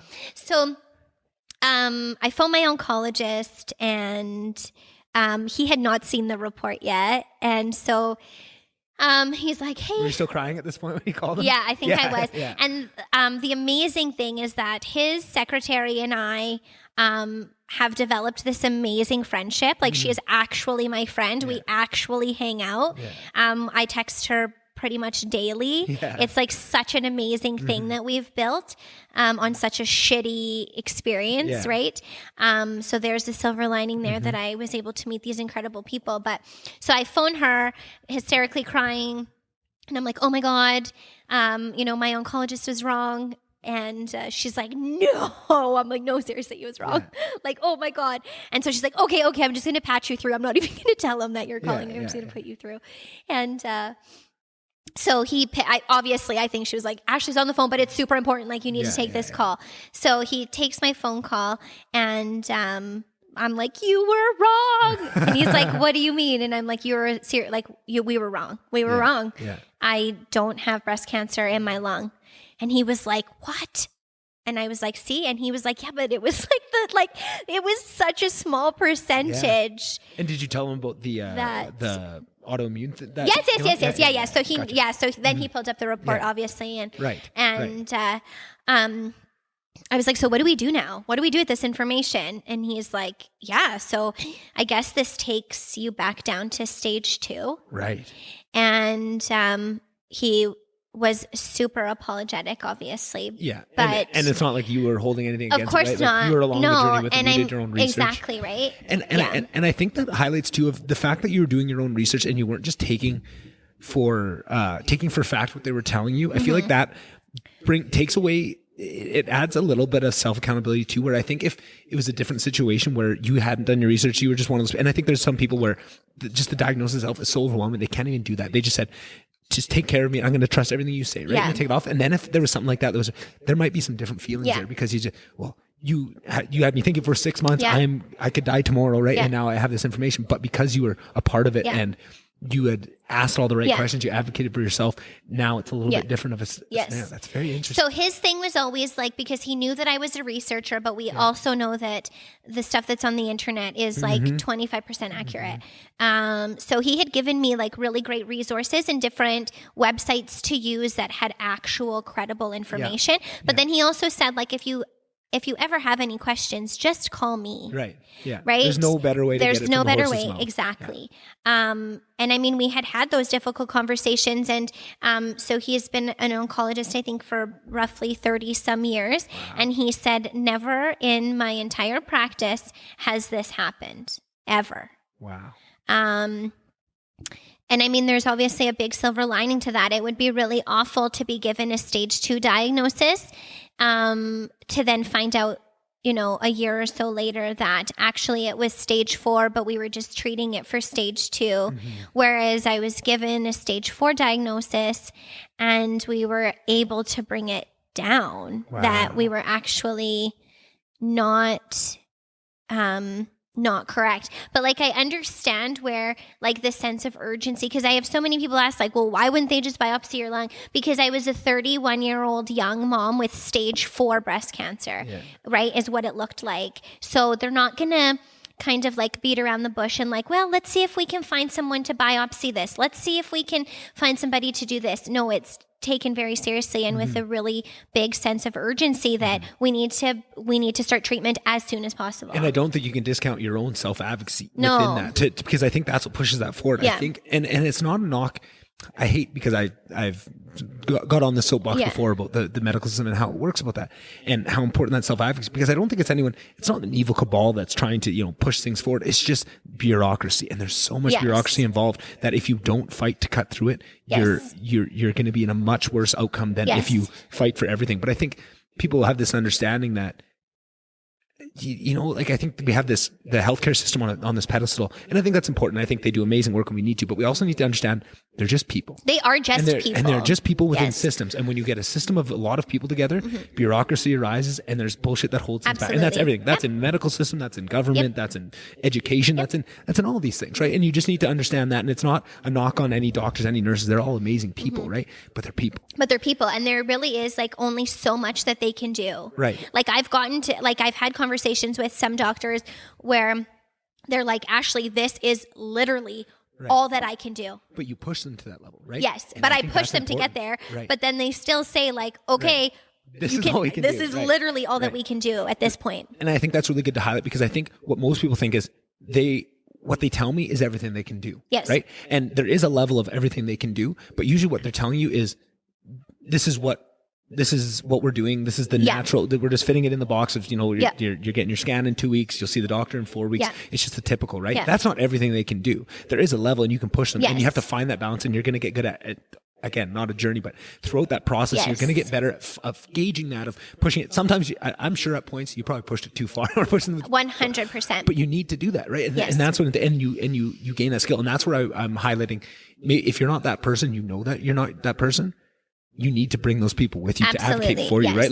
I'm thinking like my sister. She's the nicest human on earth. She would never I don't know. When push comes to shove, she's very strong too. I don't want to discount that, but I would imagine that if this process reversed, I'd be in there kicking people in the face, right? To make sure that she got what she needed, right? Because that's just not who she is. But I think she would recognize that and make sure that someone else was going into that, right? And I think every year she amazes me and, advocates for herself more and more, and she's growing in that sense. But it just breaks my heart to think, and with Cheryl, that employee that we lost, it was so hard to watch, because we come into work and me and Amy, who's the other one that we're very close with, Cheryl, were saying if you talk to Cheryl, this is what they told her. So they're going to talk to her in 2 months. They're doing the next appointment. No, this needs to happen now. So then Amy goes out and does that for her and gets everything moved up. And it's like, that's amazing. But if nobody does that, it just doesn't happen. Yeah. And again, that's not a knock on any of these people. It's not that they're trying to cause any harm. That's 100% not what they're doing, but it's just they have so many patients and they're bouncing. Absolutely. Whoever, the squeaky wheel gets the grease at a certain point, and you need to advocate for yourself, right? Absolutely. And you need to understand that advocating for yourself is not a bad thing. You're not a bad person for, obviously these doctors and nurses are busy and you ask for your time. It might feel a certain type of way, but that doesn't. Not for me and you, I think, but I think for a lot of people, it would, right? Yeah. And I think it's an important message to get across of, forget about all that. Yeah. You are the number one priority when you're in that situation. Because nobody is going to care about you like you do. Exactly. Right? Exactly. That's exactly like my oncologist and my surgeon and my oncology team care a lot about me, obviously. And I know 1,000% that they want to see me live, and they want to see me see my children grow and have this beautiful long life. But they can also only push me so far. For sure. Right? For sure. So it's nice. And I mean, I had been super upfront, right? When I had met my team, this is the type of person that I am. Yeah. I'm super nice. I mean, but I get shit done. Yeah. Especially if I know that it's pressing and that it's time sensitive, I will definitely continue to keep pushing. Oh, that's awesome. And they knew that. And like even I just saw my surgeon not that long ago, and he was joking with me. He came in to see me before my surgery, and he's like, "How are you doing? You look so great." And he's like, "What are your questions for me?" And I was like, "Oh yeah, I have a few." He's like, "I know that you do. Pull my list out I here. know that you do." But no, I didn't actually have really any questions for him. So, but it's just nice because they just know that that's the type of person that I am.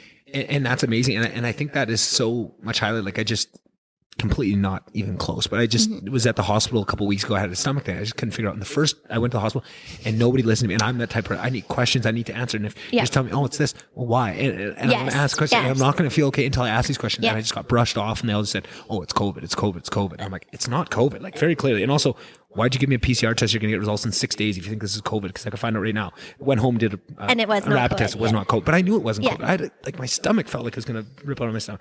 But just what I'm saying. But then I went back to the hospital in Grand Prairie a couple of days later, and nothing changed. Did the same scan, same stuff, but they would let me ask questions. Or no, it wasn't even that. It was the same thing. Thank God for Slave Lake.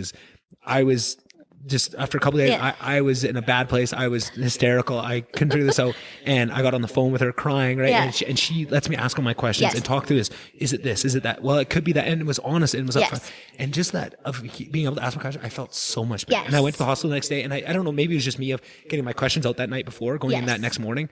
I felt okay and I could go through it. Maybe I was in a different place, that they reacted different, but it felt like everyone was actually listening to me and asking.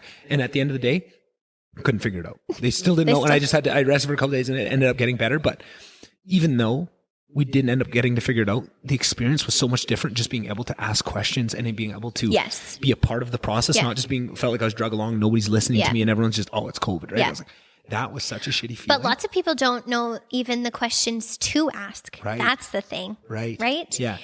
And I think so many doctors are used to that, of not knowing what questions to ask and being asked silly questions. And it's like, I'm not asking stupid, and I'm not a not bright person. I'm pretty intelligent and I can figure this stuff out. And, you know, like everyone, it's a Dunning-Kruger effect. Yeah. Everyone thinks they're an expert in all these things. And I'll put my hand up first. I'm very guilty of this, but also I do have a little bit of, you know, smarts. Like I listen to medical podcasts all the time. I, you know, done all this research, you know, have a university degree. I've been through this stuff. It's like, I just wish people could, but I also don't blame doctors, because not every patient is me and you going in and asking articulate questions that are moving things forward a lot of the time. And like you say, the internet is such a... Yes, a lot of people are like coming in like, yeah, but I Googled it and I have this and this and this. And I know that this is what I have, when, I mean, you could literally Google anything and you have cancer. For sure.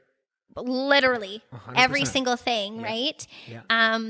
So I can only assume how frustrating that would be for a doctor. For sure. And to have it over and over again every day.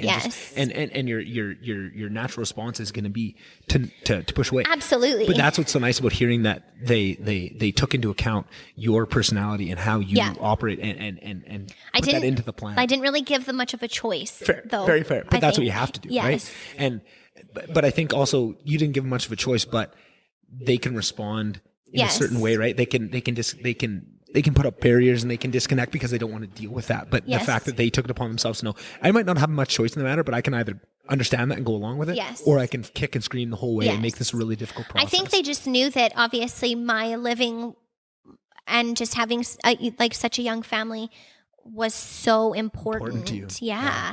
That, I mean, I don't. That was the basis that everything was built upon. Absolutely, right? Like, I don't think any patient that would go in either with like a small child or a young mom or really anyone like that, if they go in, the doctors, I mean, you would hope would be a little bit more sympathetic, right? And have some empathy and,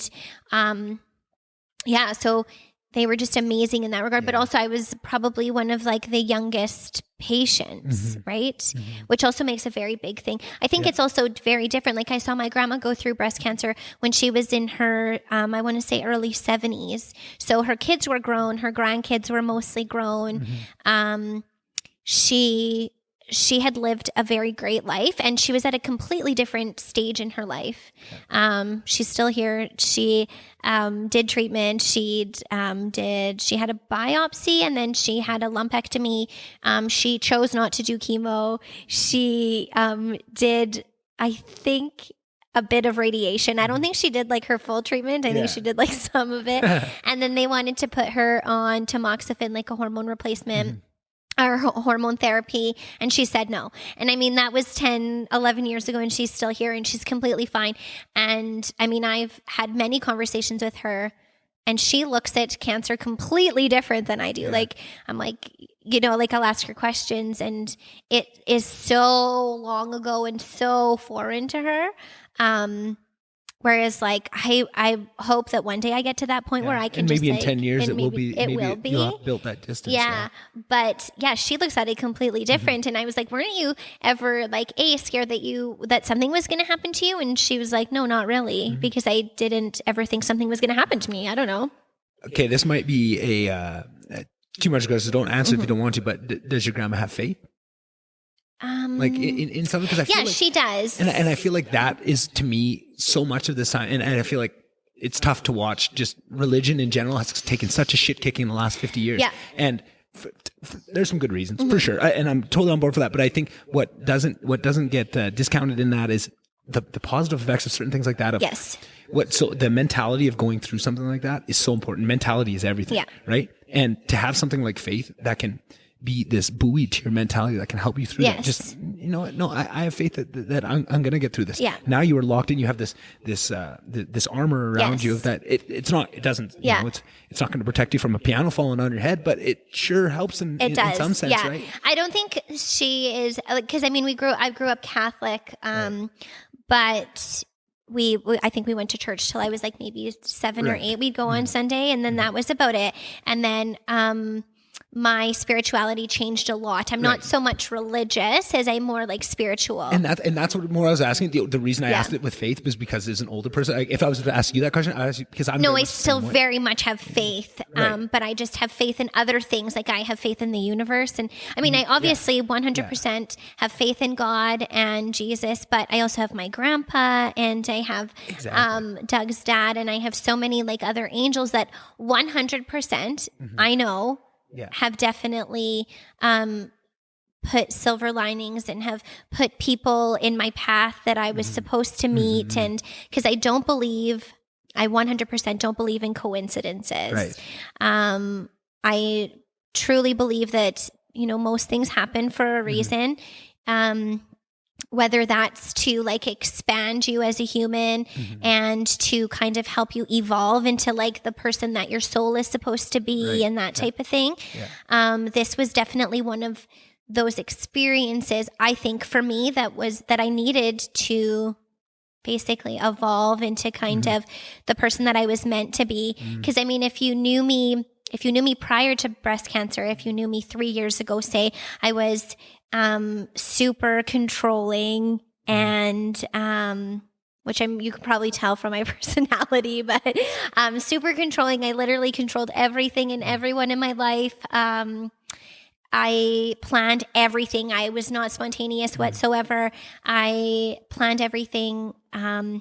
Everything was like done by the book. And now that I'm still somewhat like that, but obviously with a little bit more ease. And I'm just like not so rigid, I guess. But I was always like a super routine person. I still am, for sure.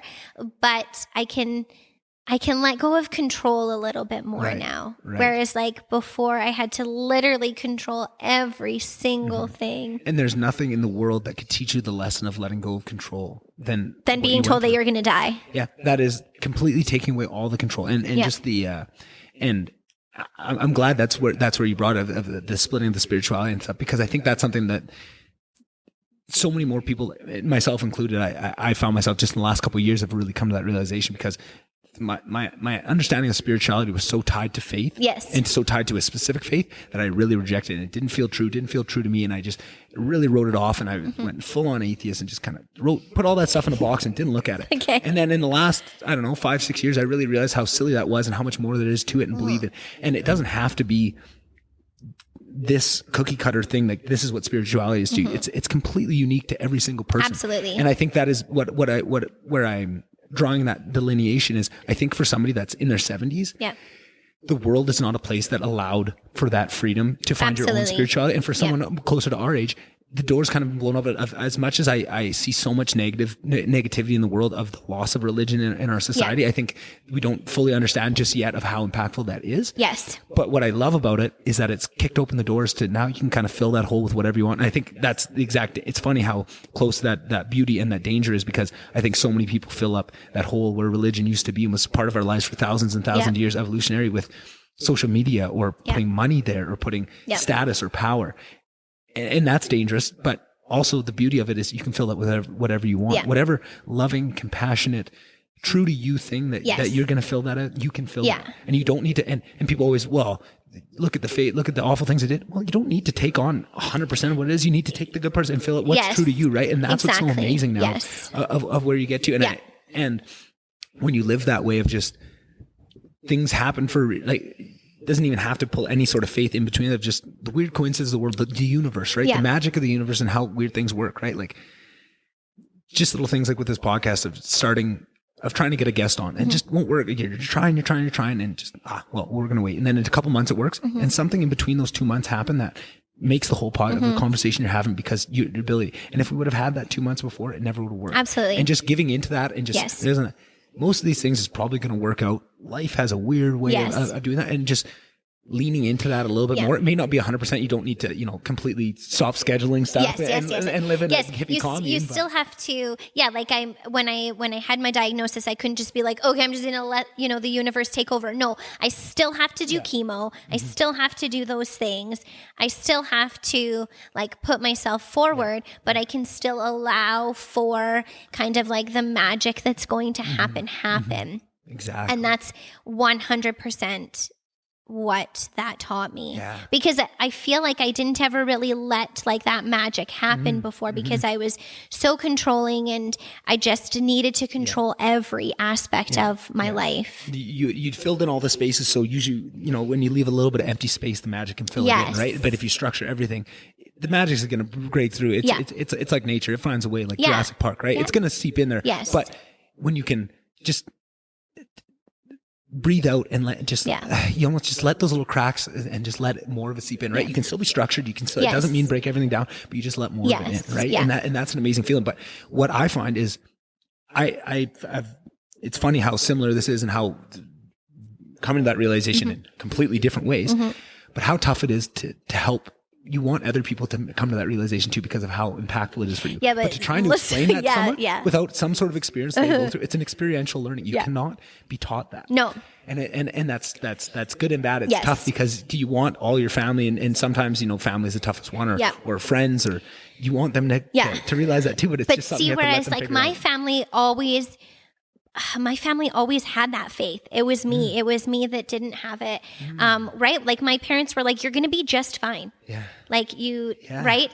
And I had a few different, and I mentioned this already, but I had a few different spiritual sessions. I had done one session, with a lady that my friend had told me about. And she was she pulls cards, and just kind of let her know what you're going through and kind of what you're feeling, and just to see what happens. So I had messaged this lady and kind of told her where I was at, that I had just received a stage 4 diagnosis, and I had 2 small children, and all of that stuff. And every single time I had one of those experiences with someone, they always said, you're going to be just fine. Yeah. And I was like, but you're not understanding though, because I'm not, right?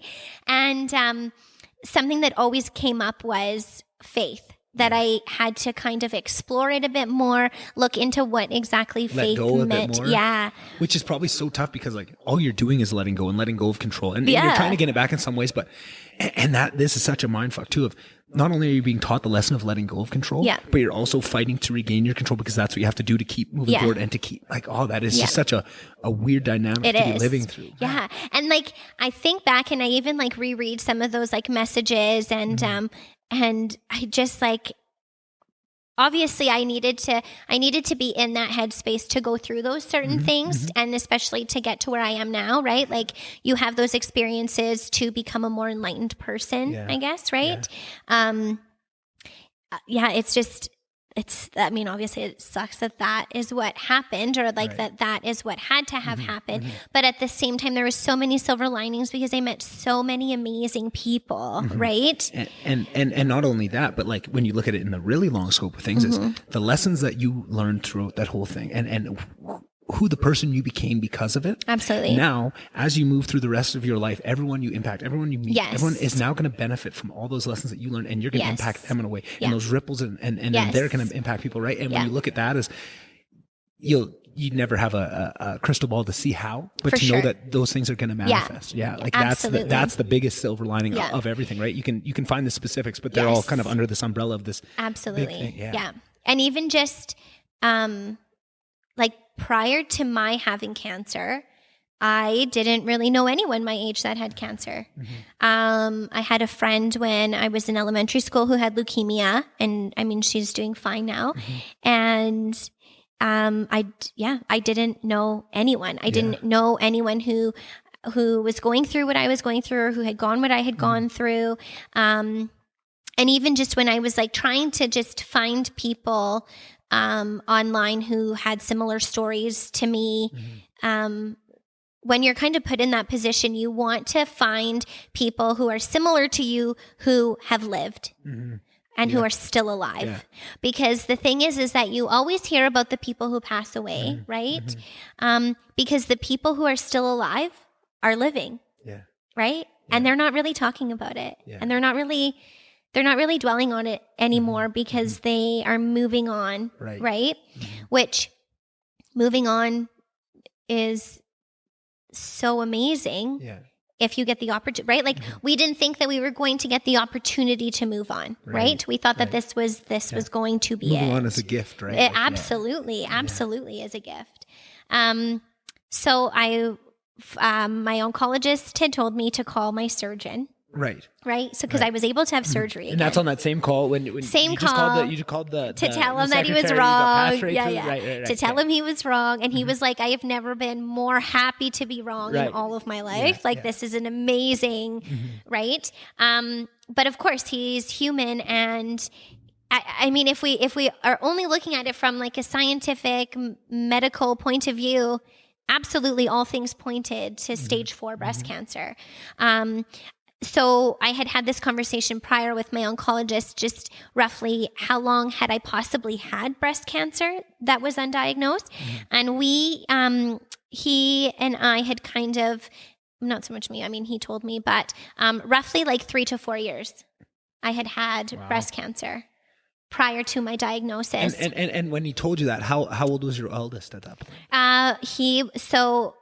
He would have been about one and a half. Okay. Gotcha. And then there's like a 3.5 year gap between Finn and Harper. And I had 2 miscarriages in between that time. And you think you might have had breast cancer at that point? So we're pretty certain that there's a great link between those miscarriages and my breast cancer. Wow. So just like the influx in hormone, especially being a triple positive, we know that my breast cancer feeds off of hormones. And pregnancy is such a hormonally based thing. It's a huge thing. And to have those miscarriages, and I mean, you're going through a miscarriage, but sometimes your body can still think that you're pregnant. That happened with me. So my body thought it was pregnant for, I think, like almost close to like 14 or 16 weeks, but I actually was not. Right. But your body is still creating all those hormones and all those things. So there is a very strong link there. That would make a lot of sense. Yeah. But that makes Harper even more of a miracle too. Absolutely, right? because I had undiagnosed breast cancer. When I got pregnant with her. She is a girl, so I had that much more estrogen, progesterone going through my body while I was growing her. I breastfed her for a whole year, undiagnosed. Wow. Yeah. And like I remember, because that specific, my left side was the one that made the most milk. And that was her favorite side to nurse on. And my oncologist is like, literally none of these things make sense. Yeah. Because if you had breast cancer, you wouldn't be making as much milk because those milk ducts would kind of be constricted by those breast tumors. The milk could possibly taste like a little bit off. I literally had none of that. Wow. None of that. Like, so there was just so many things that didn't add up, right? I mean, of course we know I did have breast cancer, but I also had something else that was completely, and I do still have that. Right. So that's what I was curious to ask about. Like, I have a bunch of questions about how that changed the plan, but also, so this new thing that came up that they found from this biopsy, this autoimmune, what was, so on the call when he explained that you had that, did he give you a little breakdown of kind of what that is and what it's like? Yeah. So I had already, so I already knew from like a medical standpoint that metastatic breast cancer does not go to the spleen. I knew that. Right. That was like a very hard fact that I could that is written in stone. I think there's only been ever like one case of metastatic breast cancer to go to the spleen, and that person was like very much terminally ill and was like all of their organs at that point had been taken over by cancer. That was not my case. I knew that wasn't my case. I wasn't that sick. I knew that. So I had kind of done some research, and I had found that, so what sarcoidosis does is basically you have an overactive immune system, and it likes to kind of bundle up together. Those immune cells bundle up together and they create little nodules, and then they just kind of stick to your organs. Obviously, in like very, very severe cases, they can end up taking over your organs, but normally you would have like symptoms, and how they normally treat it is with a course of steroids.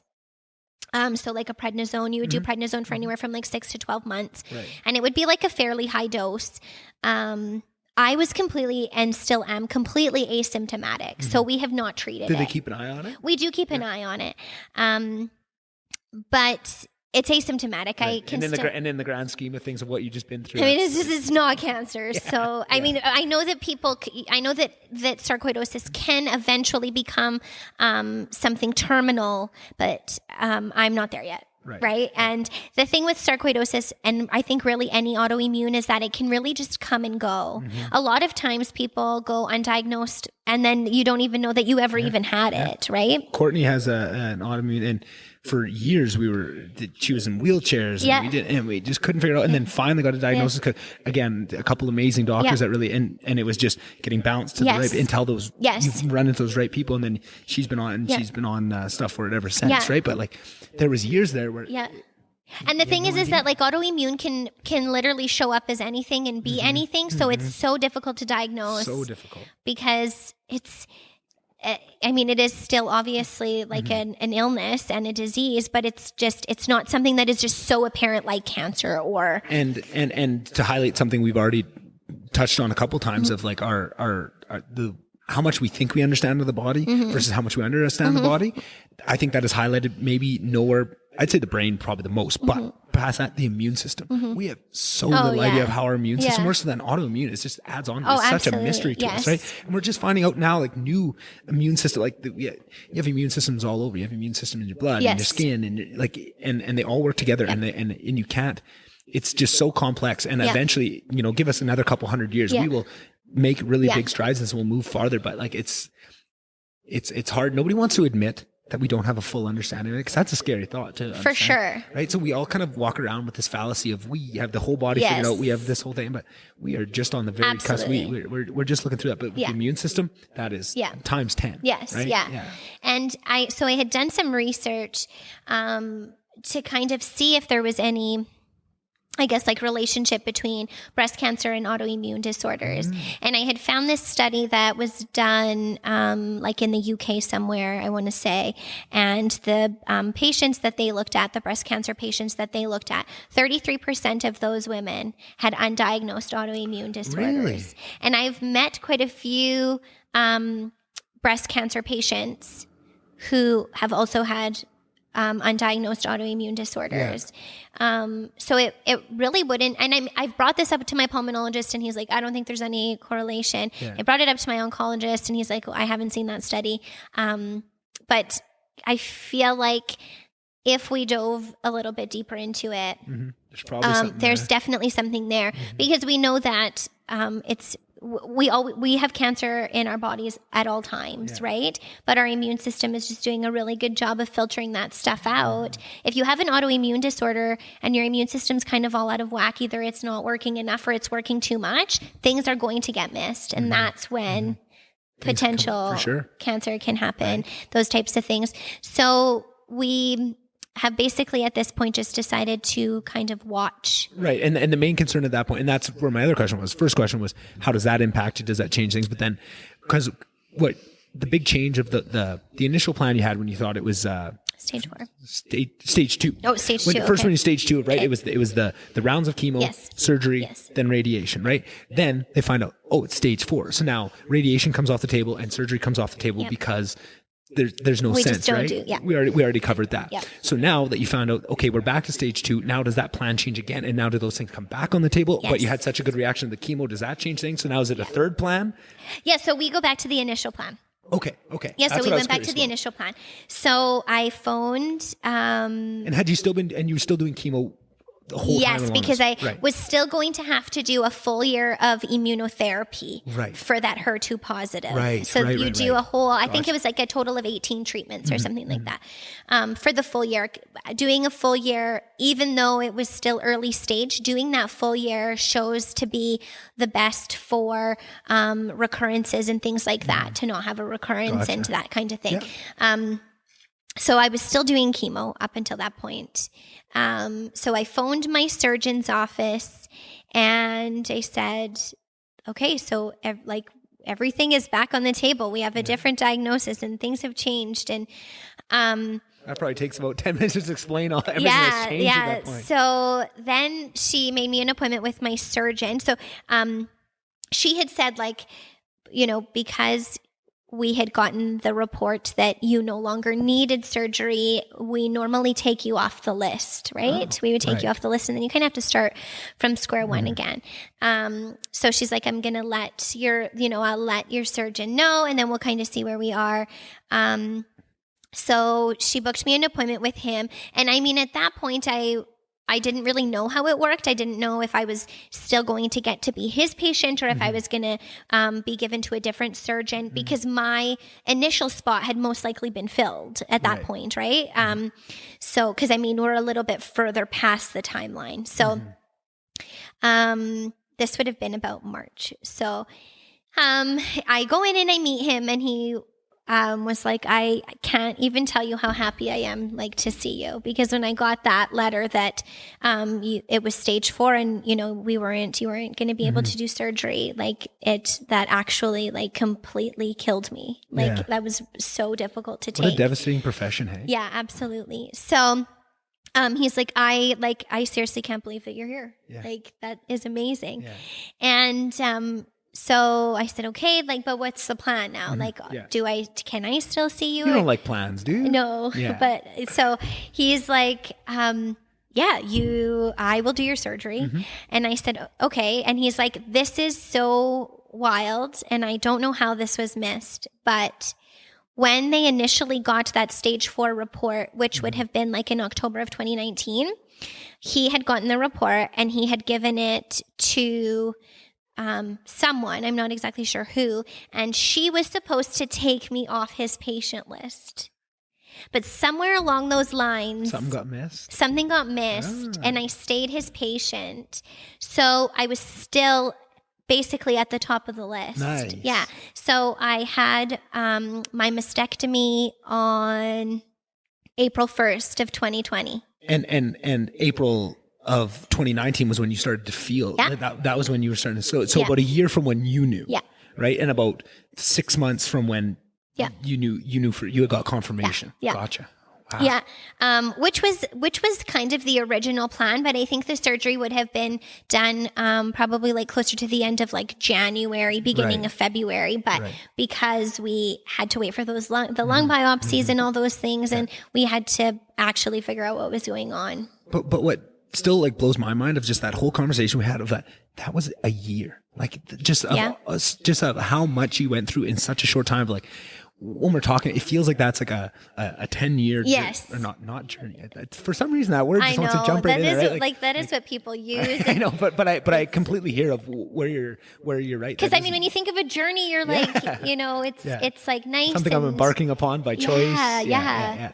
But like, just to think of all that stuff, like of all those emotions, all those different things that you went through, that was all in 1 year, and just one after another of just, keeping all those plates in the air. Like, that just blows my mind. Like, not to interrupt you again just for that, but that just occurred to me of like, yes, it felt like hearing that story, that felt like years worth, it was not years. Wow. And I mean, it felt like years, but at the same time, it went by so quickly. And I remember having this conversation with my husband when, our friends were getting married and people were having babies. And I remember just wanting, like, it had really felt like our world had stopped, right? Like, at least we had stopped, moving, but the world continues to move. And that's such a tough feeling too. It's such a hard feeling. It's again, that internal state and the external state not matching, and how tough that is. Yeah. And I just remember like how unfair that all these other people get to continue and live their lives. And not only that, people are bitching about COVID and shit probably starting pretty soon. And you're like, hey, yeah, it could be worse, motherfucker. Yeah, right. But like, you don't want to point that out, but exactly. Like, but you're gonna feel it. You're gonna absolutely. Feel it for sure, right? And I just remember, like, I just wish that not that I wanted other people to feel the pain that we felt, but at the same time, I was like, I just wish the world would stop for just everybody just for a minute. Yeah. And it doesn't, and it sucks. That part really sucks. And people keep, right? Like, of course, people are gonna keep moving, and their lives are going to continue. They're getting a new puppy, or they they moved or something. They have these little moments, and you're like, I don't even have the luxury of those little moments right now. and I don't know if I will ever have that luxury of those little moments. Like, we won't ever get to have more kids. Wow. So, right? I mean, we're so happy. Our family is perfect and complete. But to be told that you will now not be able to have any more children. So I was given the option right before I started chemo if I wanted to do fertility treatments and freeze my eggs. And of course, that was going to push my treatments back. Right. Those fertility treatments are obviously hormones. Exactly. And, they can. And again, that's where our understanding, and that there's those systems interact, and our understanding of how they interact isn't good enough to give you the. But like, the whole thing is like, if you want to have a family, we will absolutely do these things for you. Which is amazing to have that. Yeah, but of course, there's risks. Like, the likelihood that your cancer grows while on these fertility treatments are very likely. Right. There was just so many things, and we already had our two beautiful babies that we just decided it's just not worth it. And at that point, you're framing your mind of everything you're doing at that point is for those two kids, absolutely. Right? And why would like that? These two kids are my number one priority. Right? You're not even thinking of yourself at that point. I'm imagining, again, not to put you're words not. in your mouth, You're not at all. So then to weigh that risk of something for future, right? Like, you're almost robbing from Peter to pay Paul from your kids that you have at that point, right? So that it changes that dynamic. And I think looking back on it, it's harder to put yourself back in that state of where you are at that time. When you can, the decision makes all the sense. Absolutely, in the world, right? Like, absolutely. It's almost not even a decision. Yeah, it's almost I remember we were sitting in the oncologist's office, and he asked, and I just was immediately like, no, we're fine. And he was like, okay, but like, don't you want to have that conversation with your husband? And I was like, no. Hi. We're good, right? Okay. I need to start treatment. That was like the only thing. That's the number one priority. Yeah. And we even had conversations, like, had we not had children, obviously it would have been just as scary for sure, because you obviously plan a very long life with your partner, and you want to have like all of those amazing moments, and I want us to retire and to, travel and do all those things. Right. But then when all of that really is like abruptly coming to a halt and those things may just never happen. It's so much more difficult when you have little kids involved because I know that my husband would be fine. He would be okay. He'll survive. He would be okay. It will be super difficult, Yeah. but he will be okay. And I know that my children will be okay, but I can't imagine him having to parent by himself and that not be his choice, right? Like it's obviously very different when parents split up or parents get divorced and then you share your children. That is a decision that you made together. But when one person doesn't get to make that decision, it's so difficult, right? Yeah.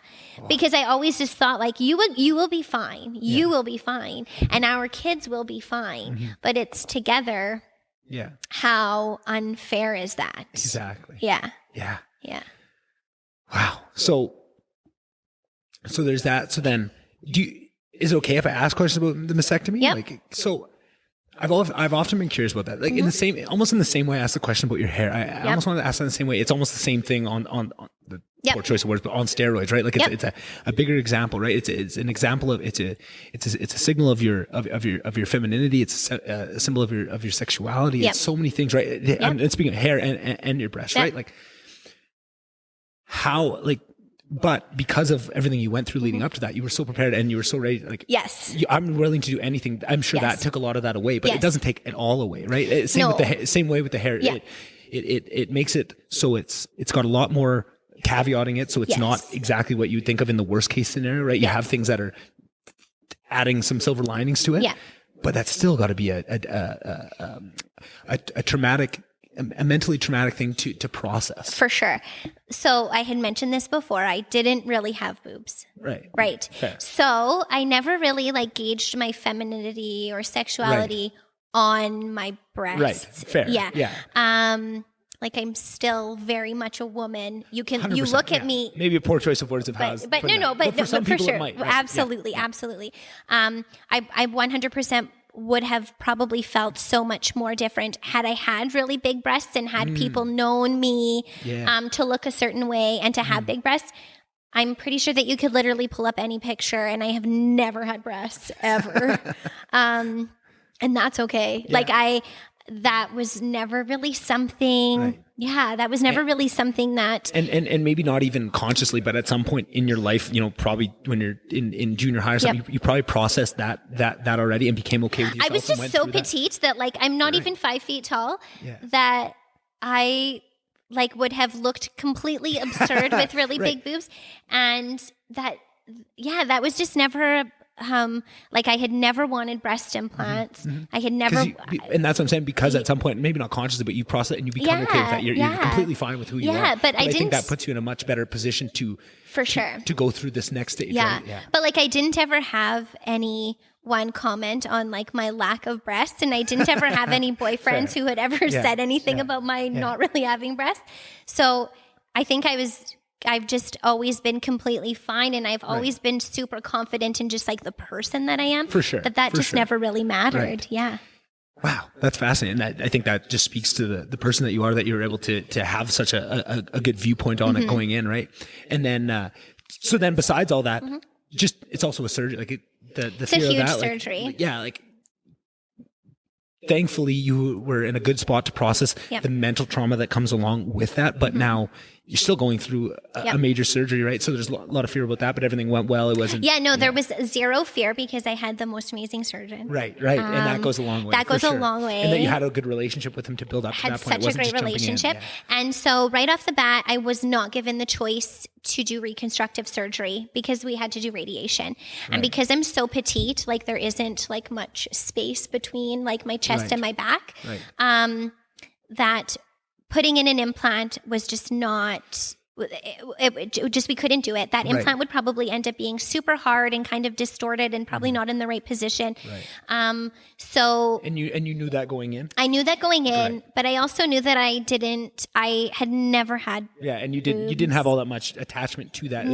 That wasn't high on your priority list at that time. It was not. And so, I went in, we did the mastectomy. Everything went really well. I healed really, really beautifully.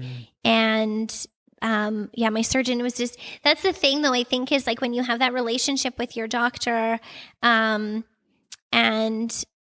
like he knew, I think, how important just being alive was, For sure. right? Like I didn't. And where your priorities were, and it's about your kids at that point, right? It And totally I think that's is. what changes everything. Yeah, really. And that they understand that more so. So because of COVID, because I wanted to have a double mastectomy right off the bat, I didn't really see a point in like keeping one little tiny boob when I like there was just no point to me. And because of COVID, AHS deemed my prophylactic not necessary. Wow. So I was only able to have the one. Yeah. And they decided that for you. Yes. Fuck them. Yeah. Fuck it. Yeah. No. I have a lot of other feelings about just the overreach and But at the same time, so COVID had just started, but I was still lucky enough to even have surgery. For sure. Yeah. Right? Because I didn't have active cancer. Right? I had done the chemo. The chemo had taken care of the cancer. We know I don't have cancer in my lung. I don't have any active cancer. Right.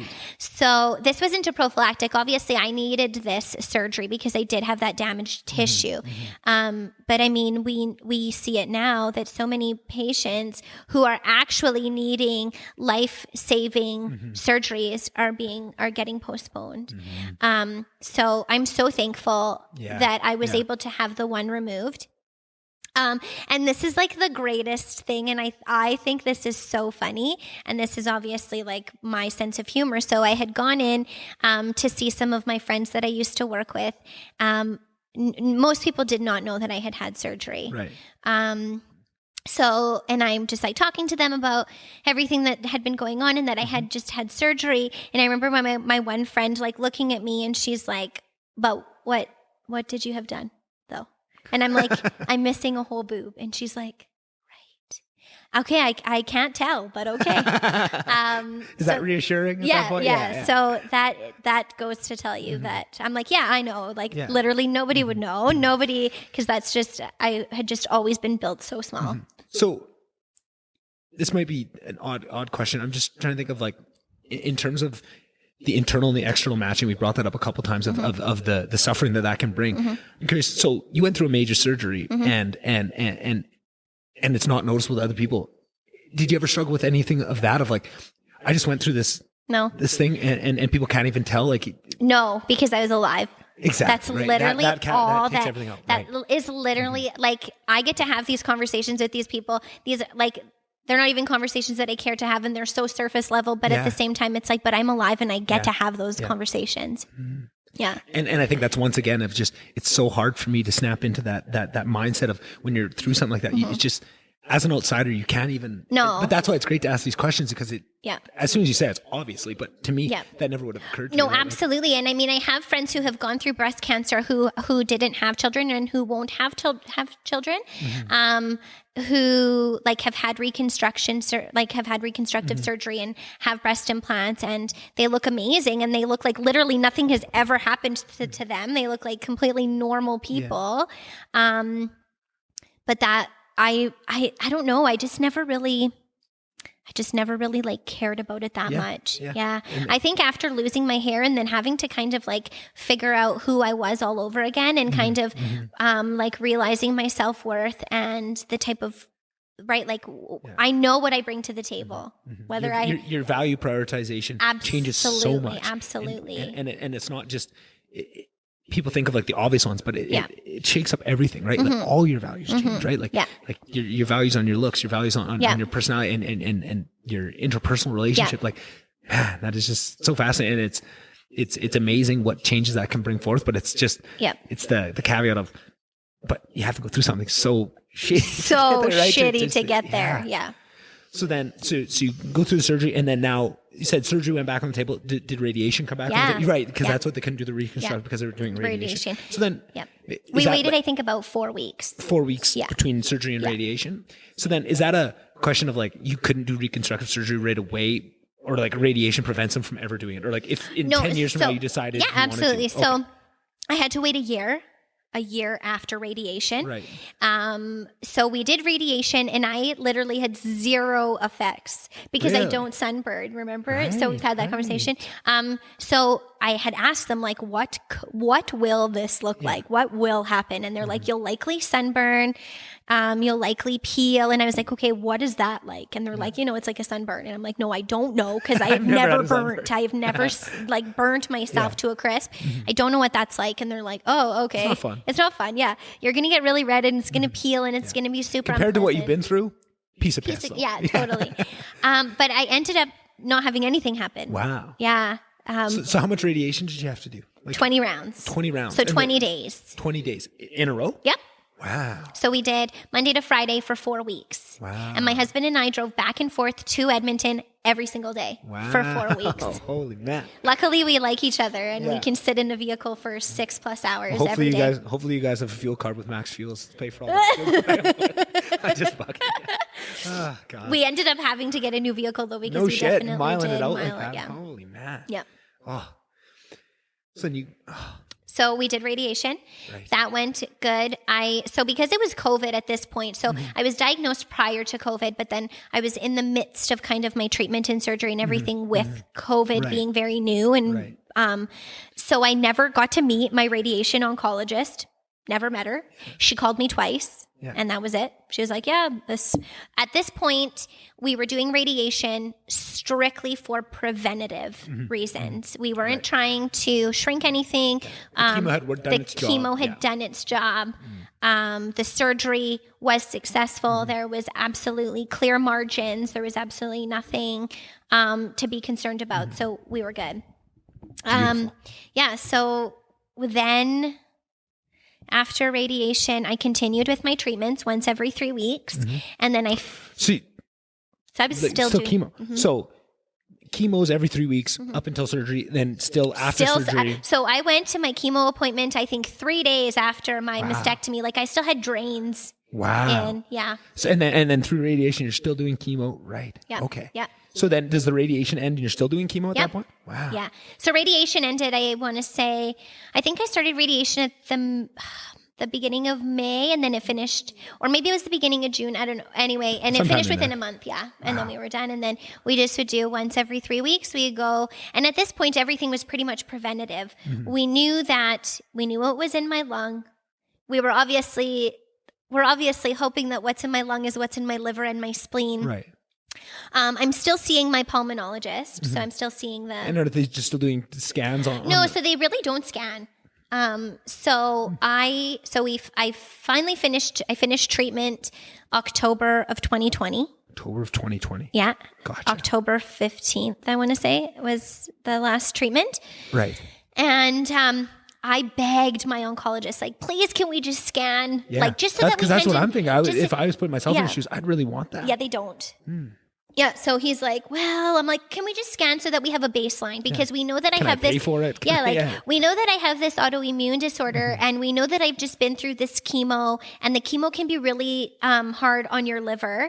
We know that I have spots on my liver. Like, can we just scan and just kind of see where we're at? So he agreed, and then that scan kind of opened up another can of worms, basically.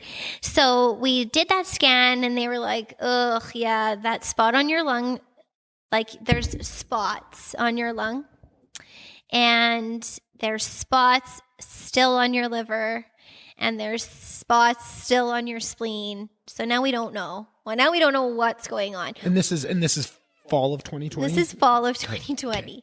So we know that what's in my lung is sarcoidosis. And I had brought it up to my oncologist and also to my pulmonologist, like, what would be the chances that there's breast cancer in my lung that is just being hidden by the autoimmune? That can happen. It's super, super unlikely, but I mean, right? I just had to process it for a second. Okay, it's because when they take a biopsy, they're basically just taking one tiny tissue in one large organ, right? So my pulmonologist said, that can happen, but usually like a pathology report will be able to pick up on that. And once again, still no symptoms. Still no symptoms, completely asymptomatic. Still no symptoms. So my oncologist decided, he's like, I don't want to discharge you just yet because I care about you and I care about you as a person. And I just don't feel comfortable being like, hey, see you later. If you have any issues, go to your GP. So he's like, we're going to scan again in 3 months and kind of see where we're at. Yeah. So January 2021, we scanned. Same thing. Nothing has really changed. All the spots are the same. I'm still asymptomatic. Nothing's really happening. So now he's decided that we're going to scan in 6 months. Okay. Yeah. So now that puts us into July. Right. Yeah. Like so June, July. And so July of 2020, is that right? 2021. Yeah. Right. So just like recently we did a scan and it's the same thing. So I've always had the same radiologist review my scans. My oncologist was like very, we just had decided that that would be the best thing because I had so many strange things going on and there was just so many things that you could be misinterpreted and things like that. It made the most sense to have the same person always review my scans. She would know what she had looked at 6 months prior, 9 months prior, a year ago, and she would know what was going on. So this last scan, she had written that it could, but the spots on my liver and my spleen could be my autoimmune disorder, but they could also be metastatic breast cancer. Wow. And so the recommendation was basically to just wait and watch, which is like there's a lot of waiting and watching and that's never what you want to hear. And it's never really what you want to hear. I personally know that that's not what it is. Like I am fairly confident. I'm not like confident in my research. I am confident in my research, but I mean, I'm confident in the conversations that I've had with other medical professionals. And I mean like the concrete facts that we know, like we know that metastatic breast cancer doesn't normally go to the spleen. We know 95% of the time sarcoidosis will go to the liver and the spleen. Like these are just things that we know and these are concrete facts that I'm very much like a factual person. If I can give myself a list of facts, I can usually talk myself out of like that whole fear-based thing, right? Yeah. So even after I went and saw to see my pulmonologist not that long ago, a few weeks ago, I want to say maybe like 6 weeks ago or so. And he read the report and he was like, but like, we know that that's not what, like, we know what's in your lung is what's in your liver and what's in your spleen. So why write that? Right. Obviously. And I did have that conversation with my oncologist and I was like, no, go back to her because this, like, I'm not satisfied with this report. And he's like, but you have to understand that, like, we don't really know, right? We don't have a biopsy. We don't. And it's probably safer just to leave all the options on the table, right? As shitty as that is, and as much as you want to take options off the table, unless you can confidently take them off, you want to leave them off. Yes, absolutely. So my pulmonologist and I decided to do an MRI of my liver. We're not really at the point where they want a biopsy because the spots are so small that it doesn't make any sense to go in and do that. So we're doing an MRI next Tuesday. But even after like talking with my pulmonologist, he was like, to be honest, I don't think the MRI is going to tell us anything. It's probably just going to be the same. Shot. It's going to be the same thing that we're already seeing. And so it's basically just a wait and see. So we scan again in January. And the thing that people don't tell you is that like you get so much PTSD around those certain things, especially because I had so many like mixed things, right? Like I had the misdiagnosis and then I had like, there was just so many things come up. Whereas like most people in such a small time frame. Whereas most people just get clear scans. Like, your scans look good. But for some reason mine just like things just keep popping up. So we are going to, do that. And then it's basically just a wait and watch. Wow. Yeah. Wow. And when was Clinton and Julie's wedding? I'm trying to think of like within, now that I know the whole time. So their wedding was in March. So that was so you had been cleared, but you're still waiting on scans on the spot stuff in between that time. But I was like out of treatment and technically not, I'm technically not a cancer patient. I don't have cancer. We don't ever, like we're still not at the point where we can use the term remission. Right. I don't use that term anyway. Usually they just say you're NED, so no evidence of disease. Because we know that it can always come back. Yeah, and that it's so, like you said, it's such a chameleon. It can look at everything. You want to be very careful with the terminology that you use. Yeah. Wow. And I think now putting all that together, I mean, we talked, I don't know if we mentioned on the podcast or not at this point, but just in my head, I thought this happened a lot longer ago. And I think and I think what that is when I saw you at Clinton Jr. and just what an amazing day we had, and just how that was so far from anything that was on the thought, right? Like going into that day, I had, typical slave, like I'd heard some rumors and all these different things, and I'd heard some crazy stuff that now that I have the whole story, I can kind of see the small bits, like, I can kind of see how they got that. I can kind of see how they got that. Like this, or like the ones out hearing about you're heading down to Mexico for treatment. It's like, I don't know who brought that one up, but so my mother-in-law brought that up. She was like, if this isn't working, we're going to go to Mexico. But I had so much confidence in my team here that I was like, but we're not there. We're not there yet. And the thing is that I didn't want to go to Mexico and then hinder anything that could, because you have to come back. I can't live in Mexico.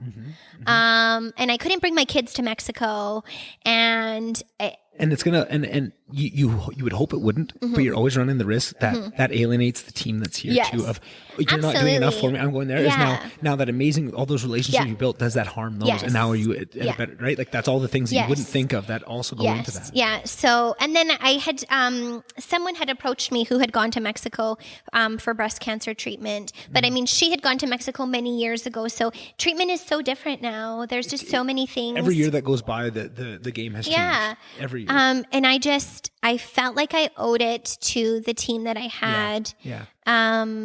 And I knew like whenever I would see them, I just knew that they cared about me, right? Like, when you walk into somewhere and they're just like your friends and people that you know and you love and you just, they just like give you the best feeling ever. That is how all those people made me feel. So it didn't make any sense to me to leave and to go somewhere else. And you don't know if that treatment's going to be any more. You're kind of rolling the dice either which way, right? But that's what I was saying. I think that's why I thought it was so much longer ago, because during that day at the wedding, right, of like what I had heard clearly didn't have half of this information, not even a tenth of it. But like we just had such an amazing day, and just everyone was so positive. Like it was so far from any thoughts of that stuff that it just felt like, oh, this must have been years ago, right? Like in my head, it's so. But it was so not years ago. It was so not years ago, like not even months ago at that point, right? Like it's still like you're still in the middle of everything. Like, man, that is just amazing to me that you could. What's amazing to me was just how I just would have thought I would have known, right? Like I would have known, right? I'm a perceptive person. I would have picked up on that. But just you were so happy, and I think it was just everyone was such a happy that day, and it was just such beautiful how everything worked out. I think I already spoke on the podcast of just what an amazing day that was, right? Like I think I spent one of the intros right after that, just talking through everything that it was. I'm curious. I have a couple questions. Well, first of all, I'm going to ask, because we've been here a while, do you need to pee, or can I ask a question? Yeah, can I go pee? Of course. Okay. Me too. I'm going to go too. Oh my God. All right. We had a good pee. We've now bullshit for probably another 20 minutes before we even started recording again, and now we're back in it.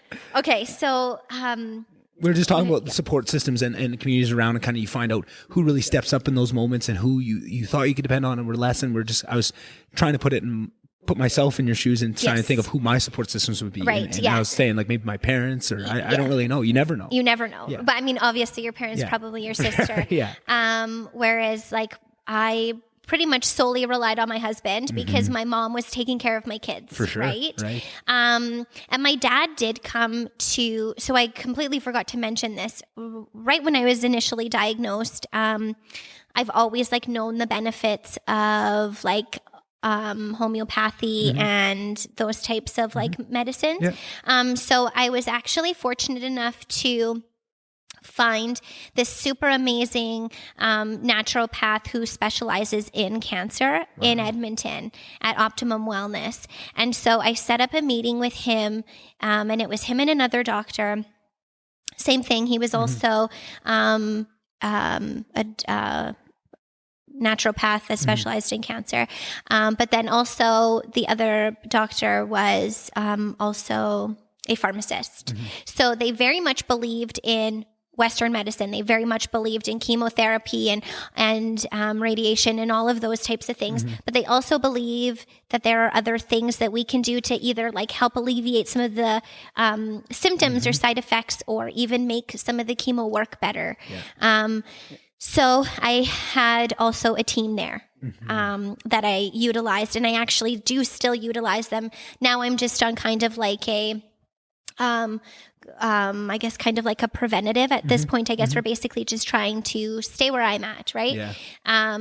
And so I take a bunch of different supplements and different things, and that was super beneficial. But those would have been the types of things that I probably would have gotten in Mexico, right? But here in Canada, since and I've had these conversations with other medical professionals that one of the big reasons that it's not that they don't believe in those types of treatments, it's just that since the government can't necessarily capitalize on mushrooms, for example, on Coriolis or, other maitake, those types of mushrooms, they're of course not going to offer them as a treatment because they make no money off of that. And there's a huge difference in things that have no risk to them, like no side effect. Like that's something where the medical industry is in a really tough spot because there's so many things that we can try. And even the argument of why they don't do them more often is that there's not a strong enough burden of proof to prove their effectiveness. But even if it's just a small signal that they work, but there's no risk to take it, why not? But that's where our system fails because you can't run a free system like that. No. It's just not how it is. And it's just it's structured. We already kind of talked to it, right? And it's not a knock on anybody or anything. It's just the realities of the system. But to understand that and to look it out, to seek it out yourself in other areas is so good that you knew that knew that to go to that. And I'm hoping that if somebody listens to this, maybe they'll realize that maybe, and it might not be cancer, it might be something completely different, because I think that holds for everything, right? Like whatever medical thing you're dealing with, there's certain ways that the medical system is amazing at it, and there's certain ways that they fall short. There's just always other routes, right? And I mean, I feel like they really coincide so great together. Like they do really complement each other.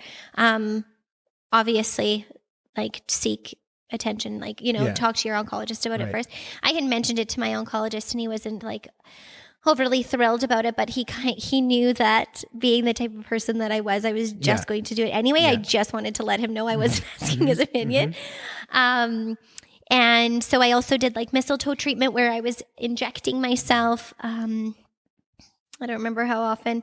I was injecting myself every other day for like 6 times, and then I would take like a week or 2 break. And so mistletoe is like widely used in the UK at actual cancer facilities. They have it integrated with their chemotherapies and those types of things. But again, same thing. I've never even heard of that. So it's basically like the mistletoe plant, and it's like the extract from it.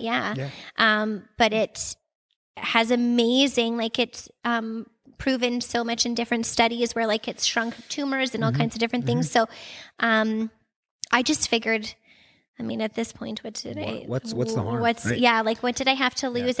And I knew that I was under the care of like such great homeopathic doctors that knew the chemotherapy that I was on. They knew my treatment plan, and they knew that none of these things were going to have a negative effect.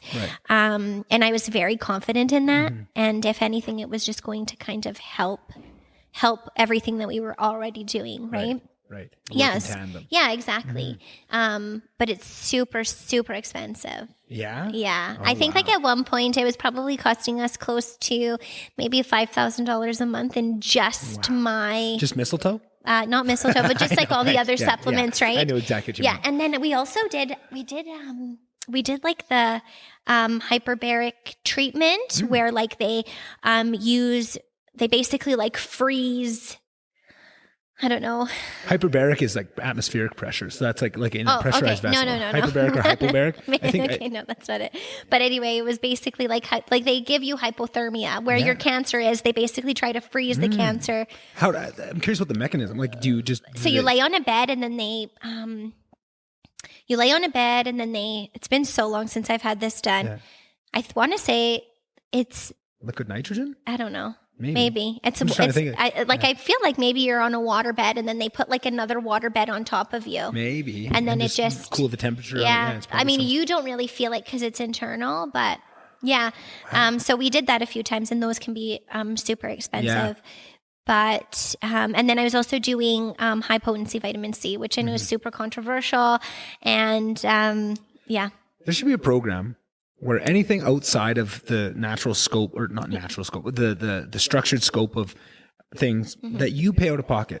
If this is kind of morbid, I was going to say, if you make it through, then clearly something worked there, and you should get refunded for all that, right? And if you don't, well, fuck, who's getting refunded, right? Like, it's kind of a morbid thought, but like, I wish there was something in there to give more incentive for people to try. I'm sure, but the thing is that like it is so costly. We were just super lucky that we were in a financial situation where we were able to kind of like tap into all of our savings and our stocks and like kind of because.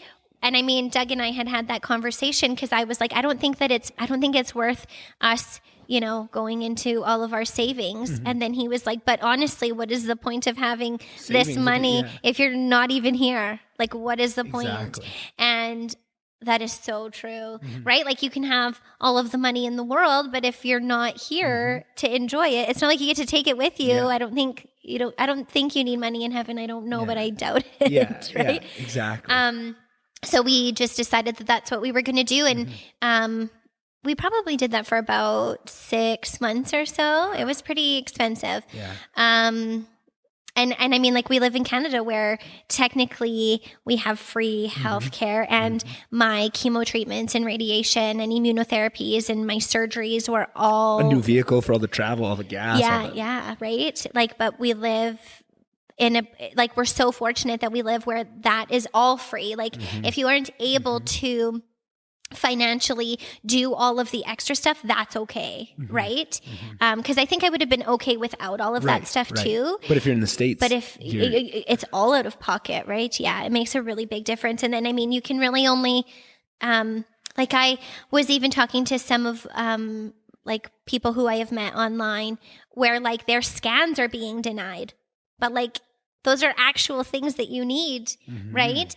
Like their initial scans were denied or like their 6-month follow-up scans are denied or they have a pain somewhere and they think that their cancer might be back and their insurance company denies that. There's so many things and it's insane, right? I mean, of course you can get denied here too. Like I can't just go to my GP and say like, I want a scan. He'd be like, okay, but for what, right? You need to justify this somehow. Right? And I mean, of course, I could probably make something up if I needed to, but... There's ways around to work the system. Absolutely. But I mean, you also don't want to just like go in there and lie and then... Because that puts you behind the 8 ball too, because you need them to be on your team Absolutely, and understanding right? exactly what's going on. Exactly. But if you live in the States, you don't even have the option to that. That's what's nice. Like, worst case scenario, if things were going wrong and the system wasn't working... Oh, I wasn't even on the mic that whole time. No, I can still hear you. Right? Like, I often think that. I think growing up in Canada with free healthcare, it's really hard for me to wrap my mind around not having it and just like living in the States and like what you go through and how something that you are so unprepared for. Just like what I think about more than anything is just that perpetual fear that you would have to live with to know that my whole life could change. Like even if you weren't paycheck to paycheck, even if you had a decent little living that you worked out for yourself, which is very hard. Life is tough. That could all be gone in an instant with one call from your practitioner, and the thought of not going to get treatment because of that, or sitting at home, or just hoping and praying that things goes away. Like that is just such a sad thought. Yeah. And just makes you thankful and grateful for where you live and all the stuff and all the bad things you can say about it. Sure, there's always going to be improvements, right? There's always things, but you really have to make sure that's all grounded in the luckiness that we have with that system. For sure, right? yeah. I'm sure there's probably some people that listen to this from the States that are just like, wow, what? Like, they're probably just waiting right to the end to see what the total bill is going to be at the end, right? A couple $100,000 at least. Yeah. Right? Even more than that, yeah. Even more than that, right? Like that could be up to $1 million. Like just that year of your life could have cost you $1 million. Yeah. Right? For sure. Easily. And all the downstream effects. And now imagine all that stress and all that stuff. Imagine now you had $1 million bill on top of your head of all that other stuff and your kids like, I just can't even wrap my head around that. Like, it just makes me sick to my stomach to think about like how many, like, and that's even better. Like, you take it another step back from that. If you're in, I don't know, Namibia or something, right? Like, now that you have a whole different set of concerns of what you have at your, and just the levels of thankful you can be, that even just to take it one step back to the US, which is probably the next best place you'd want to be, like, for sure, right, in the world. Yeah, absolutely. If you're sick, and even that is miles and miles and miles above so many other people. It's just, it really highlights how thankful we need to be in that, right? Oh yeah. I have a million questions, but I've already kept you here for so long. Maybe I'll dive right into my my favorite one, so I don't keep too long. So we kind of already covered a little bit of just being forced to come to grips with your own mortality like that. I'm curious what you've noticed in yourself of the change. I'm sure you've went through for so much, it's probably hard to tack things specifically onto that. Right. What things have you noticed in yourself of how you've changed? I think you already noticed something. You mentioned stuff, control and stuff. For sure. But is there anything that you can tie directly to the meditation of it, but the sitting with your own mortality like that, or being forced to sit with your own mortality like that? So for the longest time, I didn't deal with it, and I would just like make jokes about my dying all the time. And then, I kind of like sat with that. I don't remember what it was that I had said, but I remember seeing like the expression on my husband's face, and like he was just so visibly upset with what I had said. About my dying. And then I kind of like reverted back and thought like, okay, if this was him in this position and he kept joking about mortality, I would be devastated. I would actually be so devastated. So I mean, of course, every now and then I can still, kind of like poke fun at myself, because that was a very real time. For sure. That's kind of like, I just spoke with my therapist about this because I was having lots of people after you're out of treatment say things like, there's a lot of like toxic positivity. And they're just like, but you should be so happy that you're alive.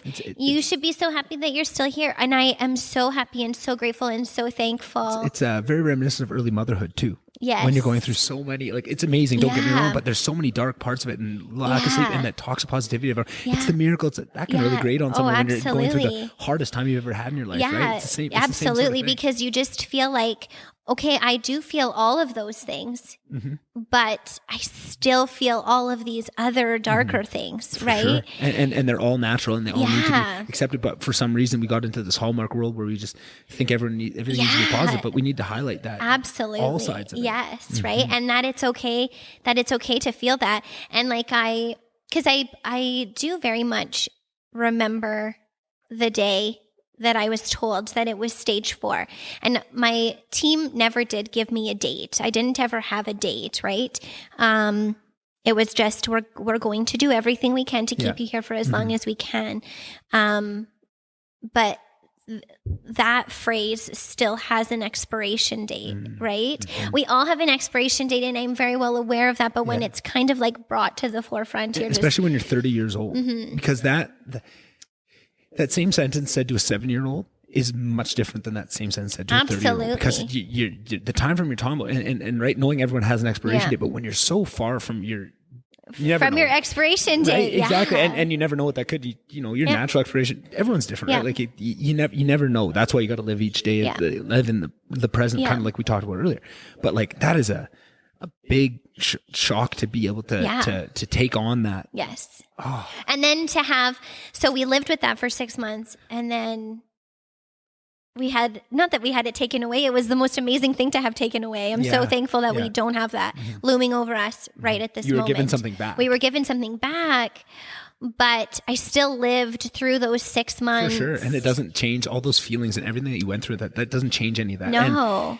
And to know that, and I think what's also tough, or I would imagine would be tough if I put myself in that position, is to now go through all of that, have this change, and to you, all that stuff was real, but to everyone on the outside, they will understand that to a certain degree, but they will never be able to fully understand what you went through. And to them, because now it's just good news and now it's everything. But they don't understand. But you don't understand what I just went through for this. Yeah, because they're like, but just let that go because that didn't happen and that's not going to happen. Exactly. But that's not reality. But that's not reality. Not at all, right?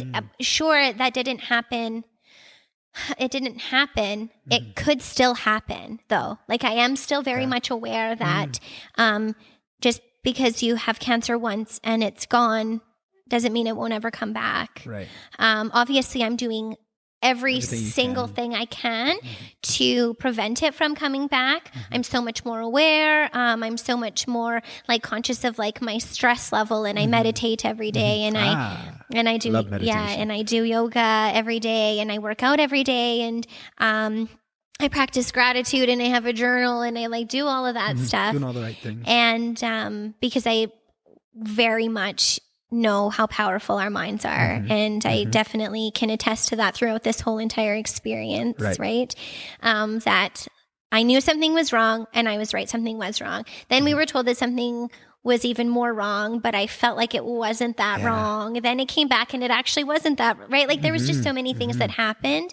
And I had definitely at that very beginning had lost some of my faith because I was very much asking, why me? And then one of my amazing friends was like, try to change your perspective. Instead of asking, why is this happening to me? Ask, why is this happening for me? And anytime I kind of get stuck in that, why did this happen to me? Why is this happening to my family? I try to like rework my mind into thinking, okay, but what is happening to me? What, you know, what other things are coming out of this apart from just that? And that's, and the closer you are to being right in it, the harder that is to see. Yes, absolutely. And that doesn't mean you can't try, and you still, and that's amazing that your friend brought that to you at the time. But that's always tough because that's the best advice you can give anybody. Sure. But there's going to be times where that is not the advice they can take at that point, for sure. Like I'm pretty sure that I responded with like a, you know, probably something not great. And then she was but she's always been that type of friend that has kind of always, she's just kind of always told me like how it is. Right. And, she was really the one that kind of got me to more or less like believe in myself a lot more. And, so, I mean, I love that she said that. Maybe in that moment I didn't love it so much, but there was definitely silver linings. And her and I have had, because we're talking about mortality, right? So her and I have had so many conversations, and I have always believed this, but I guess I had just never really like thought about it. So when my grandpa passed away, like I know that he's with me. Anytime I go outside, there's always two butterflies, and I'm almost certain that it's like my grandpa and Doug's dad, or my grandpa and our dog, or you know, it's always. And like just in different things, like I think my grandpa is sometimes in like sunrises. Like I took a picture of the sunrise this morning, and 100% I was like, that's my grandpa.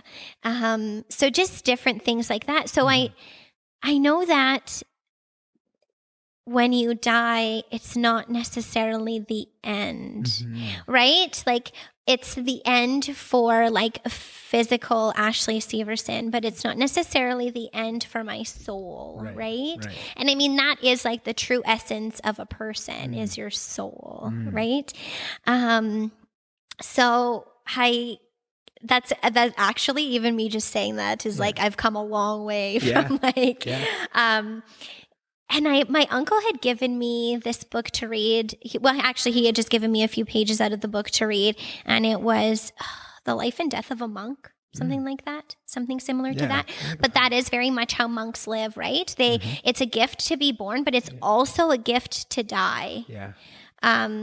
I'm not quite there yet. Yeah, that takes a long time. It takes a long time to get there. But you're on the journey there. Yeah, right. We can use journey there. We can use journey there. That's a journey. That is a journey, because you do get to live in between that moment, right? And arguably, if that is the only journey, like there's a lot of arguments made that the only living that is done is if you are living in that moment. Absolutely. And if you're caught up on the next thing and the next phrase, you're not actually living. Right? And that's very true. That's very true. So we definitely live a lot more in the now. We don't put as many things off as we used to.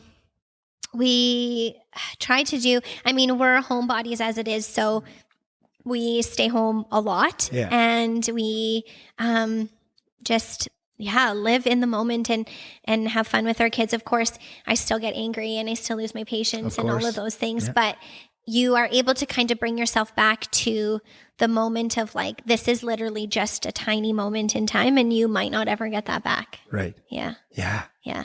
Wow. So in hearing you, I was actually planning to ask this question before you brought up the word PTSD, but it kind of, because of what you were everything saying, I was going to bring that up to you, but I'm glad that you said it. But within that, I was going to ask you about certain things of, are you doing them to help with that? And I love that I've already heard so many of them coming about. Meditation was one of the ones I was going to ask about. So you're already doing that. Yes. Something like yoga, it's the same with meditation. Therapy, that's amazing that you're talking to somebody about that. I'm curious, at what point did you recognize that was going to be something you needed? Was that once you kind of went through it? Was that right away? Did you jump into that? So I am a very anxious person, just general. Yeah. I'm usually like pretty good at controlling my anxiousness, I guess, and my anxiety. And tools that you've developed. But the thing is that when you become a parent, you become so much more anxious. I bet. Literally everything scares you. Yeah. Everything scares me. Like if the kids want to go on the trampoline, I can't watch them. Somebody else has to watch them. Somebody else has to be responsible, because if something happens, I'll lose my shit. Yeah. I'll lose my mind. Yeah. We have like a bounce castle, like a bounce house. And my daughter is this complete daredevil that like, so the bounce house has a slide, so you climb up and then you can slide down and then you kind of land like in a little pit, but it's like a blown up house, right? But so she'll climb to the top of the slide and then she will fall backwards into the pit. And it's terrifying. And it's like probably like 5 feet or like 5.5 feet. And she just like free falls backwards. Yeah. And she did that once and I was like, get out, we're done. We're putting the bounce house away. I can't see and this. And then, and my husband's like, it's fine. I'm like, I'm going inside. Yeah. Like, I can't see this. I can't be do this. No. So just everything is heightened. And then you always think worst case scenario, right? Like all of the things that could potentially happen, you think of that will most likely never happen. Right. So then being faced with the possibility of my mortality, right? And then, so you spend all of your time trying to protect your children. And now it's like, I can't even protect myself at this point now, right? Yeah, that loss of control. That loss of control is just crazy. So I remember sitting in my oncologist's office, and this is like one of the very last, because I don't really see him anymore. He phones me every once in a while, or I will call him when I have questions, or if I have like some weird pain and that kind of thing. So I'm sitting in his office, and I had asked him something, and he could obviously tell that I was very anxious. Yeah. And he's like, okay, so I think that you need to meditate.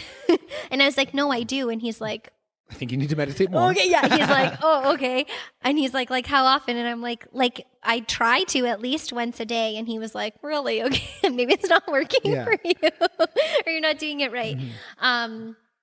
So after having that conversation with him, I was like, okay, I obviously need to be maybe more mindful when I'm meditating, or maybe I'm just not like in the proper headspace, or I'm just not thinking about the right things that I need to be thinking on, or focusing on the right things.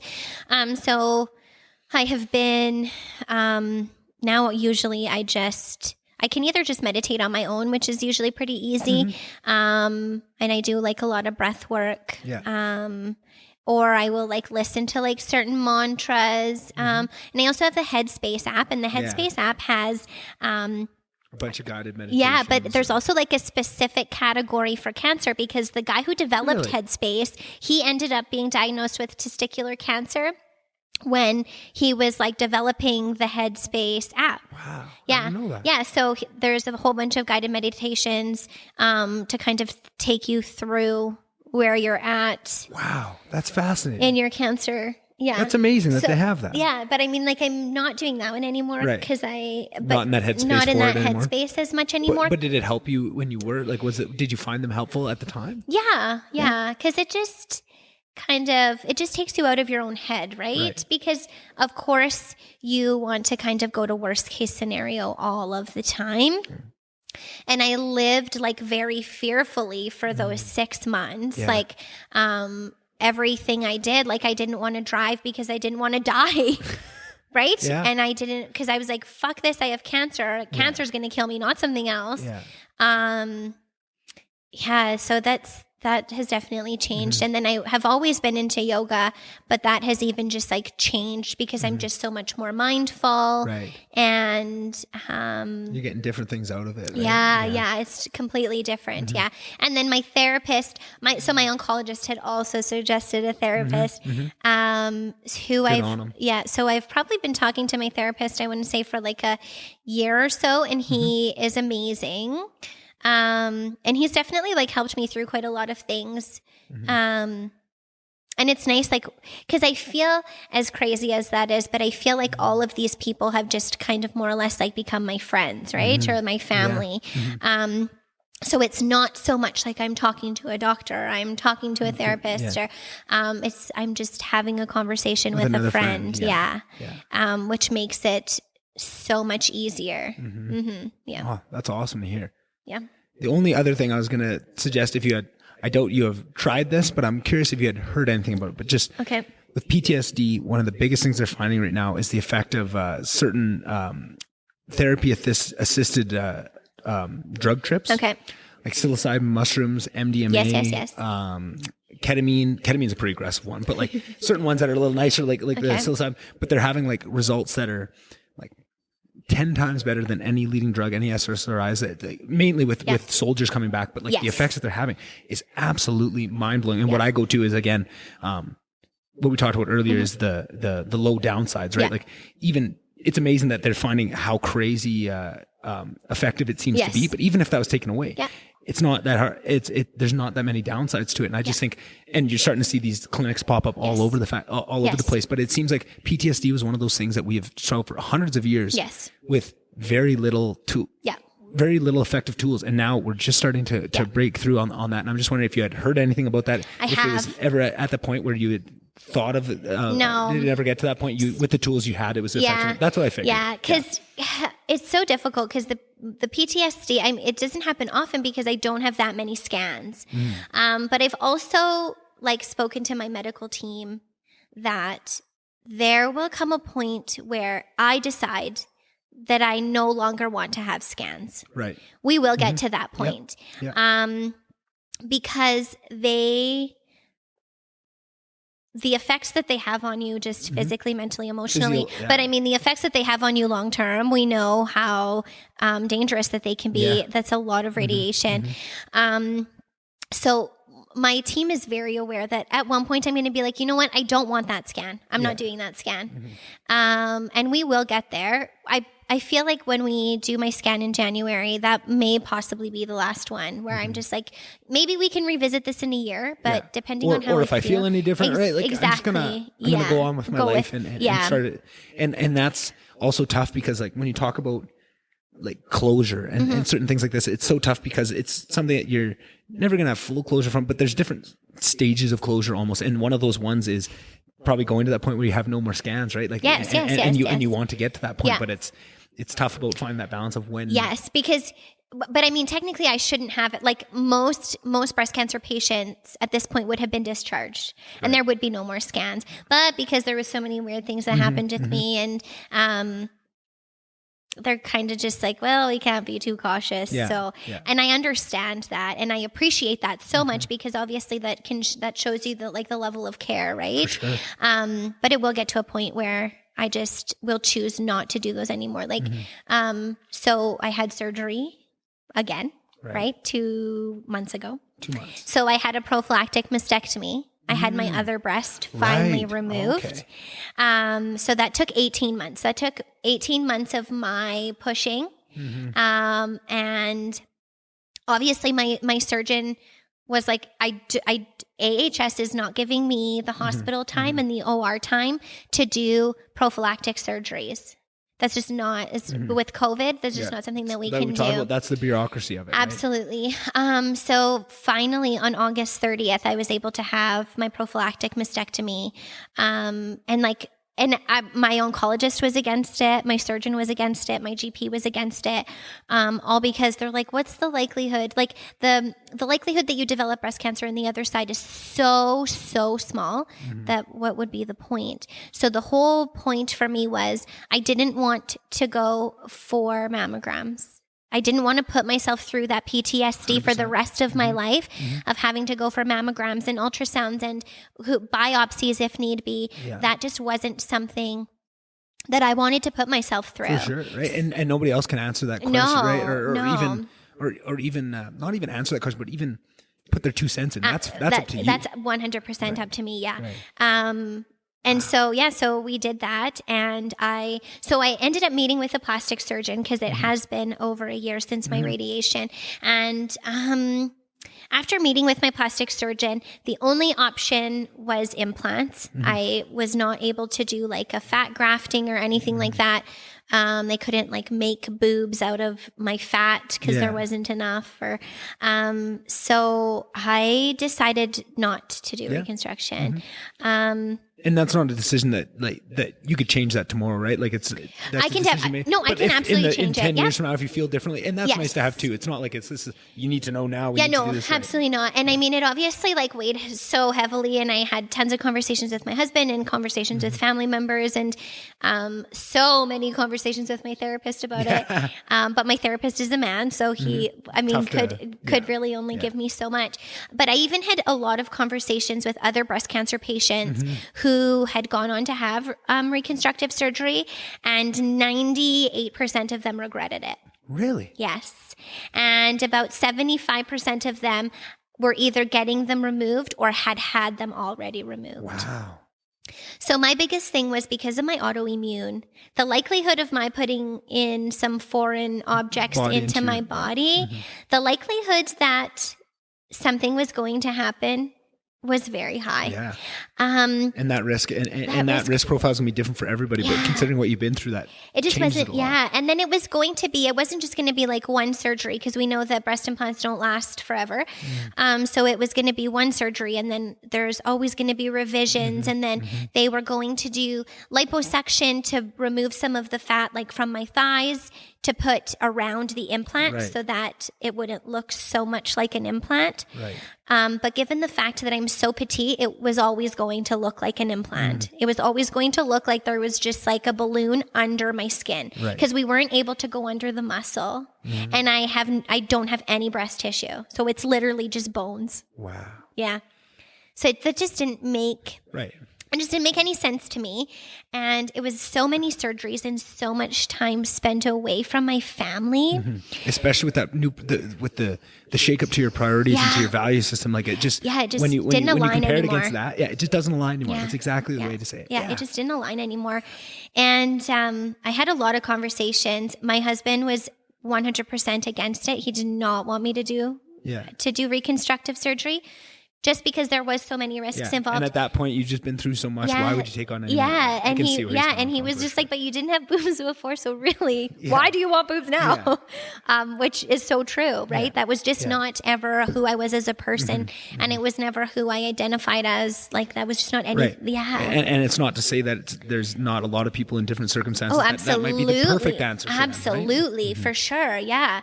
But for me, it just wasn't. It just wasn't aligning. It wasn't in the cards. And then I just kept having like thoughts of my children, right? Like, I want my kids to be able to see me and know that their mom is 100% okay and comfortable with exactly who she is and what she looks like. And I wanted my son to be able to like go on and know that, like, for a woman to be loved and to be able to like receive love and give love, they don't have to look a certain way. I don't have to have big boobs for somebody to love me or for somebody to want to be in a relationship with me. And I wanted him to understand that. I mean, obviously at 6 years old, he doesn't understand that yet, but hopefully in 10, 15 years from now, he'll understand that. And I wanted my daughter to know that like you don't have to meet that certain criteria of like, right, of what media, social media shows us that we should look like or that we should be. You don't actually have to look like that. And what really matters is actually the complete opposite of everything they're trying to tell you. Right? Like who you are as a person. Are you nice? Are you kind? Right? Are you respectful? Like, those are what matter. Those are what matter, right? The type of person that you are on the inside is what actually matters. And everything you don't see on social media, that's what matters. That's what matters, exactly. So it just... Not to say that like if I would decide to get reconstructive surgery, none of those things would matter. Right. I would still want my children to feel the same way and to know that I'm still the same person. For sure. But just in this specific moment in time, it just did not make sense. For sure. And like, again, like it doesn't matter what anybody else thinks, 'cause that's just your decision. But the way you lay it out, seems so reasonable and so like beyond like even like it almost seems like again that's not even a question, right? Like when you lay it out that way, it's just like because I really did I was 100% certain that I was going to do reconstructive surgery. And then after having like a few conversations with my therapist, and he knew my values and like what my morals and kind of just like what was important to me. And he kind of like reiterated those back to me. And then kind of everything started aligning. And I was like, right, that is who I am. Right? That might not have been Ashley 3 years ago, but that's definitely who I am now. And I mean, if you look at me 3 years ago and you look at me now, I literally look no different. Right. But like if you know you 3 years ago and you know you now, you probably are completely different. And that just proves your point of like the looks doesn't matter. Like it really highlights just what you went through and who you grew to be has nothing to do with looks, right? No. Like and really like that's fascinating to me. I just want to say how thankful I am for you to come on and be this open and talk about these things. Like that's just amazing to me. I feel like it's tough for me as a guy to kind of ask some of these questions, but I feel like it's important because that's a natural curiosity, right? Like to ask about like a mastectomy or something like that. For sure. It's tough as a guy because I'm telling you right now, every guy is curious about these things, but when are you going to get the for sure, right? To have a safe enough space to ask these questions that are genuine curious. And that's what I love about podcasts. One of my favorite moments of being a podcast fan was the first person I heard, I think it was on Ari Shafir's podcast. He had a trans person come on, and they told their story from their perspective. Yes. And he's a comedian and a degenerate comedian, and he told like, I'm going to ask some fucked up questions. Right? But it was exactly all the questions I wanted to ask. Absolutely. But it was just like amazing for like 2 or 3 hours to listen and be like, ask all the questions I would ask of like, I'll never get the opportunity to ask this, but I can ask this, right? Like, but that changed my whole perspective, and it gave me so much more compassion. And it was so much what you need. Like it's almost a painful experience, but you get there and that only works. That's a two-way street, right? Like I could ask all the questions I want, but if you're not there to answer them, I'm very thankful for that. You're welcome. And I think there's going to be a lot of people that get a lot out of this. But before I go, and this might be changing tack, but I wanted to make sure I got it in. I just was creeping your Instagram a little bit. It seems like there's a lot of jewelry going on. I just wanted to know the story on that and just where that came up. And like, I'm curious, when did that come into effect? Was that something that throughout this process you're still doing that? Is that a passion of yours? Like, tell me all about it. Okay, so my son is very much into bracelets. So he's actually the one. He was like, "Mom, can you make me some bracelets, like with my name on them and those types of things?" Custom, yeah. So we had ordered like a little bead kit off of Amazon, and I started making him bracelets. And then people were asking him like, "Finn, where'd you get your bracelets?" He'd be like, "Oh, my mom makes them." And so then I just started having people ask me like, "Can you make me a bracelet?" And we know that like, you know, things from like the early 90s are coming back and like the neons and like all of that kind of stuff. So I just basically randomly started making these bracelets, and people were buying them off of me. And I was like, and I love it because it is like, it takes me out of cancer patient mode, right? Or used to be cancer patient mode, but it kind of lets me just focus on something. Take you out whatever your daily stresses of that day is. It can just take you out, right? Like I think a lot of it, I think that's the same with people who knit. I think totally. And I think people get shit for it a lot because it kind of falls into a different territory. But video games for a lot of people too, I think is exactly that. Right. Okay. Just let me turn off. Let me just like all the hecticness of the day, right? And they have all the other stuff that comes with it. But I think it's going to be different for everybody. But it's amazing to have that and to understand what what form that's taking in that Yeah. person's life. Are you just playing video games because you're lazy and all that, or is that your knitting? Is that your bracelet making? Right? And I think that's amazing. But that's awesome that you found that. Yeah, and then it sounds like you just stumbled into it. Yeah, and then I started posting them, and it just kind of blew up. Yeah. It just took on its life of its own. Yeah. Cool. And I've been so busy. Like 2 weekends ago, I think I got over 20 orders. So Wow. I'm like, Gonna have to get your kids. I know, right? Get dug in there. Get dug in there. And we have this ongoing joke that Doug's like, I hope you get busy enough to the point where like I can just make bracelets with you for a living. He'd love that. Hey, yeah, just hang out with the kids. Yeah. I love it, and I don't know. It's so nice because it brings me so much joy, and then making something so beautiful for other people, and then they get enjoyment out of it. And then they wear it, and they're like, wearing a part of me, which is that's cool, hey? Yeah, it's so cool. It's so like different to see something that you've made that somebody, right? Like that somebody else is wearing, and like I put so much love into it. It's the same thing every time somebody sends me a Snapchat or something of this podcast on their truck. It's just that feeling of something I made, you're enjoying. Like that is just so cool, right? Like it makes it all worth it. Yeah. Like, but besides all the other stuff that comes with it and all the other goals of mine, it's just cool. Yeah, exactly. And like I'm still so busy with my kids, and Harper is 3 now, so she is home with me all of the time, and then Finn is in grade 1. So we're still so busy, but it's nice to just have something that is just all my own, and I get to just be Ashley and not like, Ashley the mom, or Ashley the mom that had cancer, or it's been so nice and so therapeutic in a way. That's awesome. Yeah. So if people wanted to check out what the ones you made, or maybe check out ones or custom ones, where's the best place to go? Instagram. Okay. Yeah. And I'll probably just link it in the description so people can click on it. That'd be easiest. Oh, that's perfect. Yeah. Yeah. Well, that's awesome. Well, is there anything that you think we missed? Is there anything that I think we covered it pretty well, we covered it pretty well. And if we did forget some stuff, we can always come back on and do it again and highlight all the other stuff, right? Okay. Yeah. No, that sounds good. But I just want to say one more time, I feel like I didn't fully articulate how appreciative I am of you doing this today, and going into it not knowing how vulnerable we would get or how detailed we would get. And just, I was completely fine with whatever, obviously, like I was gonna be happy with, but I'm just so blown away with what this turned out to be. I feel like in the back of my mind, I hope that this is what this conversation would be, but I felt like that was putting my hopes too high, and you completely blew them out of the water. I think that was amazing. I think that was amazingly enjoyable for me. And I think that's always the mark of if people are going to enjoy, is if I have a really great time listening to it. And besides that, I think that's already apparent, but I think what really makes it extra special is I think there's gonna be a lot of people that get something out of this. I hope so. And whether that is closure or better understanding of something they've already been through, or preparation for something they might go through in the future. Absolutely. I think that things like this are invaluable, especially, and I'm glad that Ari's podcast with the trans person came up, because I think that's exactly why a conversation like this is important, because it's an in-depth look. It's absolutely something, it's to the point. It's not sugar coated. It's not, and that doesn't mean it's all negative. There's a lot of positive. We talked about a lot of beautiful things, but that's what it is. It's never fully negative or fully positive. No. It's always some sort of mixture of always. it. But that's so hard to explain to people that we always just boil it down to these cookie cutter of, understanding, like everyone's understand. And to be fair, my understanding before this conversation of what cancer was, right? But that's all I had, because that's what's easy to convey to people.